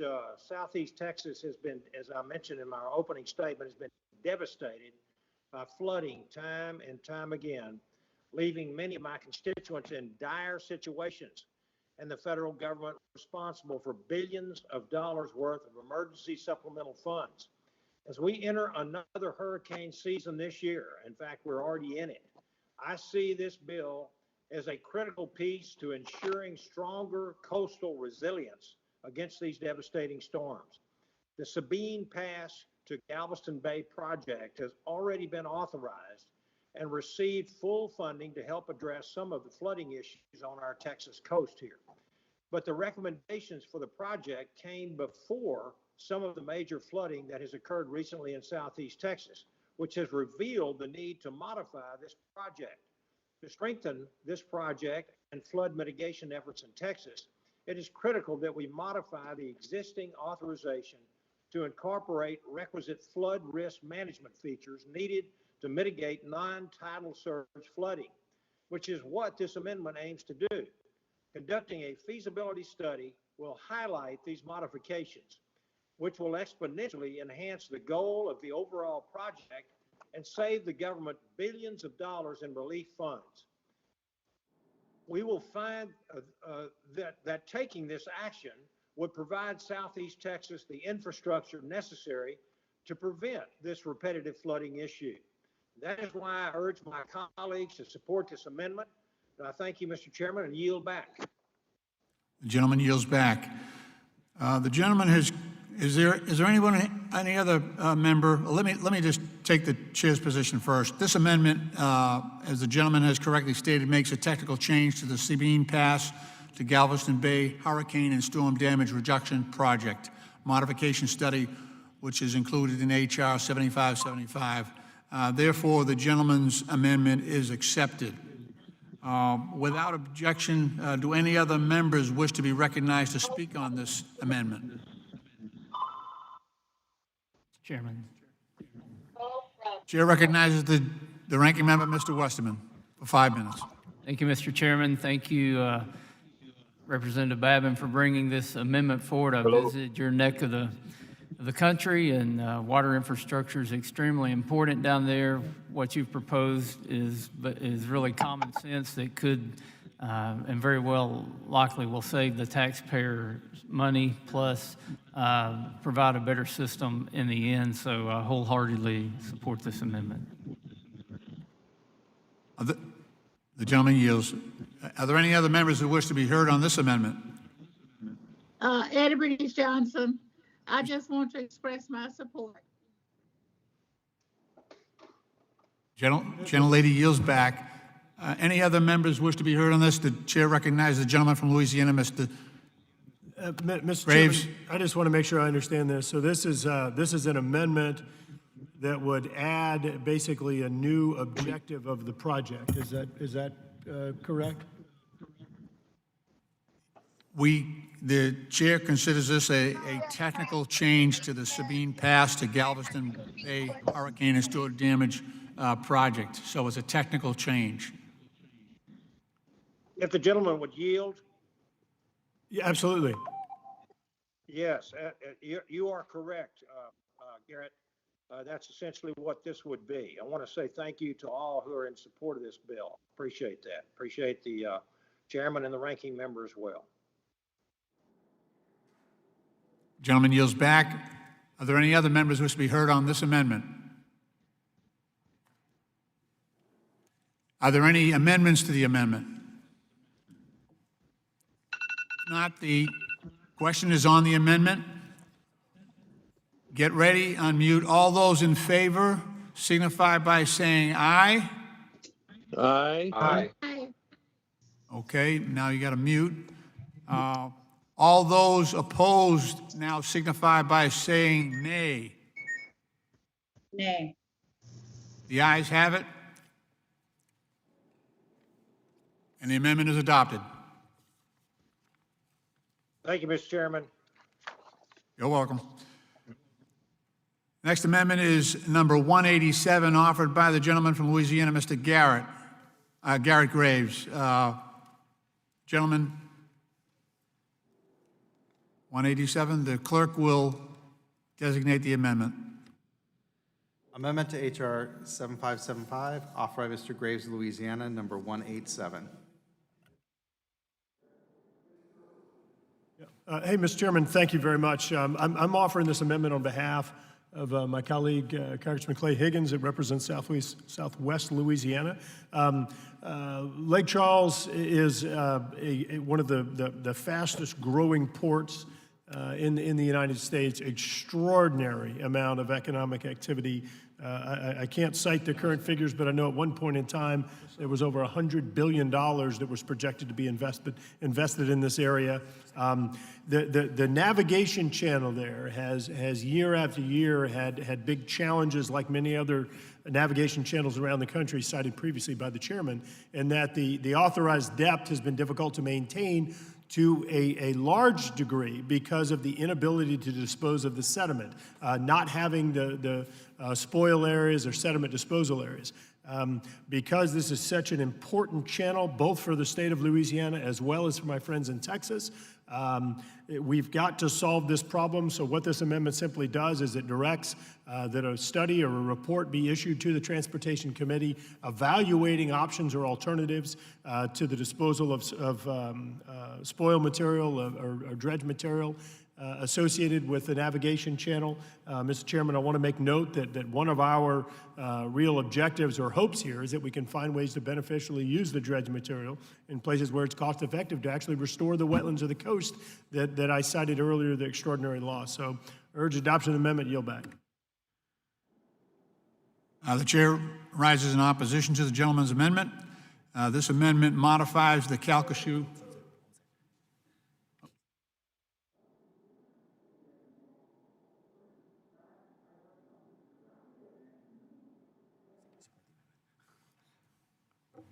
We realize that, I'm sorry, I had an old copy of the amendment. So I understand the gentleman has modified the amendment, and the chair is willing to support the amendment.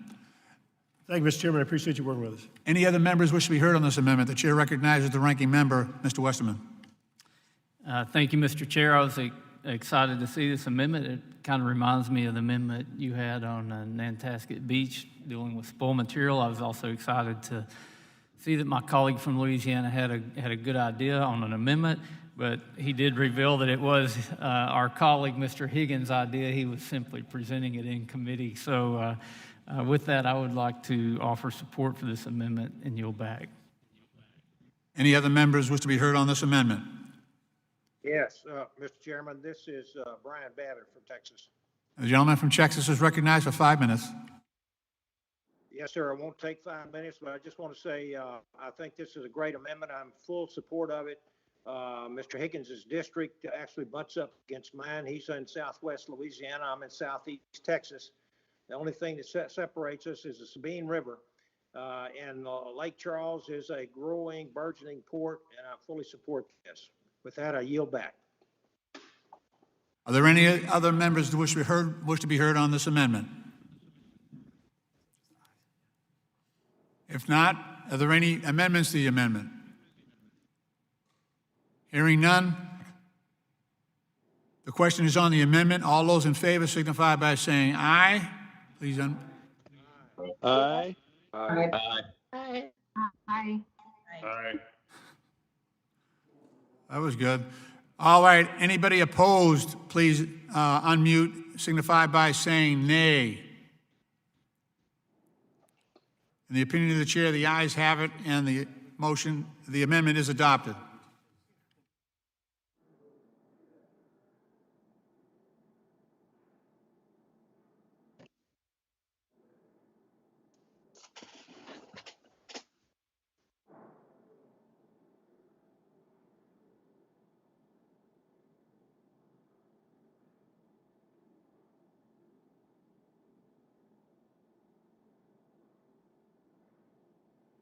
The chair now recognizes the gentleman from California, Mr. Garcia, on amendment number 002. Thank you, Mr. Chairman. I have an amendment at the desk. The clerk will designate the amendment. Amendment to H.R. 7575, offered by Mr. Garcia of California, number 002. Gentleman from California is now recognized for 5 minutes. Thank you, Mr. Chairman, and thank you, Ranking Member Graves, for the very gracious introduction. I'm proud to be serving Gentleman on will this committee and suspend. on this team. Gentleman will suspend. The chair wishes to reserve a point of order. The gentleman may now proceed. Thank you, Mr. Chairman. Proud to be on this committee, proud to be on this team, and thank you all for letting me be a part of this solution. I'm encouraged that my first engagement is a bipartisan and critical bill that also does not exacerbate our debt. So, Mr. Chairman, from 2011 to 2017, California experienced one of the most severe droughts in the history of the state. California residents and businesses were forced to significantly reduce their water usage, and the state's economy, particularly the agricultural sector, experienced enormous losses.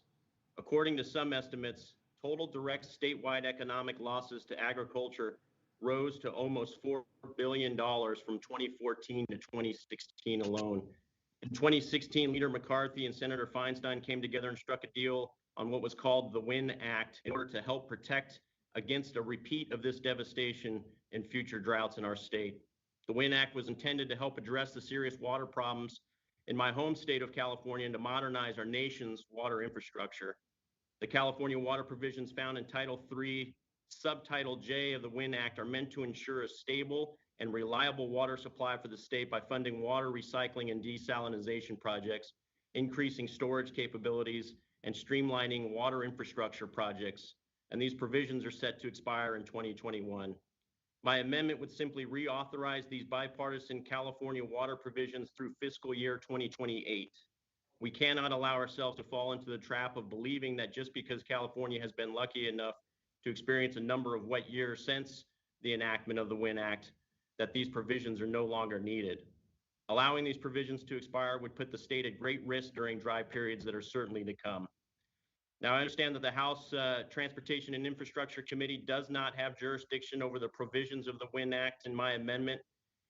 So I wish to ask for unanimous consent to withdraw the amendment. But Mr. Chairman, I ask that you work with me as we go to conference negotiations with the Senate to ensure that these critical provisions are not lost in a jurisdictional black hole. And I yield back my time, Mr. Chairman. Gentleman yields back.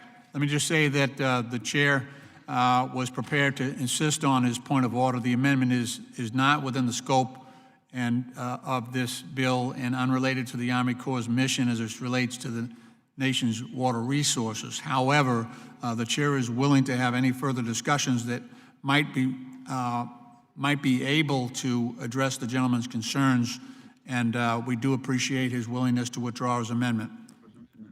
The amendment is withdrawn. Thank you, Mr. Chair. Mr. Chair. The chair, does any other, well, the amendment has been withdrawn, but the chair will recognize the gentlelady, Ms. Napolitano. Thank you, Mr. Chair. Excuse me. The gentleman refers to recycled water, and that was my HR 1162, which was included in HR 2. So be ensured that we are addressing the drought cycles in California to try to allow for more funding to increase from 50 million to 500 million recycled water funding for all agencies that so need it. And I agree with you in that matter. Thank you, and I yield back.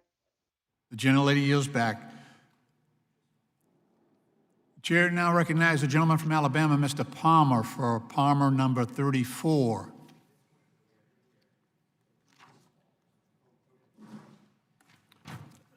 Mr. Chairman, I'm doing a Palmer number 34. The chair recognizes the gentleman from Louisiana on behalf of Mr. Palmer of Alabama. The clerk, could you please designate Mr. Palmer's amendment? Amendment to H.R. 7575, offered by Mr. Graves of Louisiana, number 034. Gentleman from Louisiana is now recognized for 5 minutes. Thank you, Mr.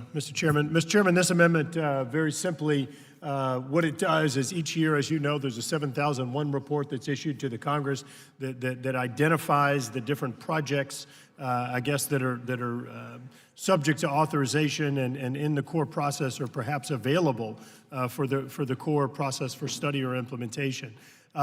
What this amendment does is it would require in that annual submission to Congress that the Corps of Engineers also identify all of their feasibility or general investigation reports that are in the process. And the objective of my friend from Alabama in filing this amendment appropriately is identifying those projects or those reports, those studies that have been in the process forever. For example, as of August of 2017, there was over $230 million in studies. There were 36 studies that were over 5 years old and 20 studies that would require additional funding. And so I support this amendment. I appreciate my friend from Alabama helping to provide that transparency to this committee so we can make informed decisions and help to focus the U.S. Army Corps of Engineers on deficiencies, on project implementation, and not on studying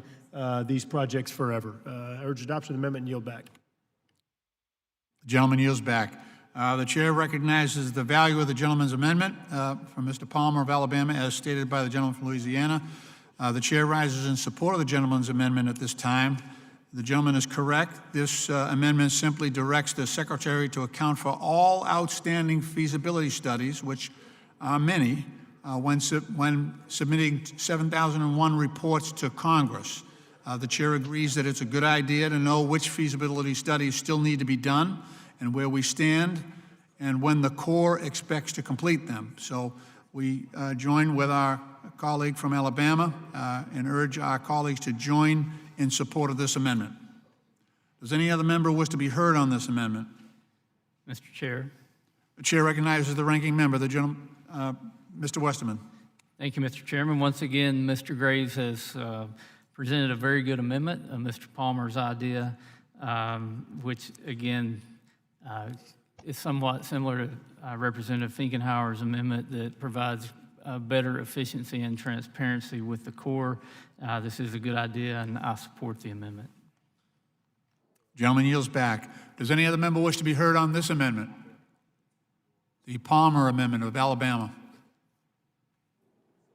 Are there any amendments to the amendment? Hearing none, the question is now on the amendment. All those in favor of the amendment signify by saying aye. Aye. Aye. Okay, please mute. All those opposed to the amendment signify by saying nay. In the opinion of the chair, the ayes have it, and the amendment is adopted.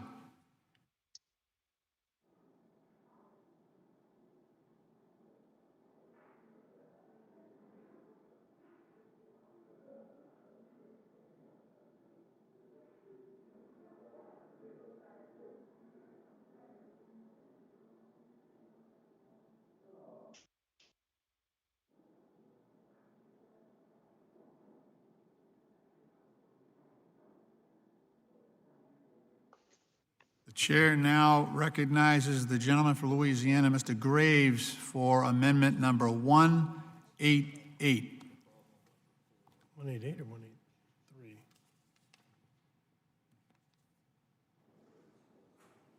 Oh, 88, okay. Mr. Chairman, I have amendment at the desk. Will the clerk please designate the amendment? Amendment to HR 7575, offer Mr. Graves, Louisiana, number 188. The gentleman from Louisiana is recognized for 5 minutes. Thank you, Mr. Chairman. Mr. Chairman, just today, the Assistant Secretary of the Army for Civil Works submitted a 203 report to the committee that authorizes improved access to Port Fourchon, Louisiana. It's at the bottom of Bayou Lafourche. It's known as Belle Pass. This is a deepening project. This project has been, like many Corps of Engineer projects, stuck in the queue for many, many years. There's an effort to use the dredge material to provide back barrier marsh and to improve restoration projects in this coastal port. I want to say it again, this project has been through OMB. It has been through the Assistant Secretary of the Army. This project is recommended to the Congress for authorization, and I strongly urge the committee to adopt the amendment. However, Mr. Chairman, despite the fact that I'm going to roll with you in accepting two of my amendments that I, as Mr. Westman pointed out, did not conceive, I am willing, because I understand the majority has some concerns about not being able to get all the way through the report on this. I am willing to withdraw the amendment, Mr. Chairman, provided that we are going to be able to work together as this bill goes to the floor, giving the committee a little bit of time to get through this. I do want to make note that this project and report has been around for many years and should not take long to get through. So with that understanding, Mr. Chairman, that we're going to be working together to add this in the floor and just give you all a little bit of time to get through it, I will ask unanimous consent to withdraw this amendment. The chair welcomes the gentleman's decision to withdraw. But for the withdrawal, the chair would have been forced to oppose the gentleman's amendment. However, and the gentleman has stated correctly, this study came in from the Army Corps of Engineers just minutes ago in the middle of this markup. I commend to the gentleman for his timing. The amendment would authorize a locally developed feasibility study under the Section 203 authority of Port Fourchon, Louisiana. And the chair does commit to work with the gentleman as we head to the House floor, but all things considered, it would be prudent to review the study first. As the gentleman has noted, it has just arrived, and there's some lack of clarity that remains an obstacle. So the chair welcomes the gentleman's decision to withdraw. Will the gentleman yield for a UC request? Of course. Mr. Chairman, I ask unanimous consent just to include in the record the transmission letter from the ASA to the chairman, as well as correspondence from OMB, 3 pages here. And Mr. Chairman, if you give me one more minute here, I also ask unanimous consent.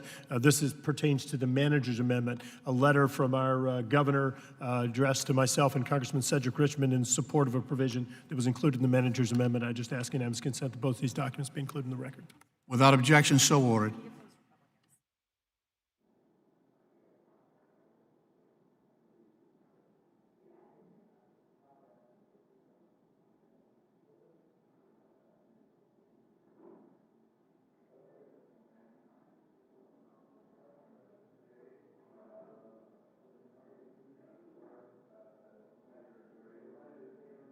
I understand Mr. Graves has an amendment of the desk. The clerk will designate. Amendment to HR 7575, offered by Mr. Graves, Louisiana, designated as MTG1. Without objection, the amendment be considered as read. Recognize the gentleman for 5 minutes. Gentleman's recognized for 5 minutes. Thank you, Mr. Chairman. Mr. Chairman, this is Graves MTG1. I just want to be clear, this is the last amendment that we're doing today. All my friends here virtually. Mr. Chairman, I offered an amendment earlier and had offered to work with the majority on this project. This pertains to the Morganza to the Gulf project, but of course, Mr. Chairman, it pertains to any project that meets these conditions. Mr. Chairman, this project, I'm going to say it again, it has been around since 1992. 1992. How many of you have a Corps of Engineers project that's been around since 1992? I see you, my friend. Hey, Grace, good to see you. Hold on, I know, but let me run through the criteria, because if anybody else fits this, I would love to have you join me. You have a project that's been around since 1992 in the study phase. In the study phase since 92. Number two, has been authorized in law for construction at least 3 times. And in this project, it's actually 4. One case, it was a separable element. Been authorized for construction 3 separate times by the Congress. In 2000, in 2007, and again in Word of 14. Number 3, it's previously received construction funding through the Corps of Engineers, and yes, it was FC and CE funds, but it was for construction, as well as construction funds through the Community Development Block Grant Disaster Recovery Program. Number 4, if the project would have been completed, would have saved over $250 million, in fact, well over $250 million in FEMA expenditures. Number 5, if the study has been initiated and the study of reconnaissance phase initiated over 25 years ago, again, I made reference to the 1992, and, Mr. Chairman, that the project has had the non-federal sponsor, the state and the Terrebonne Levee and Conservation District and the South Lafourche Levee District invest $500 million in it. So what this amendment does is it says any project or separable element that's been authorized in law for construction 3 or more times. Number 2, that has over $100 million in existing federal taxpayers' funds invested in the pre-construction engineering, design, and construction phase, has previously received federal construction funding through the Corps of Engineers and through a second agency. If the project was completed, would have saved $250 million for taxpayers. Number 5, if it has been stuck in this process for 25 years, a quarter of a century. And number 6, if the state and local governments and non-federal sponsors have invested $500 million or more, then here's what you get. You get the same treatment as 5 other instances that's already in the base text of the bill, and now 6, because we accepted an amendment a little while ago that added a 6th one. So I'm asking for the same thing as what everybody else got. That's all I'm asking for. It says, shall not be considered by the Secretary as initiating construction of the project such that future funds will not require a new investment decision. You can Google the text, do a text search. It's in the bill already. And so that's what I'm asking for. There is not another project in the country that has been through the absurdity of this project. The Corps has spent $80 million in your money, in the people we represent's money, studying it. It would have saved hundreds of millions of dollars in FEMA flood claims. We can't continue doing this to people. And I urge adoption of the amendment and yield back. I thank the gentleman. Any others wish to be heard in the amendment? Hearing none. I still rise in opposition to the gentleman's amendment. This is still an appropriations issue. The gentleman is inaccurate in stating there are 6 other or 5 or 6 or whatever number other. The gentleman yield? No, I won't. In this bill, there are 2. One is the Everglades, where the administration screwed it up, and the other is the McConnell curves, and that is because the project was authorized to 8 feet, and it's being reauthorized to 12 feet to deal with the problems in the curves. The others for Ranking Member Graves and others are projects that are studies. So this is a $14 billion construction project. And, so again, the Appropriations Committee is opposed to this as a new start at this point in time. And with that, I will ask that we move on to a vote. Are there amendments to the amendment? Oh, Mr. Westerman, I'm sorry. Thank you, Chairman. I appreciate Mr. Graves bringing this amendment up. It's a very important issue. It's, as he mentioned, it's been going on since 1992, and I can understand his frustration. I think if he would have put the condition in there that it starts with M and ends with A, it would have had everything covered on the conditions. But in all seriousness, it is an important issue that needs attention. However, because of our bipartisan agreement, I'm going to have to be in opposition to the bill or to the amendment. Mr. Graves, I would yield you some time.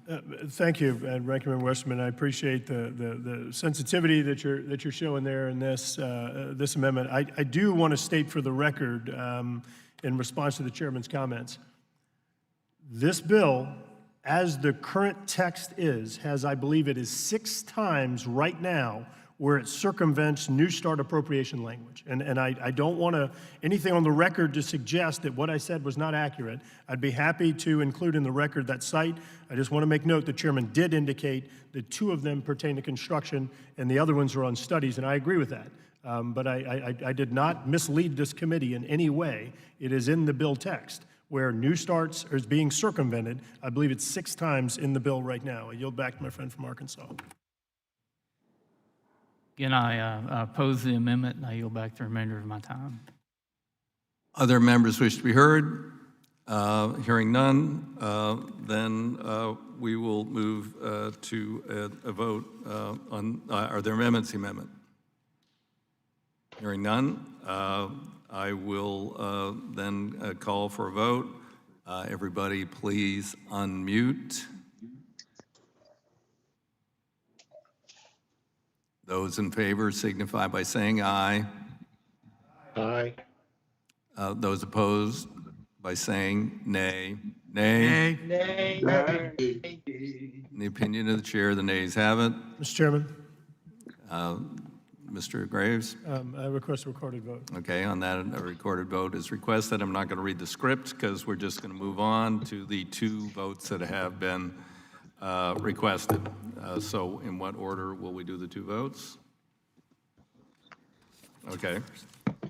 The first will be the question on agreeing to the amendment offered by Mr. Perry, number 152, on which the noes prevailed pertaining to the Harbor Maintenance Trust Fund. Is a recorded vote still requested? Yes. The clerk will call the roll. Members are reminded you have to have your camera on. I want to know. Wait, hello everybody. Have your camera on. Clearly state your name when called upon by the clerk. He's watching his screen, but it's easier for him to find you if you state your name because you pop up. And please keep your microphone off until your name is called. Clerk will call the roll. Mr. DeFazio. No. Mr. DeFazio votes no. Mr. Graves, Missouri. Mr. Graves votes no. Mr. Graves of Missouri votes no. Ms. Norton. Congresswoman Norton votes no. Ms. Norton votes no. Mr. Young. Ms. Johnson of Texas. Johnson of Texas votes no. Ms. Johnson of Texas votes no. Mr. Crawford. Mr. Larson of Washington. Who's ever playing Crawford, yes. tunes, please stop. Mr. Larson votes no. Mr. Larson of Washington votes no. Mr. Gibbs. Gibbs votes no. Mr. Gibbs votes no. Mrs. Napolitano. Napolitano, no. Mrs. Napolitano votes no. Mr. Webster of Florida. Nay. Mr. Webster of Florida votes no. Mr. Lipinski.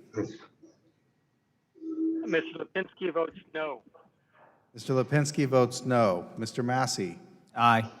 Mr. Massey votes aye. Mr. Cohen. Mr. Cohen votes no. Mr. Cohen votes no. Mr. Perry. Mr. Perry votes aye. Mr. Perry votes aye. Mr. Cirez. Mr. Davis of Illinois. Mr. Garamendi. Garamendi votes no. Mr. Garamendi votes no. Mr. Woodall. Mr. Woodall votes no. Mr. Johnson of Georgia. Mr. Katko. Mr. Kelly, no. Mr. Katko votes no. Mr. Carson of Indiana. Mr. Carson votes no. Mr. Carson of Indiana votes no. Mr. Babin. Mr. Babin votes aye. Mr. Babin votes aye. Ms. Titus.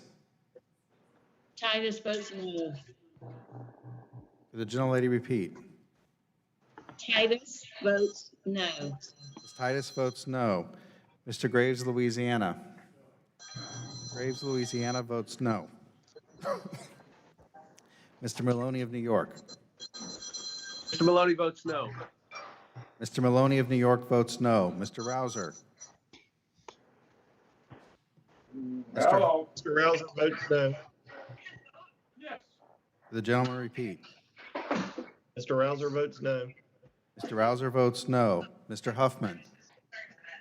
Mr. Huffman votes no.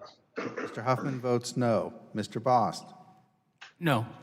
Mr. Bost votes no. Ms. Brownlee of California. Ms. Brownlee votes no. Ms. Brownlee of California votes no. Mr. Weber of Texas.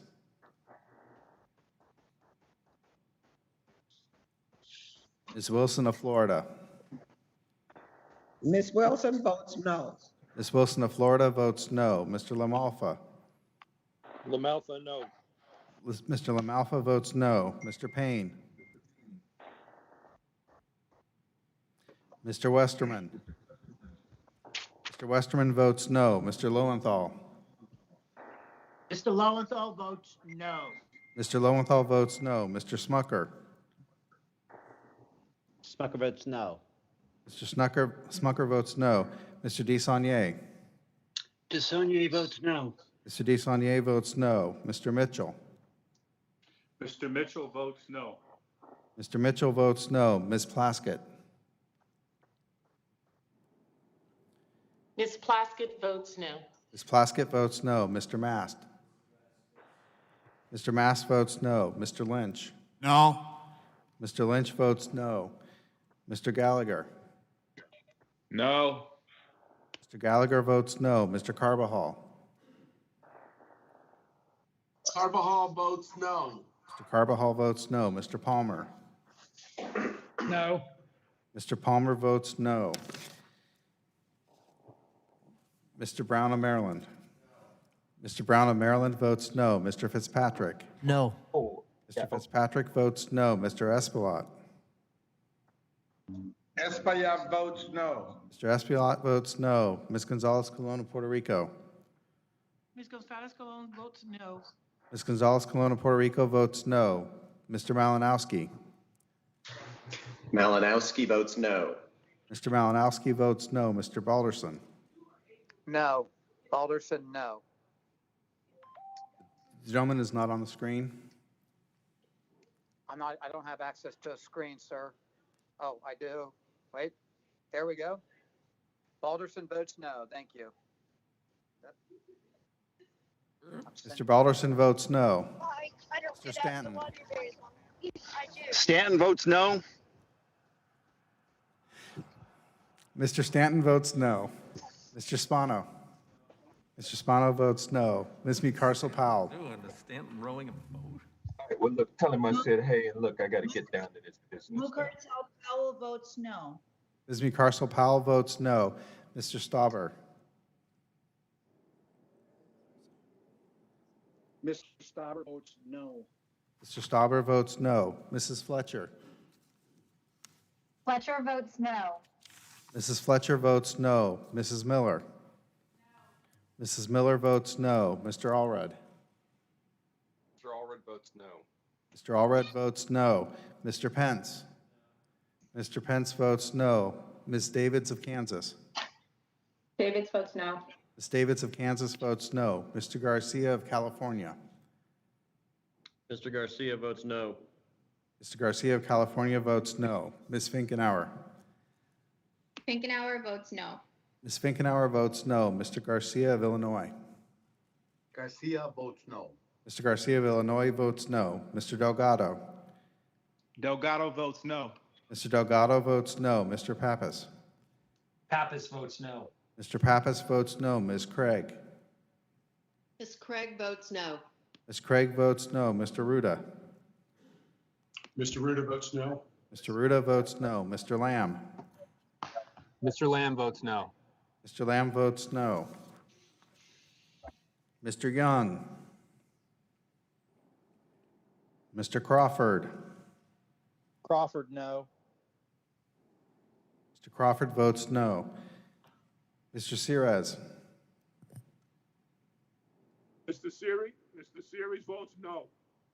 Mr. Sirez votes no. Mr. Davis of Illinois?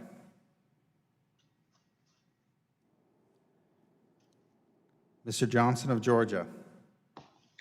Johnson of Georgia votes no. Mr. Johnson of Georgia votes no. Mr. Weber of Texas? Mr. Payne? Mr. Payne votes no. Mr. Payne votes no.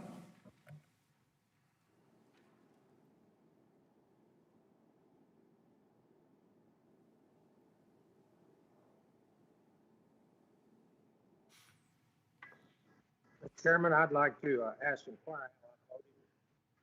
Oh, Brian Bevan. does someone want to be recorded? Where Yes, is he? this is Babin from Texas. How am I recorded on that vote? Mr. Chairman, Mr. Babin is recorded as aye. I want to change that to a no.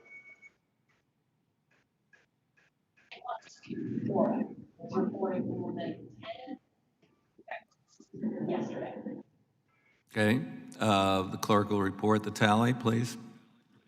Mr. Chairman, on that vote, there are 2 yeas and 62 noes. The amendment is not agreed to. The next order of business is a vote on the amendment by Mr. Graves, MTG1, on which noes prevailed. The clerk will call the roll. Mr. DeFazio? No. Mr. DeFazio votes no. Mr. Graves of Missouri? Mr. Graves of Missouri, no. Mr. Graves of Missouri votes no. Ms. Norton? No. Ms. Norton votes Norton no. votes no. Mr. Young? Ms. Johnson of Texas? Johnson of Texas votes no.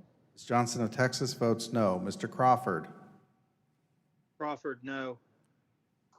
Mr. Crawford votes no. Mr. Larson of Washington? Representative Larson votes no. Mr. Larson of Washington votes no. Mr. Gibbs? Gibbs votes yes. Mr. Gibbs votes aye. Mrs. Napolitano? Napolitano, no. Mrs. Napolitano votes no. Mr. Webster of Florida?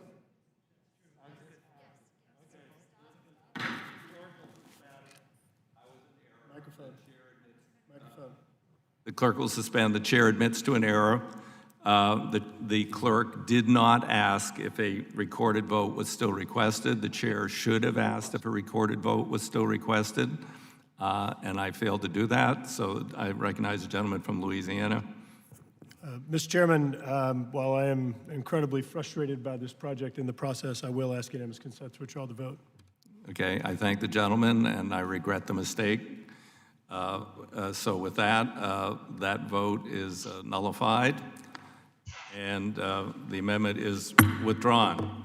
We're now at the question is now on the adoption and favorably reporting of H.R. 7575 as amended to the House of Representatives. Get ready. Unmute. All those in favor signify by saying aye. Aye. All those opposed signify by saying nay. The ayes have it. The bill is approved and reported favorably to the House. I ask unanimous consent that each bill or order reported today will be reported as single amendment, nature of substitute, including any amendments adopted without objection. So ordered. I ask unanimous consent that the staff be authorized to make all necessary technical clarifying, conforming changes to each of the bills ordered reported today reflect the actions of the committee without objection. So ordered pursuant to House Rule 22, Clause 1.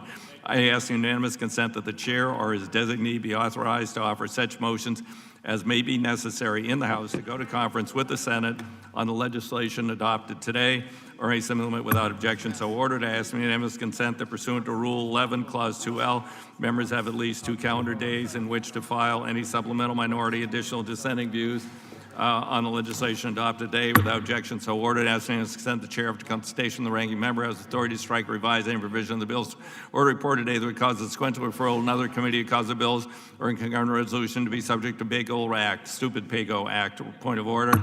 Without objection, so ordered.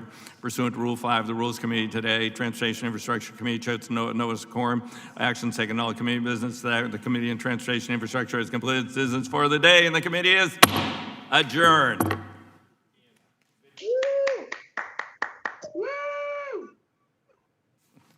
Thank you. Yay.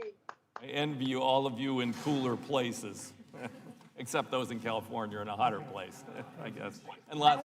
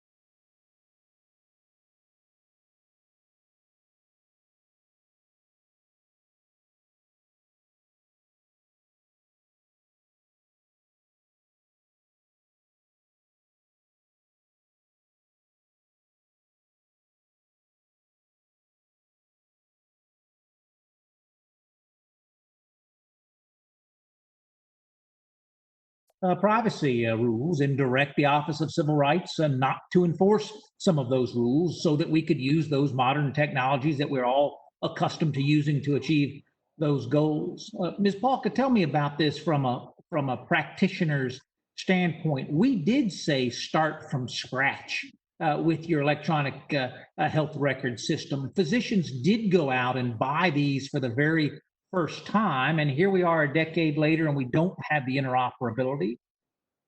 I couldn't have possibly predicted the state of technology in 2020 back when the American Recovery and Reinvestment Act was passed a decade ago.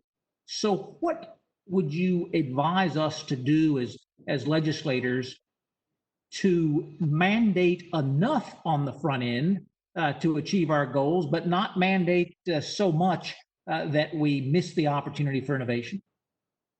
It's an excellent question. I am not going to be as expert or useful on the EHR issue as Dr. Wah will be. It's a specific sort of mega project in government that has plagued many administrations. It's gone back a long time. And I don't pretend to know what to do about it now. The pattern I see is that when we are successful with implementations like this, it's because we start small and learn as we go. And it was very hard to do that in an EHR context. But we can do that in other contexts, and we've successfully done it in other contexts. But I think I hear that start small and go big, and I want to cast that against the concerns I've heard so many folks express about the different unemployment systems we have, of course, where we have 50 different systems in 50 different states. That is going to be a constant tug. And Mr. Chairman, I know that you have called this hearing because you want us to be intentional in this way. I hope that our efforts to solve 50 separate problems that we have heard so often and that we are all committed to solving don't trample that good advice that Ms. Palka has given, that some of our most successful efforts in this area have started small, proven the concept, and then we grew them out to the 50 states as opposed to that single mandate from on high. So thank you all witnesses for being here, and thank you, Mr. Chairman. I thank the gentleman. His time has expired. Now I yield myself 10 minutes. And let me begin by thanking all the witnesses, not just for your testimony in this live portion, but for your written testimony as well. I was actually kind of stunned in reading testimony about what's a fairly wonky subject and how accessible and how logical and how accessible it was. I was very impressed with all of you.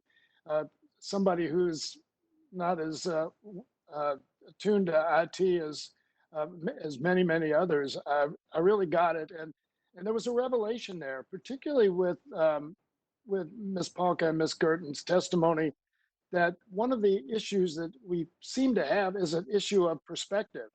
And when we're talking about medical health records, I remember I was here when we drafted the ACA, and we're working on those provisions. And the idea was, how do we gather all this information? It was not what's the purpose of gathering the information. It was, how do we gather it, and how do we incentivize the doctors to do it, as opposed to actually thinking about the end product and the people we were going to engage and what it was going to mean to them. And I think for the first time, I've actually started to think, reading the testimony, and I think Ms. Palka, you specifically said this, I thought of the government as a customer service organization, and I don't think we do that nearly as much. So that was kind of a revelation I thank you for. The other thing, why a lot of the testimony resonated very deeply with me is one of my standard lines when I'm out talking about Congress is I say, we have a dilemma, and that is that Congress at its optimum efficiency moves at 10 miles an hour. Right now we're at 2 or 3 miles an hour. Meanwhile, the world's moving at 100 miles an hour. And how can we possibly make policy that anticipates where the world is going? We generally legislate, it's been my experience, as if we're target shooting instead of skeet shooting. I mean, we need to be shooting where the the target's going to be, not where it is now. And that is certainly part of the issue here. And when we think differently, we stop thinking about equipment and investment in equipment and thinking about functionality and purpose.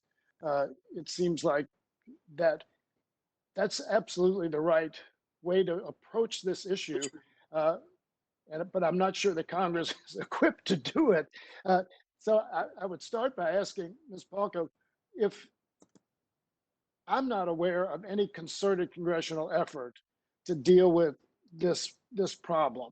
And we certainly in different areas of jurisdiction, it's come up, and we've discussed it kind of on an ad hoc basis. One of the things that I always think about is we don't spend nearly enough time in Congress thinking about and discussing how to make the government work better. And that should be a primary function of ours. And I know Mr. Woodall, we've had conversations like this, that I'm one of these Democrats who does not believe that every regulation is a meaningful, helpful, beneficial regulation. And we ought to be spending a lot more time thinking about how we can, what we're doing that makes a difference in the way government functions and in people's lives, and not about a lot of things we think about. So, if you were in our position, I'll start with Ms. Palka, and you said you want to create a congressional effort, what would be the first place you would go? What an excellent question, and a difficult one. I think that all efforts work when they have concrete successes behind them that start to actually show the American public that things can be different. So I would actually champion a couple of very specific projects that I think Congress could move along more quickly. Congress obviously wouldn't be implementing them. You would need USDS Right. or one of these places to do something like speed the delivery of UI benefits. And frankly, the thing that I've spoken about here, where you could potentially speed eligibility determinations and reduce the wait times, is relevant. My thing is always start small. You'd start with one state, you'd expand it, but you could also start with one benefit like UI and then expand it to other benefits. Eligibility rules are different across different benefits. One of the members spoke about SNAP, which is critical at this time and also facing challenges as it's had the same sort of expansion of both benefits and programs. But eventually you could create centralized service that sped the determination of eligibility across a number of benefits. And I think what's really important is not just that we speed government for its own sake, but that the people who are waiting on those benefits start to see a difference. So I would just do something very concrete, get behind it, and figure out along the way all of the attacks that come on it, all of the barriers to it, and just start one by one, use your power to remove those barriers and get the job done.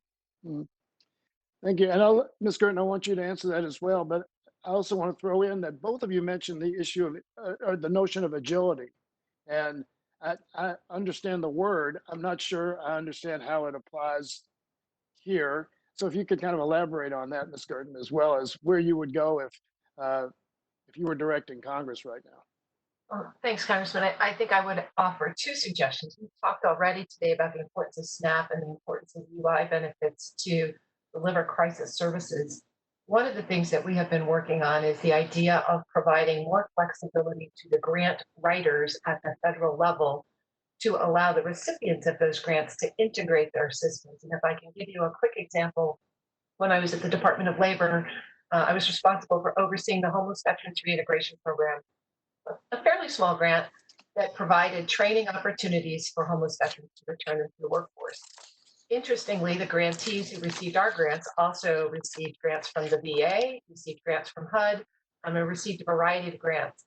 Because of the way the grants were structured, they had separate IT systems to report on the compliance for every one of those grants, which placed an extraordinary administrative cost on them, which kept them from integrating those funds in a way that could better deliver outcomes for homeless veterans.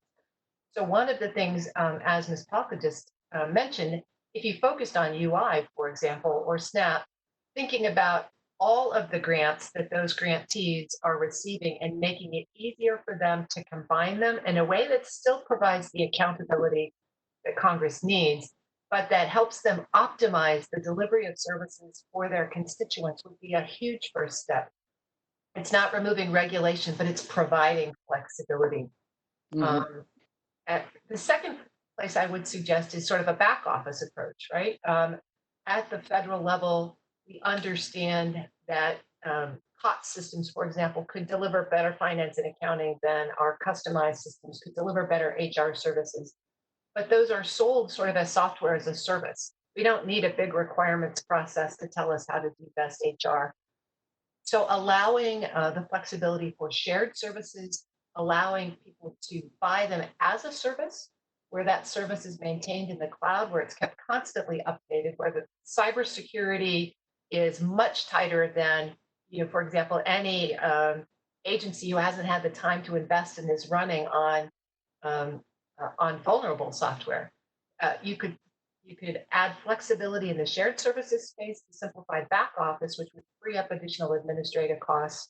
And you could allow flexibility on the front office side in service delivery so that grantees could better mix their funds to deliver outcomes for their clients.